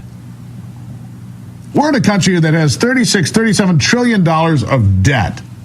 Our deficit every year is $2 trillion. We're wrapping up $1 trillion or something like that every 100 days, at least when Joe Biden was in the office or out to ice cream or whatever it was he was doing. This is a fool's errand on every level, and it's to every corner of the globe. Thank God for President Trump. Here's more of his list. Listen. $20 million for fiscal federalism in Nepal. Listen to these numbers. This is all fraud. $19 million for biodiversity conservation in Nepal. $1.5 million for voter confidence. We want to give them confidence. In Liberia, $14 million for social cohesion in Mali. Yeah, we need social cohesion in Mali. Nepal, $20 million. And he said it there. This is all fraud. Do you really think if we send $20 million to Nepal that anybody gets it? Do you think if you send $520 million for ESG consulting in Africa that anybody in Africa gets any benefit out of that at all? Of course not. But somebody's getting rich. Somebody's fat and happy, really fat and really happy. His remarks at Mar-a-Lago were remarkable again, picking apart all this wasteful spending while Democrats scream, we're killing children. We're cutting off USAID. You're damn right we are. And until we figure out where all this money is going, we're going to keep that money shut off. This whole willy-nilly throw money out the window and hope that it does something good, that's over. $4.7 trillion, as you know, we don't even know where it went. It didn't have any designation on it. $4.7 trillion, no idea. President Trump concludes his speech by saying this. Listen. $2.5 million for inclusive democracies in South Africa. $47 million for improving learning outcomes in Asia. Asia's doing very well. They're doing a lot better than we do in the schools, aren't they? $2 million to develop sustainable recycling models to increase socioeconomic cohesion among marginalized communities in Kosovo and Eshkali and in Egypt. We're talking about hundreds of billions of dollars. I could, by the way, I could read this all day long. I could go on all day long, and you'll see hundreds of billions of dollars. May I ask you a question? Are you worried about the marginalized communities in Kosovo or Egypt? Again, doesn't make my top 10. And honestly, my friends, this is just the tip of the iceberg. Literally the tip of the iceberg. Wait until they crack into Social Security, Medicare, Medicaid, the Department of Defense. And speaking of Social Security, what about all these names that are on the list? 150 years old and older, millions of them. And now, it's not clear if they're collecting Social Security, but obviously this is a big concern, and he touched on that real quickly. Listen. From 120 years old, people that are 120 years old up to 129, 3,472,000 people. Wow. You know that can't possibly be, because the record is like, I think it's one person, a woman, lived to 127, but they have 3,472. Okay, but now we're going really in. People from 130 years old to 139 year old, 3,936,000. Wow. I wonder if people are getting paid with all this. I mean, are these checks? And that's what we're checking right now. People from 100. And you got to know. I don't know. He doesn't know. We don't know how many of these checks are going out. But here's my guess. Here's my hunch. Here's what I think you're going to find out. These checks aren't just being dispersed across the continental United States. No. These checks are being dispersed globally. You watch. You mark my words. These checks are being dispersed globally. And they know it. This is insanity. By any definition, this is insanity. So from here, we have to clean up our acts. I don't know what Democrats are worried about, but I'll tell you what I'm worried about. The future of this country, for my kids and grandkids, where all of this money is being squandered, $4.7 trillion with no destination listed, and we don't know where it went. $520 million for ESG consulting in Africa, and that entire list we just went through. It is time to clean up our fiscal house, and thank God Donald Trump and Elon Musk are here doing the job that needs to be done. It is years overdue, and I want to say thank you to both of them and all of the people working to protect you and me, the American taxpayer. All right, coming up after the break, President Trump is being targeted by the U.S. Conference of Catholic Bishops. Oh, yeah, they want to get paid, too. They're at the pay window complaining, where's our check? It's up next on AVL.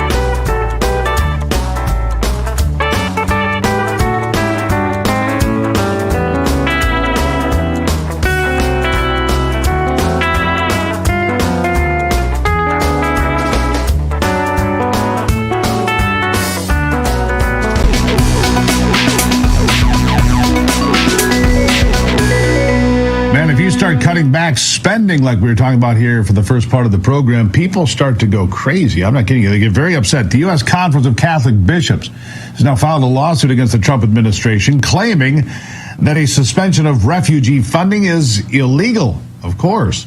The bishops say the move threatens long-standing programs designed to support refugee resettlement across this nation. The lawsuit filed in the District of Columbia accuses the government of failing to deliver nearly $65 million in grants for refugees in their transition needs. The bishops say this funding halt has resulted in severe financial strain, even forcing layoffs among charity workers.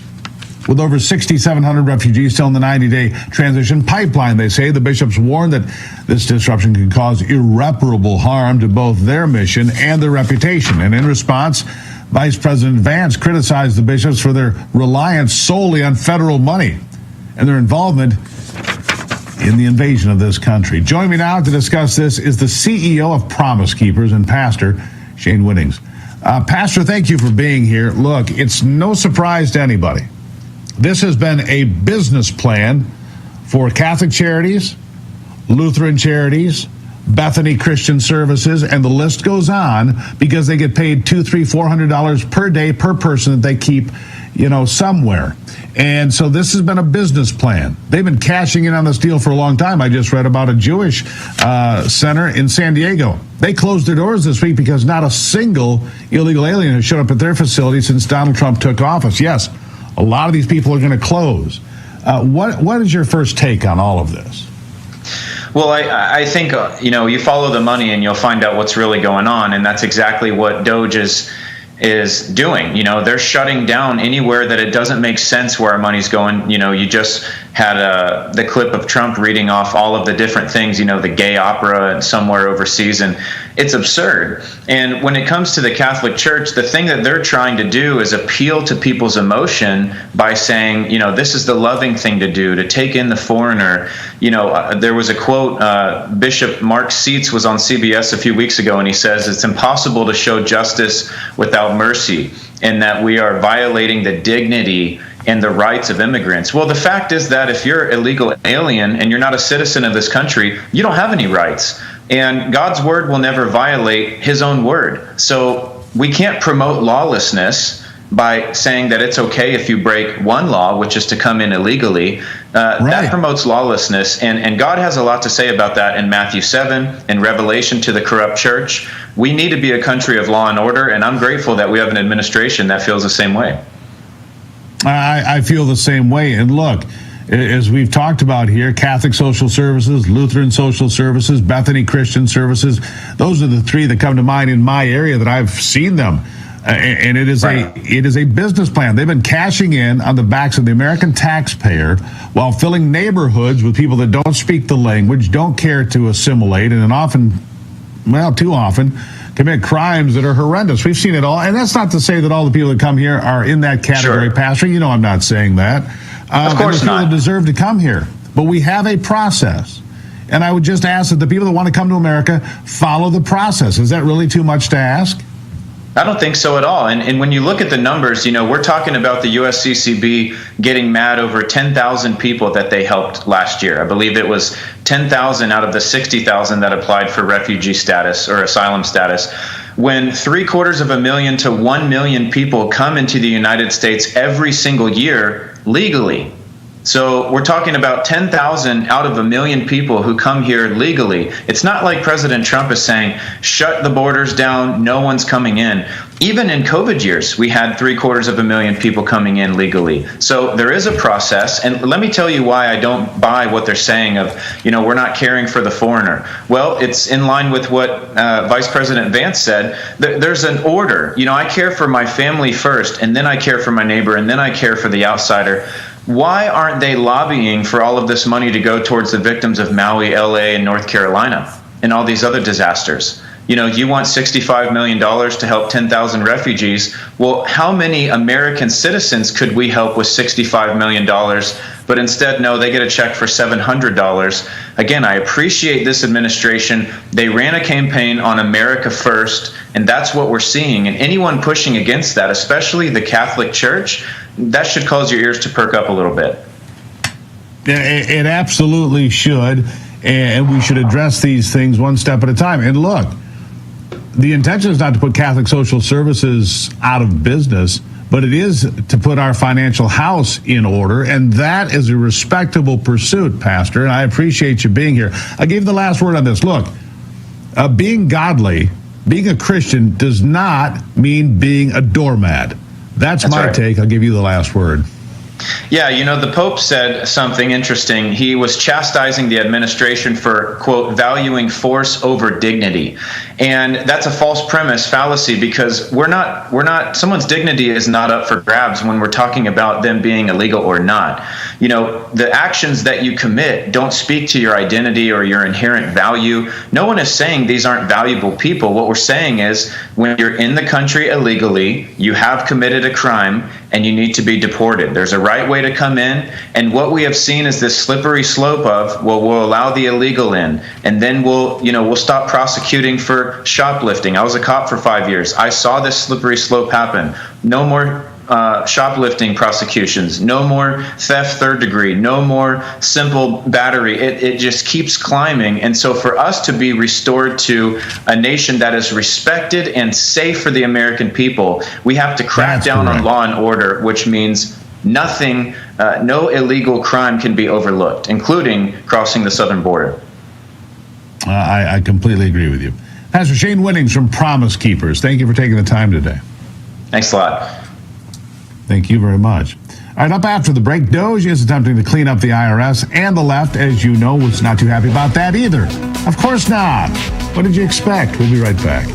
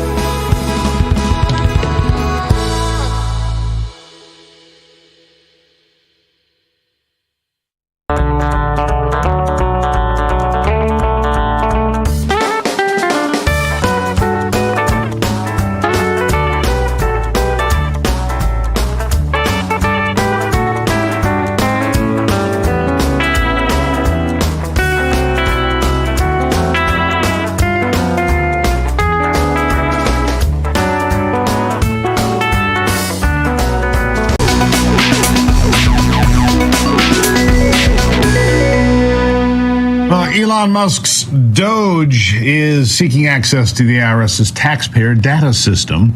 The IRS, which holds sensitive data on millions of Americans' tax returns, social security numbers, and banking details, has become the latest target of DOGE's efforts to downsize the federal government workforce. The agency's initiatives aim to eliminate what DOGE considers waste, fraud, and abuse within the government. Joining me now to discuss this is the president of the National Taxpayers Union, Pete Sepp. Pete, nice to see you again. Look, I can see why this is sensitive to some. It's fair. But this is the guy that created PayPal. He has full access. I believe that the precursor to DOGE was called the United States Digital Service, created by Barack Obama, by the way, not by the current administration, which is why it's so problematic for the Democrats. It's an existing agency that's been there for a dozen years, fully funded and approved, by the way, by Congress. So if they want to look, I'm pretty sure they're going to go look. Pete, what do you think? Yeah, I think they need to. After all, we gave the IRS a D grade for their modernization efforts in a recent report. I was called to Congress last week to testify about our findings. The IRS operates some of the oldest computer systems in the entire federal government, more than 60 years old. That's about as old as I am. I can't imagine the kinds of computer languages that they still have to program in. And look, if Democrats have a problem with the access that DOGE wants to this data, they can solve that problem rather than complaining about it. There are DOGE caucuses in the House and Senate that have lawmakers who also happen to be sitting on the tax writing committees. They can broker a meeting with DOGE and say, look, how do we protect the confidentiality of this information to everyone's satisfaction? Instead, they would rather complain on TV about it.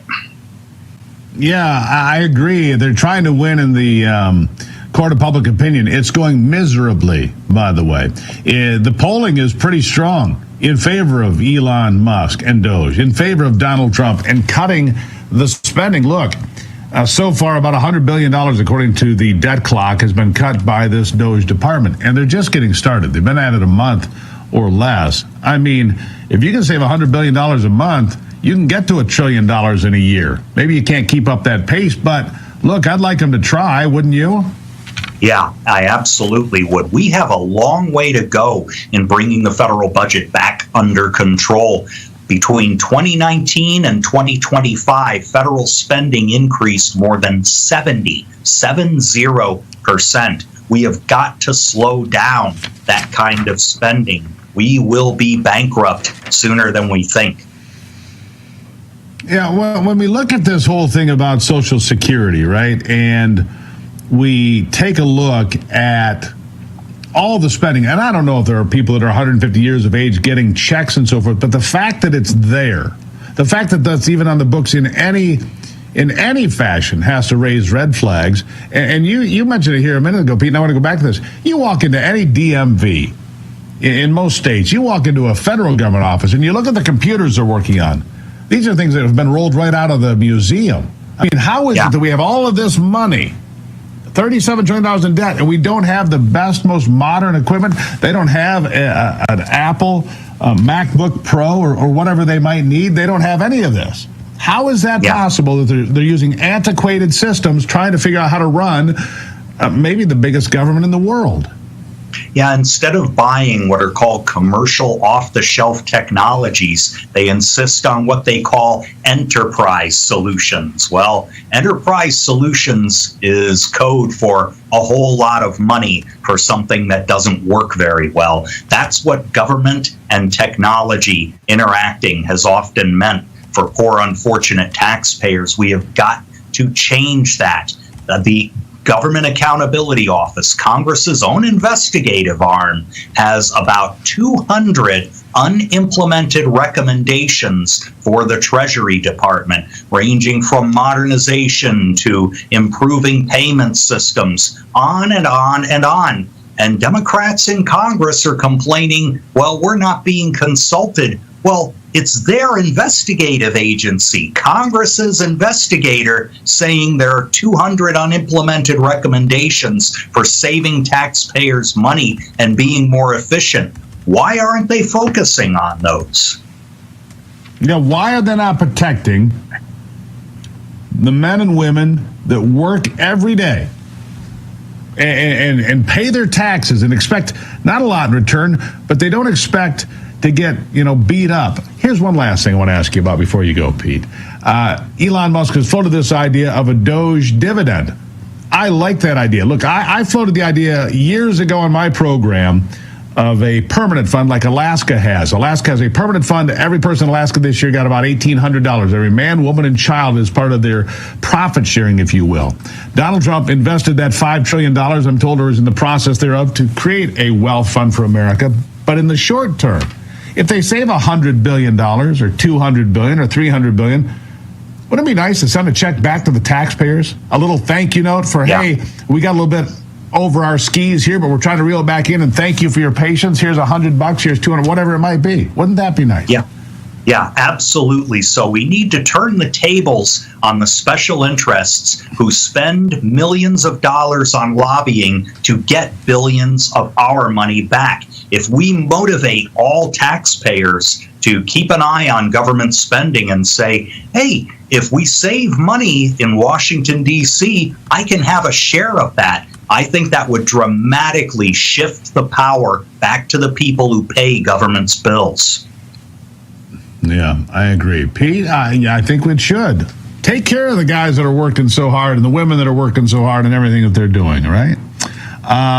Anyhow, Pete Sepp, National Taxpayer Union President, greatly appreciate you, Pete. Thank you. My pleasure. All right. After the break, the University of Michigan is starting to get in line with President Trump's DEI measures, but it took a little longer than expected. We'll talk about it next.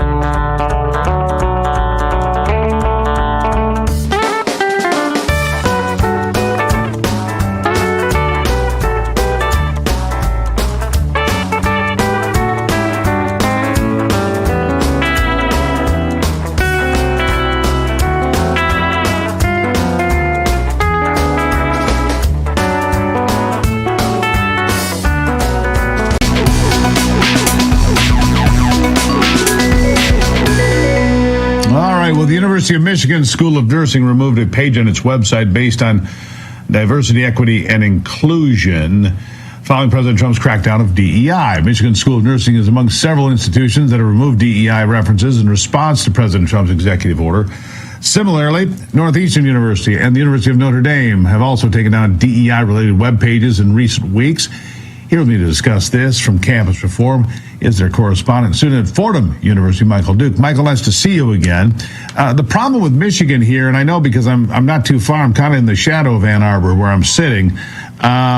They tried to play games. They tried to rename the DEI department. They tried to change the titles of the people that work there and keeping the same people there. Same thing happened at Michigan State University. So I think we've got to be careful here before we take their word for it at all these different places, because I think they are willing to play games and then shell game and move things around and say, oh yeah, everything's fixed, when they might be trying to continue down the same path. Would you agree with that? I absolutely would agree. Specifically with the University of Michigan School of Nursing, they've rebranded diversity, equity, and inclusion as a community center page on their website. The links on their website still go to all the old DEI pages. Officials there who were former DEI officials, their titles have only just dropped the term DEI. They still have all the old titles that they held onto when they were DEI officers. But even further than that as well, they are still fully upholding their DEI 2.0 plan, despite the fact that DEI itself leads to racism, hostility, and bias on campuses. This is a direct issue that leads to administrators ultimately having to take the blame for these things because they're defying a direct order from President Trump and the law. And this is also a good way to get your funding cut. Look, I don't think that the Trump administration will find much humor in these kinds of games. They won't see the fun in it. And I believe that they will be very direct when it comes to whether it's this policy or other policies, and people try to play games with DEI programs or men and women's sports. They're not going to allow federal funding to go through, and it will be stopped. So how far do you think the University of Michigan or any of these other universities or institutions of higher learning are willing to go to defend an agenda that's no longer fundable? Well, at the Leadership Institute's Campus Reform, we've reported it that a Salem State University DEI official is not only doubling down on DEI, but she's also informed students, faculty, and members of the community in mass emails that she sent that they're also going to be doubling down on other far-left ideologies of indoctrination in the classroom, ranging all the way from transgender ideologies to just supporting illegal immigration. These officials are openly defying the law, and it's wrong. And it's happening at so many state schools and federally funded schools, private schools as well for that matter, across the country, whether that be Michigan State University, the University of Tennessee, or Utah Valley State University. Well, I think that it's time that they got the message that this is not going to be tolerated. It's pretty clear that Donald Trump and his administration are serious about cleaning up these things. I hope that everybody else gets the memo. Michael, I'll give you the last word. I would say that DEI is an ultimate waste of tax, or an ultimate waste of money. At the University of Michigan in particular, since 2016, they have spent $250 million on DEI, with $63.7 million ultimately going to hiring initiatives. These initiatives of DEI, these programs of DEI on campus, they drive the cost of tuition higher for students, even after tuition has been raised higher and higher over the last few years. And this is something that affects students not only with tuition, but it also makes it harder to go to college at the same time, because you're facing radical indoctrination at every single turn. It's contributing to the problem of how many students are seeing college and asking the question of whether or not it's worth it. And I fully applaud President Trump for holding administrators and professors who seek to indoctrinate students accountable. Yeah, I agree with you on that. How many kids want to go to school to get indoctrinated and handed a bill and all this other nonsense? Michael, thank you. Thank you. All right. Have you seen the news from economists forecasting a possible depression, not a recession, but a depression by 2030? We're in a perfect storm as Social Security and Medicare hit a break point, with the largest generation hitting retirement. A smaller workforce means a smaller tax base. Pair that with our growing national debt and rising costs of living, and look, we've got a big problem. So what are you doing now to protect your family for the future? Gold is at a safe haven. Hard economic times, Birch Gold makes it easy to diversify a portion of your savings into physical gold. Birch Gold will help you transition an existing IRA or 401k into an IRA in gold, and it doesn't cost you a penny out of pocket. Protect your future today. Text America to 989898 and get your free information kit on gold and a copy of the ultimate guide for gold in the Trump era with a foreword by Donald Trump Jr. There's no obligation, only information. Birch Gold has earned the trust of countless Americans looking to safeguard their savings. You can count on them too. Text America to the number 989898. Do that today and you're on your way to having some options.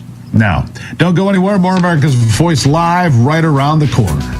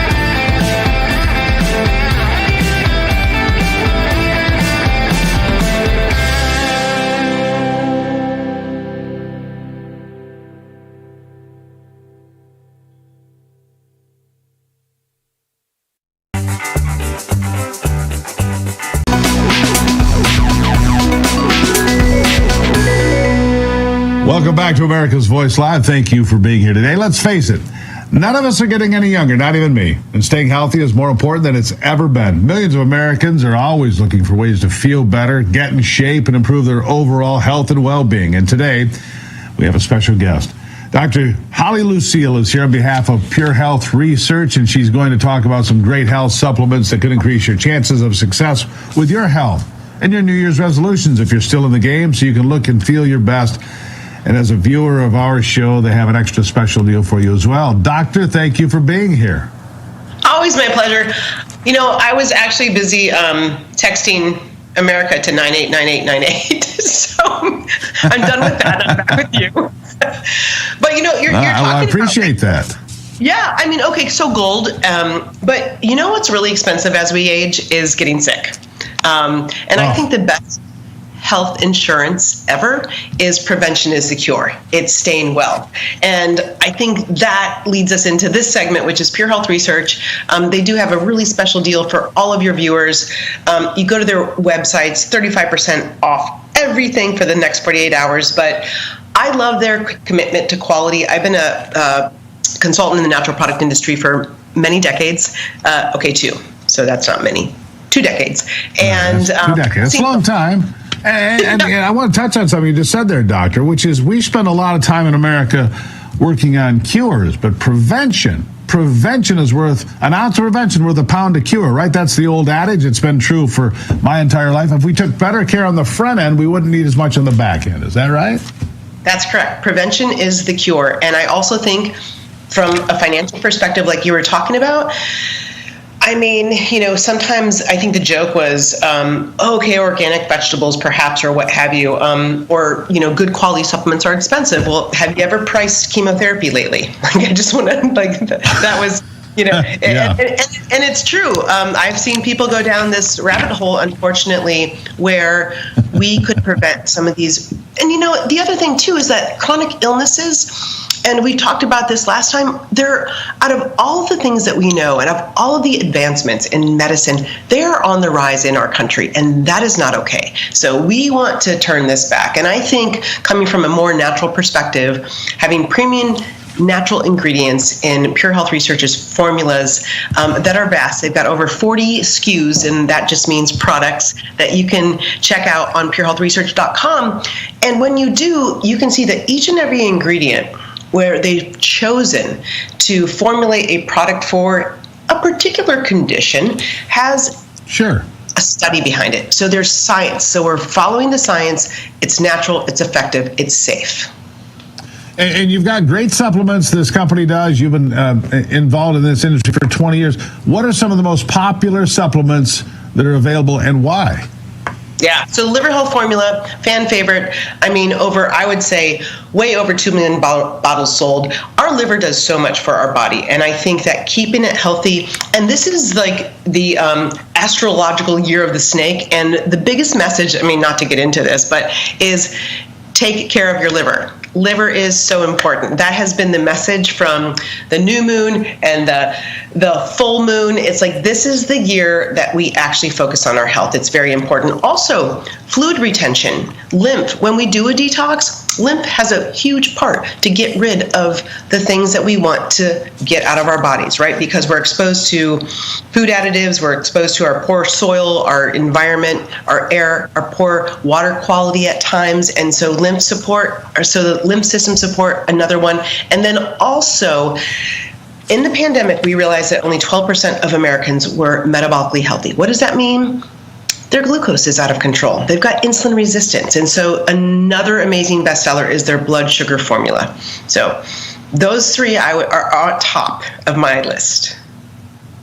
Those are really important things to have. And I want you to go back and explain the liver function. I mean, people realize if you have a beer or you have that liver's involved there, if you have some toxins, but it is a wide function and a wide list of functions for the liver that is critical to your health and well-being. It includes your skin, the way you metabolize the things that you eat and drink. I mean, it's involved with all of these processes, right? Yeah, 500 different functions a day. I mean, and so the Liver Health Formula, so over 100 million Americans have non-alcoholic fatty liver disease, right? So, and we're talking about children as well. So this means that, of course, alcohol is a pretty big assault on your liver, but we've got other things going on, and sugar is number one. And so this fat builds around not only organ itself, but those specialized hepatocytes. And it's not good because, yes, it can affect how you look and feel. If you've got stubborn weight gain, the liver is where you need to go. And so this formula can and could help reduce those fat deposits in the liver, ignite that metabolism to trim all of that fat off, and also flushing out those harmful toxins, which unfortunately, in this day and age, it's just every day we're exposed to them. Yeah, too much of it. Now, if you're interested right now in any of the formulas Dr. Holly has mentioned, head over to purehealthresearch.com where you can find more information about the 45 products they have, and you can try them risk-free. And for the next 48 hours, you'll save 35% in your order with the coupon code VOICE. It's 35% off. It's only for a short period of time, and you're protected by their 365-day money-back guarantee, so you risk nothing by giving them a try. But again, this incredible 35% discount is only for the next 48 hours, so shop and save now before it's too late. Doctor, greatly appreciate you being here. See you next time, bud. Thank you. All right. Again, it's purehealthresearch.com. Save 35% right now. purehealthresearch.com. We'll be back with the America's Voice question of the day, which, by the way, is this. What do you think about the Catholic bishops suing President Trump for guaranteed income? We'll be back.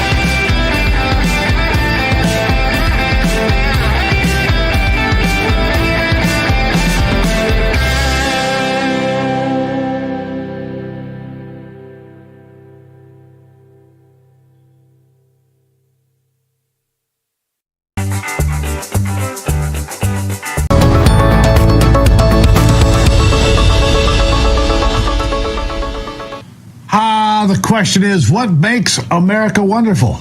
We do it every day in the hope of putting a smile on your face and to remind you just how great this country really is. And I know you believe it because, well, you're here. So here we go. After contributing tens of millions of dollars, Michael Jordan is marking the launch of another essential community health center, the 4th Michael Jordan Family Medical Clinic in North Carolina. The newest facility is the second open in Jordan's hometown of Wilmington, established in partnership with Novant Health, set to officially welcome patients on February 19th. That is today. The clinic aims to enhance primary care access for everyone, including those who are uninsured or underinsured. Michael Jordan and Novant Health first introduced this clinic model in Charlotte back in 2019, opening 2 strategically located facilities to help eliminate barriers to health care, such as transportation challenges, for example. For many Charlotte patients, visiting a Michael Jordan Family Medical Clinic was their first ever primary care experience, providing not just medical support, but also a sense of hope. Building on this success, Jordan's $10 million donation to the Novant Health Foundations enabled the expansion of 2 additional clinics in Wilmington. In addition to the clinic's primary care team, a community health worker will assist patients with community resources, and both Wilmington offices also support the work of Novant Health's community care cruiser to serve individuals across the region further. What a great thing, and that's why America is wonderful, people like Michael Jordan. All right, your question of the day. What do you think about the Catholic bishops suing President Trump for guaranteed income? Jeffrey Durr writes, where is the separation of church and state crowd when you need them? Well, that's a fair question. Debbie Rutledge Jones writes, why do we care about the Catholic bishops? They are men, mostly corrupt, and don't care about the people. We don't subsidize Baptist pastors or Presbyterian. What makes the Catholics so special? I don't know. You should ask them. David Hawk, which proves churches and businesses should pay federal and state taxes like any other business. Well, I'm just going to go ahead and disagree with you there, David. It has nothing to do with that. But I appreciate the input. Trish Hicks, God asks us to tithe, but these bishops want us to be forced to tithe through our taxes for something we don't want. Or are they seeking a golden cash cow to worship? I don't know. Patricia Cantulas, they have plenty of money. About time they started using it. Patricia, thank you for that. Greatly appreciate you being here. I greatly appreciate you all being here today and answering the question of the day. We'll have more tomorrow. Of course, tomorrow I'll be at CPAC in Washington, D.C., greater D.C., actually, and talking about the great CPAC get-together this year live. We'll be there with special coverage, so don't miss that. And don't miss us tomorrow morning here on the Steve Gruber Show to kick off your Real America's Voice broadcasting at 6 a.m. I'll see you tomorrow.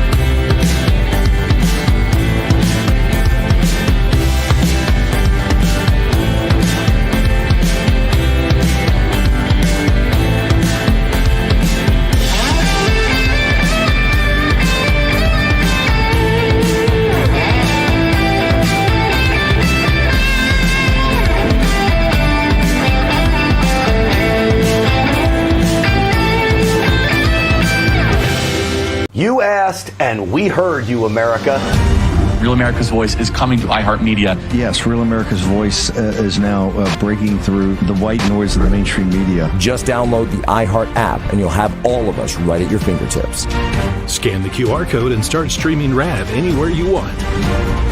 Real America's Voice, available whenever you need us. It's never been easier to stay connected with the voices you trust. Rav on iHeart means you can take us with you wherever you go. This is huge. The Truth on iHeart. Ready whenever you are. From Charlie Kirk to Steve Bannon, Jack Posobiec to Grant Stinchfield, you'll find all your favorite Rav hosts in one place. You can listen on Spotify, Apple, Pandora, or Amazon. Rav is now available everywhere you get your podcasts. All you need to do is scan the QR code right now. Download the iHeart app today and get ready for Real America's Voice. Scan the QR code and join the Rav movement. Coming up on Special Report, President Trump calls out Vladimir Zelensky for duping the United States into sending billions to Ukraine. And Elon Musk and DOGE are uncovering hundreds of millions of dollars of waste, fraud, and abuse, which could lead to reimbursements for every American. And one man is trying to stop the fentanyl epidemic with a new at-home fentanyl test. All of this and more right now on Special Report.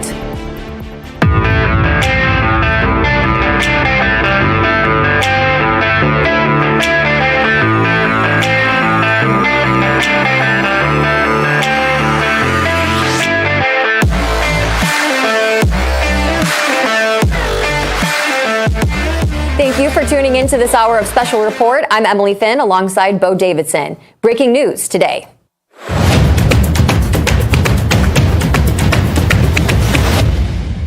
Two small planes have collided in midair at Arizona's Mariana Regional Airport, just northwest of Tucson. As of the latest reports, at least 2 people are dead. First responders are still at the scene and will have updates as more is revealed.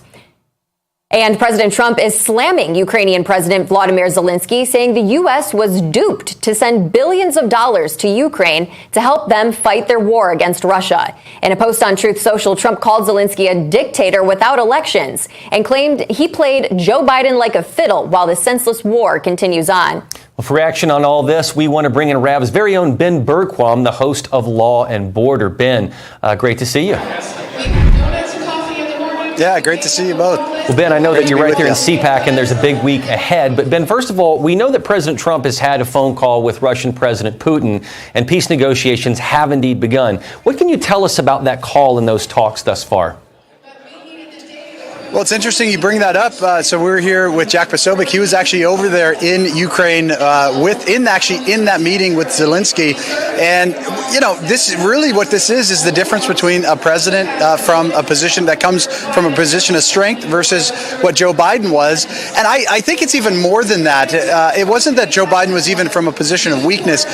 When we get to the bottom of this, you know, we're watching what DOGE is doing, we're watching what Elon Musk is doing through DOGE, but when we get to the bottom of the corruption, the true corruption that's been going on in our country for decades, Joe Biden is just going to be a drop in the bucket. His whole family, the crime family, what we found on his son Hunter Biden's laptop, all of that points to massive, massive corruption. And what happened in Ukraine, the amount of money, the billions of dollars that were sent to Ukraine are just a part of that corruption. And so President Trump is not messing around. And I think I think Vladimir Zelensky is getting a dose of reality.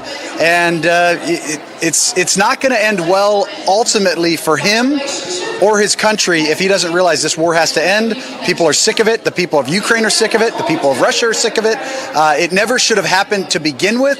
But ultimately, I think the root on all of this is corruption, both within their governments and our own government. And until that gets uncovered and disclosed, you know, we're going to be kind of fiddling around the edges. But that's the key to me, is getting to the root of the corruption, where all that money went, why it went there, and whose pockets it went back into in the United States. Yeah, absolutely, Ben. Without a doubt, there needs to be an end to all of this suffering. We also know that you've been closely covering all of the efforts from the Trump administration to crack down on immigration right here, at our southern border.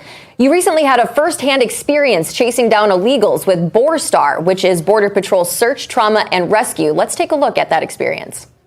Yeah, that's definitely a dump spot. So they'll come down here, dump some of their clothes, change clothes, and think that Border Patrol won't recognize them when they show up on the trail. And then sometimes they'll actually try to walk in down the trail like they're locals just up here for a hike. It's funny because they're so obvious, you know. I don't know who they'd fool, but...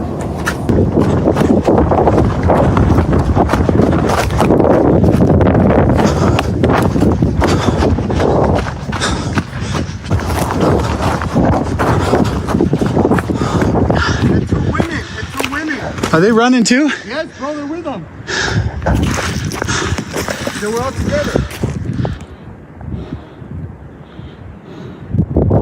So just speaking about the clothes that were left on the trail there, we got a group of 3 illegals coming down here. They were trying to blend in, walking down the trail. Looks like we got 2 more females walking up the trail, pretending like they're just out for a hike. Anthony spooked them and they started running, and now they're trying to run back up. I just sent the coordinates to our Border Patrol contacts, but you can see them going up the hill right there as we speak, trying to run away right here on the trail to Mount Cristo Rey. These guys look like they're trying to get over to another spot. I think we should go up this way, Anthony, and cut them off. Let's go check it out. The women are going back up the other way. Yes, sir. Okay, you got it. You're welcome.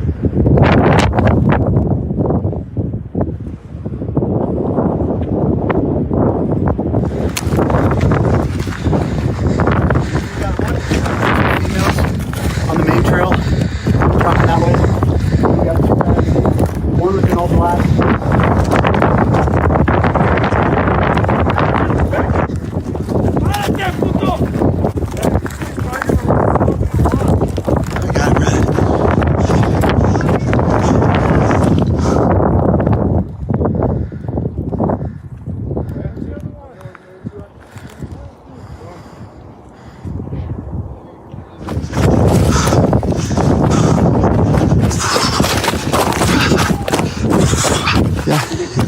Yeah. He's cutting across. Yeah, it's in the wash. And there's another in all black up and over. There he is. Hold on, stay down. There's no more checks. Lay down. We'll start moving soon. If he goes left, it's perfect. We're gonna follow his trail once we get down. Roger. He's not that far.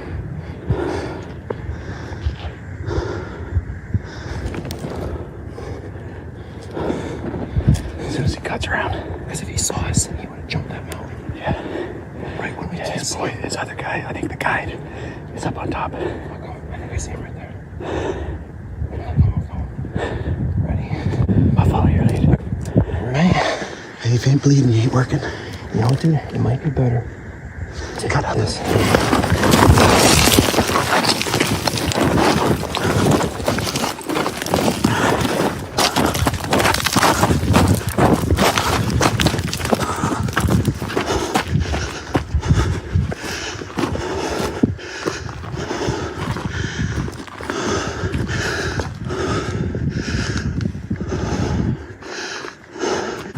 Top of the hill. Black. Right here. Is that? Okay. He's right here. Where? Yeah. Top side.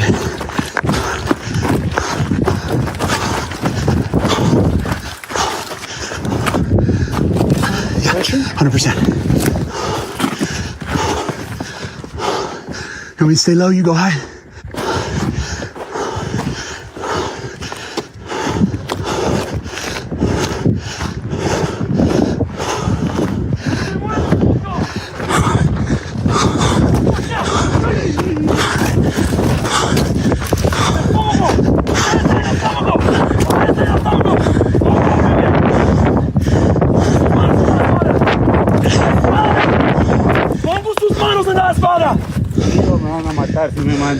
They're going after more.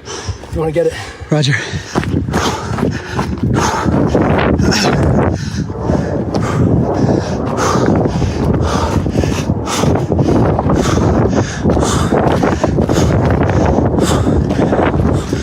Where's he from?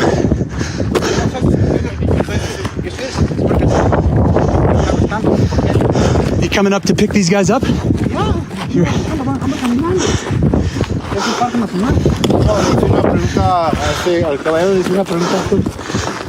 What were you doing up here? Walking. I'm walking. Why off the trail? Why'd you run from these guys? I don't know. You just ran? Is that normal? No, it's normal. Were you coming to pick up? Monday? Were you coming to pick up illegals? ¿Cómo se dice en español?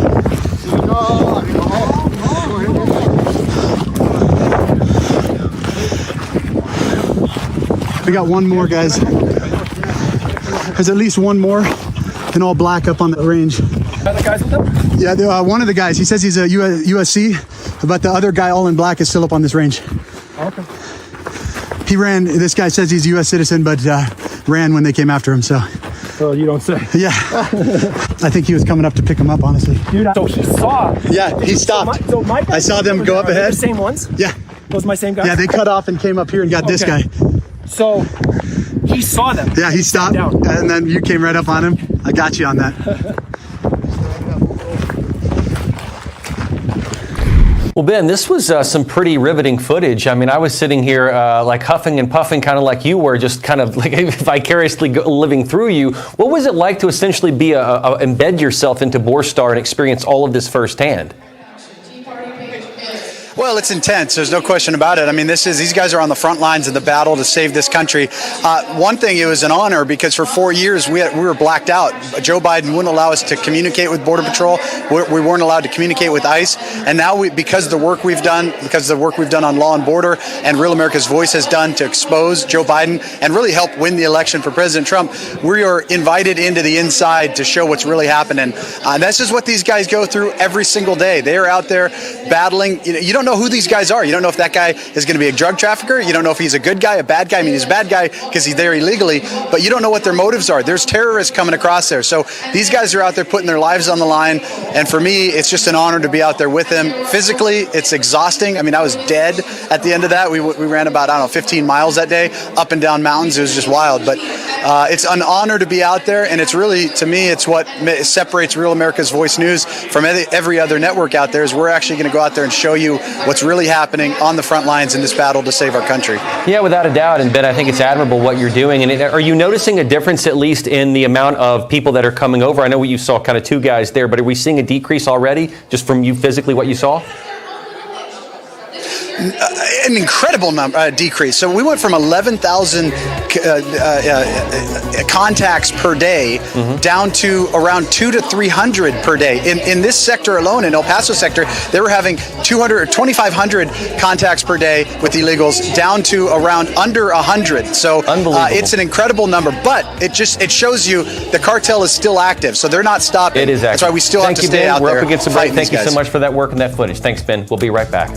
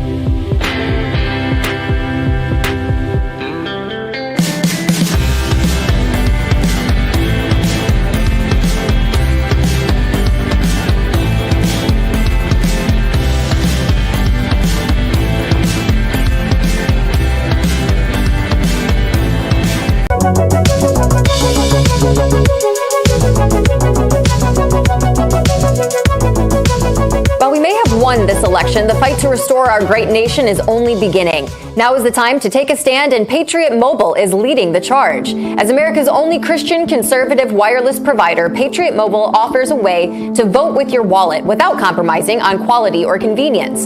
Patriot Mobile isn't just about providing exceptional cell phone service, it's a call to action to defend our rights and freedoms. With Patriot Mobile, you'll get outstanding nationwide coverage because they operate on all 3 major networks. If you have cell phone service today, you can get cell phone service with Patriot Mobile with a coverage guarantee. But the difference is every dollar you spend supports the First and Second Amendments, the sanctity of life, and our veterans and first responders. And switching is easy. Keep your number, keep your phone, or upgrade. Their 100% U.S.-based customer support team will help you find the perfect plan. Right now, go to patriotmobile.com/RAV or call 972-PATRIOT and get a free month of service with promo code RAV. Switch to Patriot Mobile today and defend freedom with every call and text you make. Visit patriotmobile.com/RAV or call 972-PATRIOT. Welcome back to Special Reports. New polling data reveals President Trump's policies are winning the voters. The survey found crackdowns on immigration, abolishing DEI policies, and DOGE's efforts to reduce government waste have been some of the president's most popular issues so far. In addition, 42% of black men now say they approve of the job that Trump is doing, showing how the political realignment from last November appears to be accelerating. We want to welcome to the show for discussion Chris Lane, the Director of Client Strategy at Signal Polling Firm. Chris, welcome to Special Report. Thanks for having me, guys. Let's break down these numbers that you've analyzed for us. Let's start with this finding from your poll about black men that Emily just mentioned. What does this tell us about how African-American communities are changing their political views? Does the Democratic Party no longer have their boots on their neck like they did at one time? I mean, if you're the Democratic Party, you have a serious problem on your hands, because in these swing states for a long, long time, the only reason you were competitive is because you were winning Black and Hispanic men by a huge margin. And now those margins are as small as we've ever seen them. And as you mentioned, 42% of black men now have a favorable image of President Trump. That is 3x what we saw 4 years ago. This is a huge, huge shift in a very short period of time. Yeah, and Chris, your poll finds that Trump not only has the highest approval rating since you began surveying Americans, there also is all-time high optimism about the direction of the country. What do you think Trump has been doing specifically? I know he's been doing a whole lot, but what specifically has contributed to this newfound positivity? Yeah, the fact of the matter is President Trump has better polling numbers today than at any point in the last decade. A majority of Americans support what he's done at the border. A majority of Americans support what DOGE is up to. And for the very first time, Trump's unfavorables are below 50%, and we haven't seen that. His approval rating actually has a higher percentage of people who approve the job he's doing than disapprove the job he's doing, a feat Joe Biden never even sniffed for the better part of 4 years. Well, Chris, leading up to the November presidential election, inflation and border security were top issues at the front of the minds of the American people. Has that changed at all now that Trump has officially been back in office? Yeah, we reached a point last year that not just amongst Republicans, among all voters, immigration had almost become the number one issue overall. We've now seen that drop nearly 20 points as a top priority. It's because people are less and less concerned that this is a major problem because of what President Trump has done in the first 40 days. If there's one thing we really need to focus on as the biggest win for President Trump, it's absolutely the border and the way he's alleviating people's concerns over, just a short period of time. And I'm curious what fills that vacuum. Right now, it's inflation in the economy, as it has been for a very long time. But I think you're going to see new issues emerge as President Trump addresses some of these major concerns that people have. Chris, your poll found a declining favorable image for congressional Democrats. Do you think this could potentially contribute to a red wave once the midterm elections come around? Well, historically, 2 years into a presidency, the party that holds the White House usually has a very difficult time. But what we're seeing right now is Republicans' numbers are better than we expected them to be, and Democrats can't get out of their own way.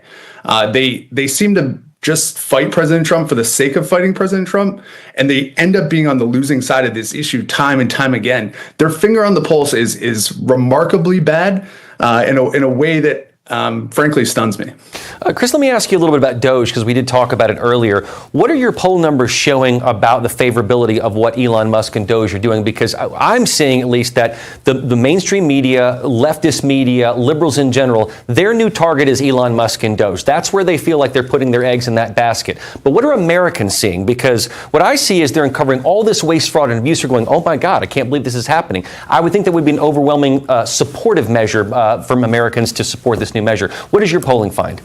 Yeah, it's an interesting dynamic because Elon Musk himself, his image is dropping and dropping and dropping. And it's precisely because the media attacks him 24 hours a day, a very similar thing that we saw with President Trump for the better part of a decade. But the more interesting part is that DOGE itself and the idea of going after wasteful spending, the majority of the country supports. And it's just yet another example where the mainstream media is completely out of touch with the American people. They, of course, support protecting American taxpayer funds.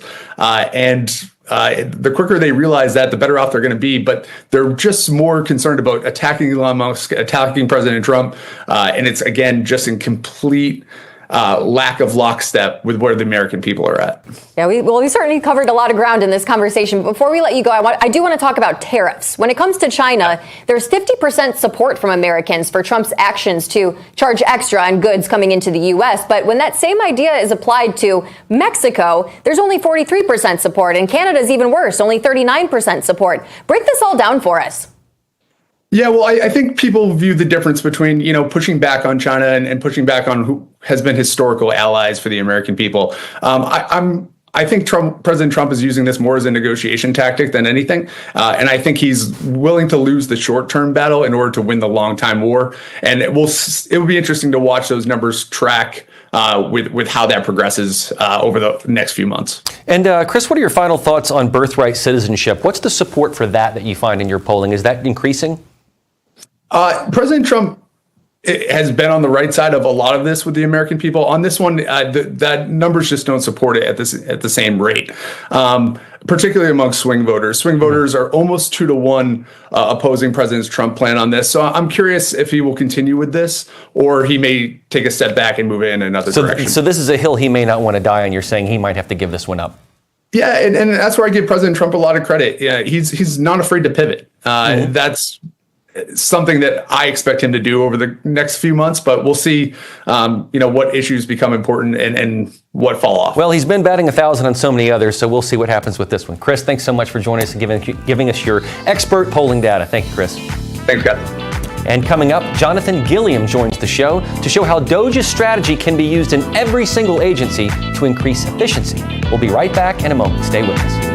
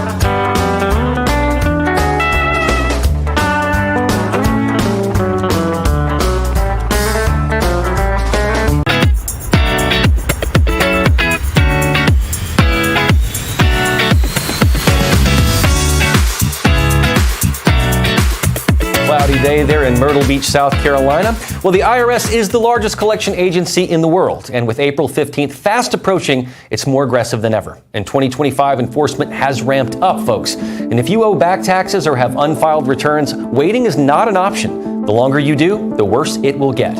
Ignoring your tax troubles is the worst thing you can do. April 15th marks another tax year that has passed you by.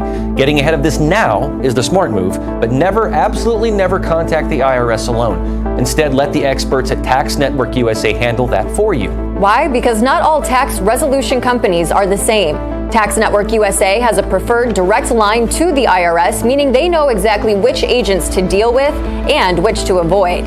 With proven strategies to settle tax problems in your favor, whether you owe $10,000 or $10 million, Tax Network USA's attorneys and negotiators have already resolved over $1 billion in tax debt. Talk with one of their strategists today. It's free. Stop the threatening letters, stop looking over your shoulder, and protect yourself from property seizures and bank levies. Don't let the IRS control your future. Call 1-800-905-8000 or visit tnusa.com/RAF. April 15th is just around the corner. Act now before the IRS acts first. And welcome back to Special Report. Well, it's no secret that Elon Musk and company are putting the word do in DOGE, but perhaps it's more apropos to use the word don't, because DOGE is transparently showing us what not to do with our money, uncovering hundreds of millions of dollars in waste, fraud, and abuse. The government auditing we are seeing right now is unprecedented and perhaps a great example of what can and should be done across the board. Jonathan Gilliam is a former Navy SEAL and FBI special agent, and he is here to shed some light on this matter. Welcome to the show, Jonathan. Good to be with you. Jonathan, DOGE is on a tear right now, uncovering rampant waste, fraud, and abuse. Much, of course, to the dismay of liberals who would use these agencies as a sort of piggy bank. I mean, after all, why do you need money to grow on trees when you have USAID for that, right? Well, outside of the revelations of DOGE, what lessons, Jonathan, can be learned about its strategy and its process? Well, first of all, I think we should just combine fraud, waste, and abuse into criminal behavior. That's what we're criminal actions. We should just reduce it to that because it's really just fraud. What we mostly see is fraud, and that the abuse and the waste, those things are done intentionally, not unintentionally. So, but I think the system that DOGE is using, the way that they're auditing the financial part of this, is the same way. It's the same system you can use to audit, for instance, tactics in the DOD. Have we won a war since World War II? No, we haven't. So what do we do then to find out better tactics? Well, let's use the DOGE system to audit what tactics work and what don't, and why those tactics are being used that don't work. Why do we fight forever wars? Why do we get rid of dictators and then stop and not eliminate the enemy? And I think we could go through law enforcement. We could look at how they do investigations. We could look at all these things. Of course, the experts that are being utilized to do the audit would have to be real experts in those areas. But the system in which DOGE is going about and systematically looking at these things, I think it could be easily put to the different aspects of the mission statements of each one of these agencies, and you could literally decimate the incompetency and rebuild each one of these into real fighting machines and real investigating machines, and get rid of and identify and get rid of where the criminal behavior, where the ideological behavior exists, where all these things that veer off from the mission statement exist. Absolutely. And it's just such a large task to be doing this at the federal level. You know, we had a state senator on recently who said he wanted to implement a statewide DOGE to do the very same thing at the state level. Shouldn't all states adopt some sort of DOGE-like apparatus to do a full audit of wasteful spending?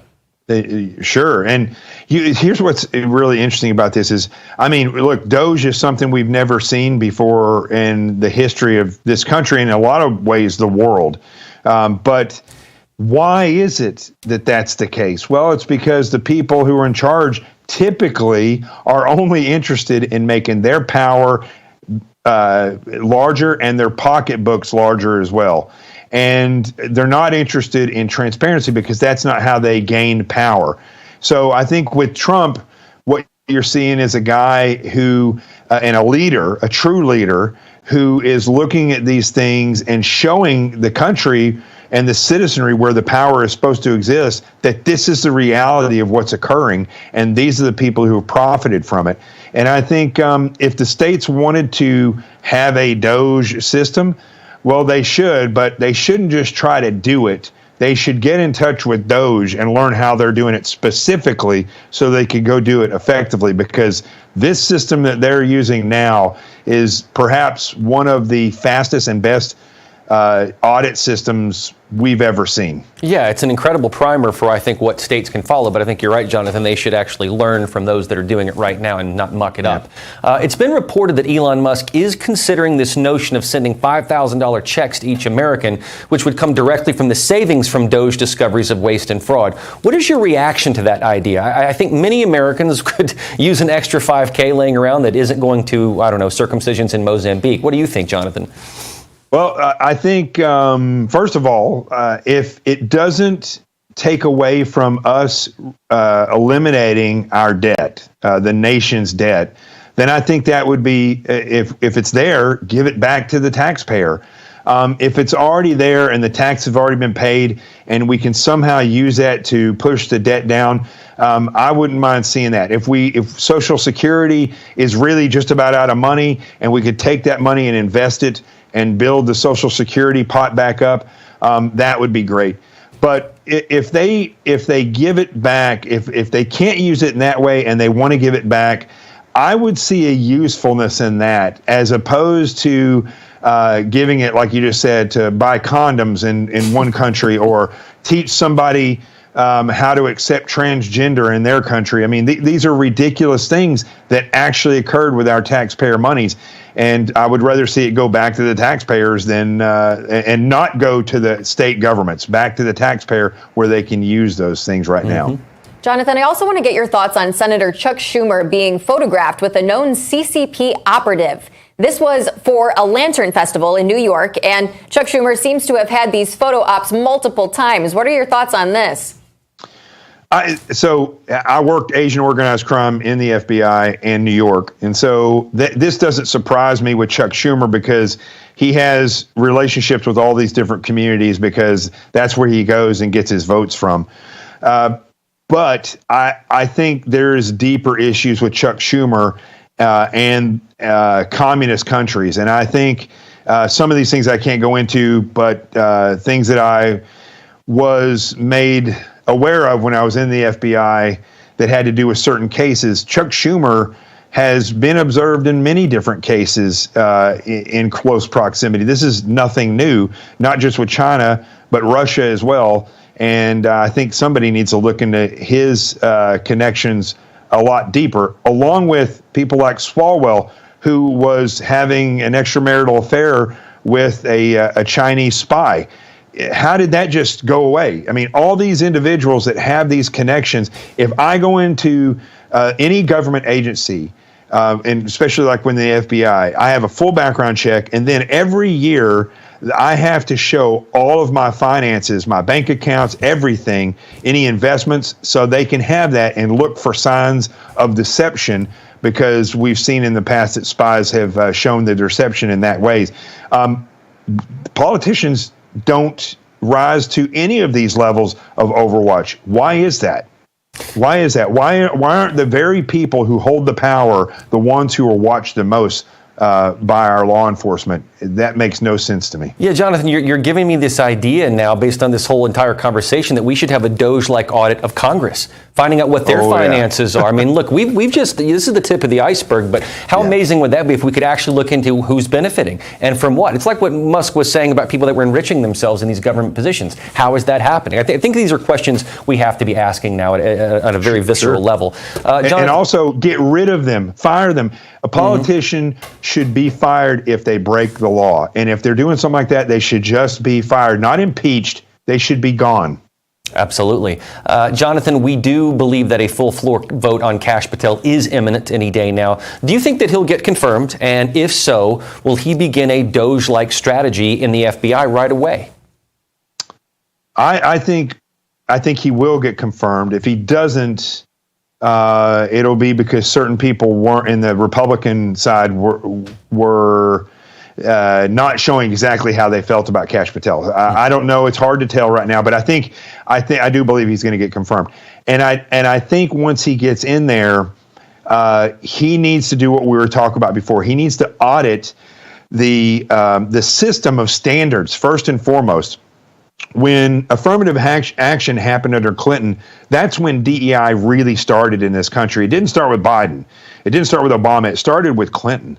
And it was just called something different. And when that occurred, standards went down, and then the careerists came in, and between the careerists and the DEI hires, those people that were promoted had lower standards. So if Kash Patel comes in, raises all those standards, females have to do pull-ups, you have to have a physical fitness, no drugs ever. You have to meet qualifications that are rigid. If he does that, then you know the recruits coming in are going to be the proper ones. And the people that are already in there, most of them would never be able to meet the physical fitness requirements alone, let alone the other things. The other thing he could do real quick is that he could look at and audit who these people are that are at the top. And if they lean in an ideological position like all left, then you know there's been a systematic push.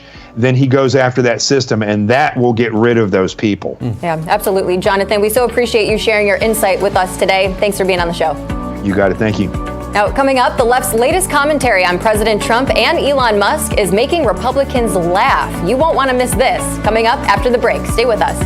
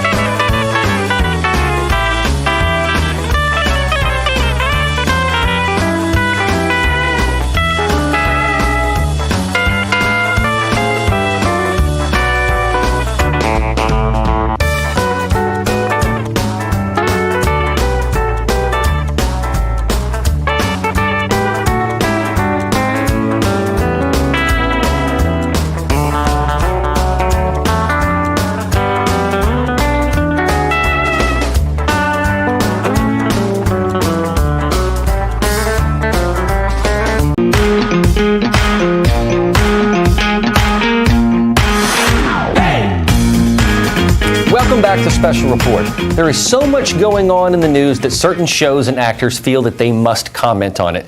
And it's their comments that truly make most of America laugh because they are so far left and out of touch. Here to discuss the latest antics of the left is conservative Ant, Anthony Raimondi. Ant, thanks for being on the show again. Hey guys, thanks for having me again.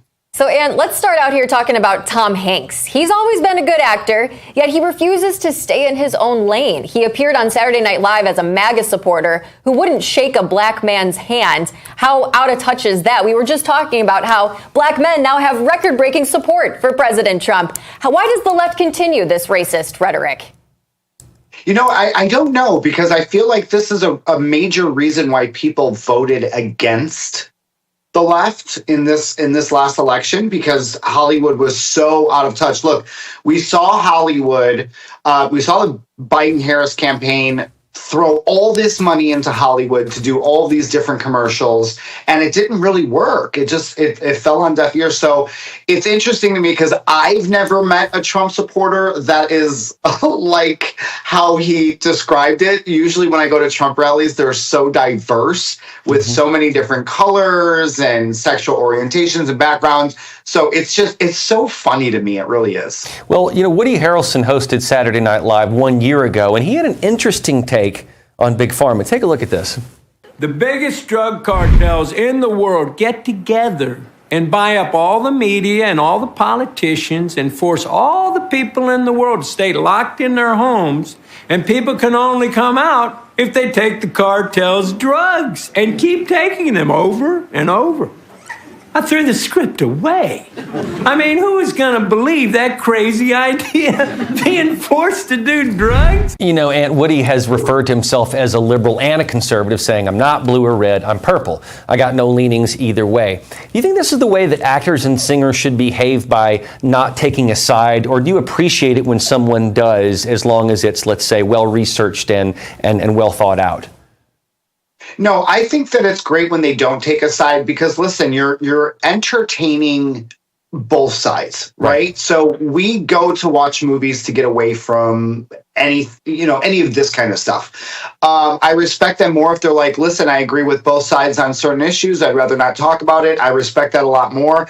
I am not basing my vote. I mean, that's me. I'm not basing my vote based on what some actor says. So I think it's smart to just kind of stay in the middle. So let's go over to the Trump supporting show, The View, and more like the Trump Haters Club. The things they report are often one-sided. Now, they are blaming Trump for the Delta airline crash in Toronto. How on earth are they putting these pieces together?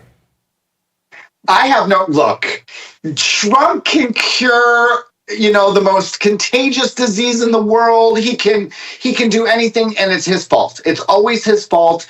These ladies, it's really hard to stomach these ladies because they are so radical. I think there's one host on the panel who actually said the other day, what do you want me to do? Said this to Whoopi. What do you want me to do? I'm trying to agree and then disagree about things, but it doesn't seem like we can have a conversation.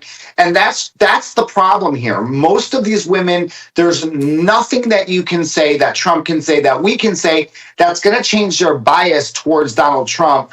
I don't even think the plane crash was here. It was in Canada. So I don't know. Maybe that would be Trudeau's fault. That's a good point. That's a good point. Now, let's focus on the real news that's actually happening in the U.S. President Trump and Elon Musk, they sat down for an interview with Sean Hannity on Fox last night, and they covered the topic of the Democrats not wanting Elon and his team to audit the Treasury, Social Security, other departments. Why are the Democrats going crazy over this? I mean, is it just an admission that they have something to hide? The only reason why you would be mad about this is if you did have something to hide. It's just, I don't know what the left is protesting exactly. If anything, this should be the thing that unites us as Americans, because they're literally showing everyone where this wasted money is going. And don't forget, these politicians are getting paid, and then their net worth is in the millions. So they're getting paid, what is it, $100,000 a year, whatever the number is. I don't have that in front of me. But then their net worth is in the millions. So tell me what's wrong here. I think that Americans should unite on this, because this is something that's pretty interesting. And I don't know, guys. I can't wrap my mind around what. I don't even think these people know what they're protesting outside at this point. It's insane. I think they don't like that it's coming from two strong males, alpha males, who are straight and white. I think that's part of it. Yeah. They aesthetically, they cannot handle that. And they're trying to bring up the tyranny of the patriarchy and all that bull crap again. I think that's part of it, Anthony. That's just my theory. It's a very good theory. Look, I think that if we as Americans are able to be audited if you don't pay your taxes for quite some time, then I think as Americans, we should be able to audit every single department in our government. Amen to that. Yeah, I think very well said. All right, Anthony, thank you so much for being on the show today. Thanks, guys. Thank you. Coming up, as the fentanyl epidemic continues, one man has created an instant test strip that could save countless lives. JC Shepard joins us when we return. We'll be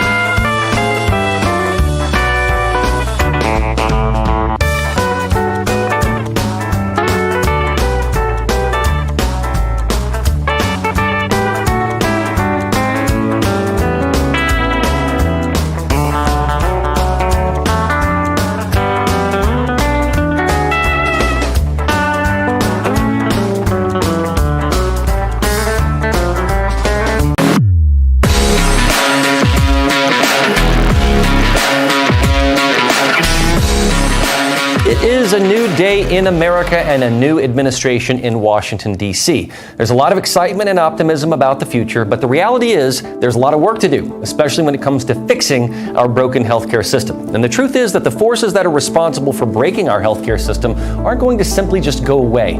The challenges our system faces won't disappear overnight. So now more than ever, you need to be prepared, and that's where the Wellness Company comes in.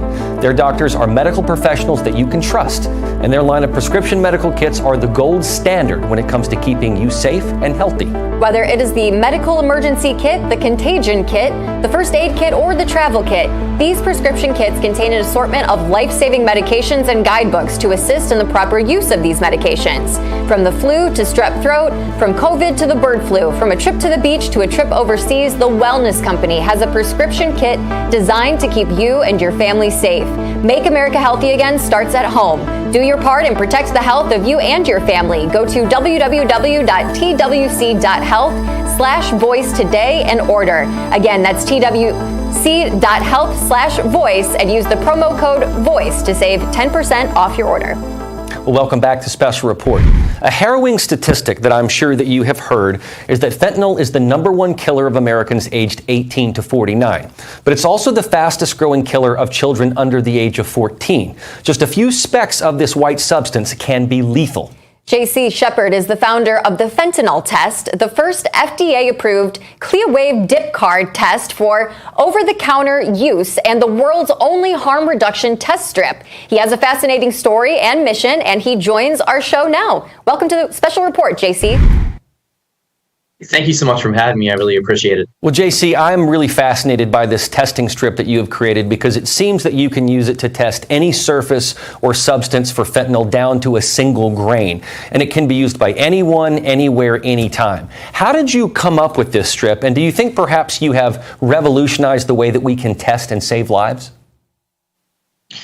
Well, thank you so much for that. But I believe we do. We actually did because, I mean, when you come down to science and things, it's really hard. I mean, we had in the last 4 hours, we talked to 2 states AGs about this and their opioid crisis teams. And when you come down to science, those people understand. But really what it comes down to, guys, is if you're a drug user and you are going to want to test your substance for fentanyl, you are not going to destroy your substance. You need your drug. So we wanted to come up with something first and foremost that has no dilution whatsoever, because I mean, what they're doing right now with the tests that they've been using, they're full dilution. You have to submerge your cocaine, your methamphetamines, your heroin, whatever you're utilizing. You have to actually submerge that entirely in water and then utilize whatever strip that you're using and test it that way.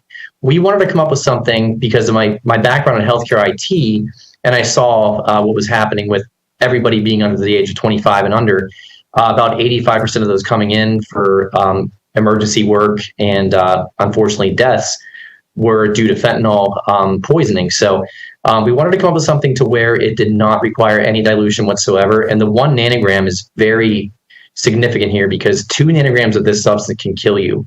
So that's really what we came up with this based on the fact that we wanted to make sure that people will actually use something and that, it will find something to a level that will not even make you sick, to be honest.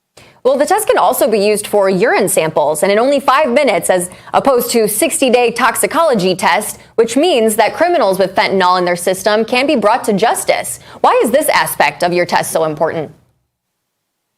Well, to be quite honest with you, so we designed the urine aspect for parole and probation officers because right now, most jurisdictions are not utilizing this test. So there's a big difference, guys, and I know you understand this being on RAP, but there is a difference between a poisoning and an overdose. A true overdose is a person that is actually seeking to use fentanyl, and we find that almost 87% of parole and probationees are utilizing fentanyl because they're not being tested for it. And the reason why is it's a major tax payer. We're talking $750 to $1,500 per test to send to a lab. So we wanted to create something where probation officers and parole officers could use something that could be administered by them, that first and foremost, the FDA clearance and the CLIA waiver to where it's actually certified. And, it comes down to the fact that it's even over the counter, so it's that easy to use. But we wanted to make something to where even a deterrent, when people know, I mean, addicts and the people that deliver the substances are the most creative people on earth. So when it comes down to it, even when these addicts know they can move their heroin addiction and opiate addictions to something to stay out of prison and utilize fentanyl, we figured that might really clear up most of the overdoses because it's even knowing that exists now and you can go back to prison because there's a fentanyl test, it will stop people from overdosing. That's a good point. Well, JC, I'm a new parent, so when I learned that the stat is that fentanyl is killing so many kids under 14, how would you use this strip for, let's say, realistic purposes rather than the paranoia of, okay, now I have to test my kid's lunchbox or the train rail or any surface or substance for that matter? It's a tremendous tool that you have, but how do you use it in a sensible way? Well, that's a really great question because, to be honest with you, a lot of this comes down to parental awareness and just talking to your kids and relating to them because, I've never been a person that really defied my parents, but, I know my parents, even though they're the greatest parents on earth, they tried a substance before. They did something when they were young and, having fun and just following, I guess, the crowd, if you will. But now you can't do that. We have 13-year-olds trying a pill for the first time that are not surviving. So it really comes down to the parents first and foremost saying, hey, listen, if you are going to do something or if you have peer pressure at a party, take this strip out, utilize it, test whatever you're about to do. It's not going to ruin the substance. You don't have to put anything in water whatsoever. Just touch the stick to this, put the buffer liquid on the stick and say, hey, this is okay to use. Because it's really, it's such, well, there's many shames about this whole situation, but kids, truly, we're losing 22 adolescents a week right now to this substance. And that's really the way it has to go. It's school assemblies. I mean, people really need to speak about the awareness of this. And parents, you almost hate to say that, I hate to see people's deaths politicized and how fentanyl is politicized, but it did spread at least somewhat awareness to where parents now know about it and they can talk to their kids about it, but they can also go to their CVS, their Walmart, whatever is on their street right now and get these tests and say, hey, listen, utilize this. You'll still be cool doing it and you'll save everybody. Yeah, absolutely. Yeah, saving lives should be the priority. JC, your group, Lost Voices of Fentanyl, was recently suspended from Facebook for apparent misinformation about drugs. I thought that Mark Zuckerberg was supposed to be lifting censorship, not increasing it. What exactly is happening here, and what is your message to Zuckerberg? Well, so Lost Voices, they're a partner of ours. They're absolutely fantastic. They have 37,000 people in their group, and this is why it's so unfortunate, because probably almost every single one of those 37,000 people lost a son or a daughter or a family member, and it's still growing. So it's very important for them to have this group. And let's be honest here, this is a 501c3 registered charity. So for them to shut down this group because they're saying they're promoting drugs, it blows my mind. But yeah, you hit it on the head. I mean, I know very much about censorship because I'm also the owner of Wimkin Social Media, and we were tried to be shut down by everybody but the app stores, just because we allowed free speech. But when it comes down to this, I mean, they're a registered charity, and they're talking about saving other people's lives, spreading awareness. And to have that shut down, again, I think it's the fourth time in 4 months that they've done this. No warning, nothing whatsoever. They just say you're promoting drugs. JC, I know that you've met with a number of the top people in the Trump administration about the fentanyl crisis, and with new HHS Secretary RFK Jr., do you think that we may see mass-scale changes in policy and strategy when it comes to tackling this epidemic? I do. I was fortunate enough to meet with Bobby right after the inauguration on January 21st, and it was a private meeting, and he offered to write every single governor a letter stating, hey, listen, I mean, the man is a recovering addict himself. I think he's almost 30 years sober, so he understands intricately why these are so important, because, addicts will actually use these tests. What they have right now, I want DOGE to audit. I want to say, why are they spending money on Canadian tests that we're talking about $500 million collectively that they're spending on tests that people don't use? I mean, even police officers don't want to use these because they have to throw everything in water to see if there's even something illegal in the substance. But an addict is not going to do that. They need their substance. So fundamentally, yes, I believe that we have the best person in there that's actually going to do this and help. And if they actually do implement the plan that we discussed, we will cut down fentanyl deaths by 50%, especially poisonings, within 18 months. Wow, that is remarkable. Now, for parents, what are some things to look for if you worry that your child or loved one might be dabbling with recreational drugs, which could, of course, lead to their death if they are laced with fentanyl? Fentanyl it's so potent that if they actually do try that, especially as a child, they're probably not going to be coherent. They're going to be completely out of sorts. They're going to be sick. Let's be honest. They're going to be completely someone that, as a parent, you would not recognize. I have a 4 and 8 year old, and, literally you have 11, 12, 13-year-olds trying a pill at this point in time. So you have to look out for, first and foremost, look at the friends. I mean, look at what's happening there. Look at the parents, too, of the friends. I mean, you really have to kind of select who your children are speaking to nowadays and who they're, hanging around. It's horrible to say and think about, but this is a true epidemic that can't be ignored. And that one time you do ignore it could cost, your child their life. So it really comes down to the fact that with fentanyl, there's not much to look for because it's so potent and so quickly it could hurt somebody. But, the same thing with, if it's leading into things like marijuana, drinking even, the slurring of the words, the eyes, the slow mobility, those things will happen. But with fentanyl, it's unfortunately probably going to end up in an emergency room. Yeah. Well, JC, thank you so much for being on Special Report. I know the fentanyl test is going to make a huge difference here in the United States. Best of luck to you. Thank you guys so much. Really appreciate it. And thank you to our viewers. Be sure to check out Special Report along with all of our RAV shows now on iHeart Podcast. And we want to hear from all of you on Getter, so if you haven't joined, go check out the app. And if you're already there, reach out and let us know what you think of Special Report. We'll see you next week. Now stay tuned for War Room.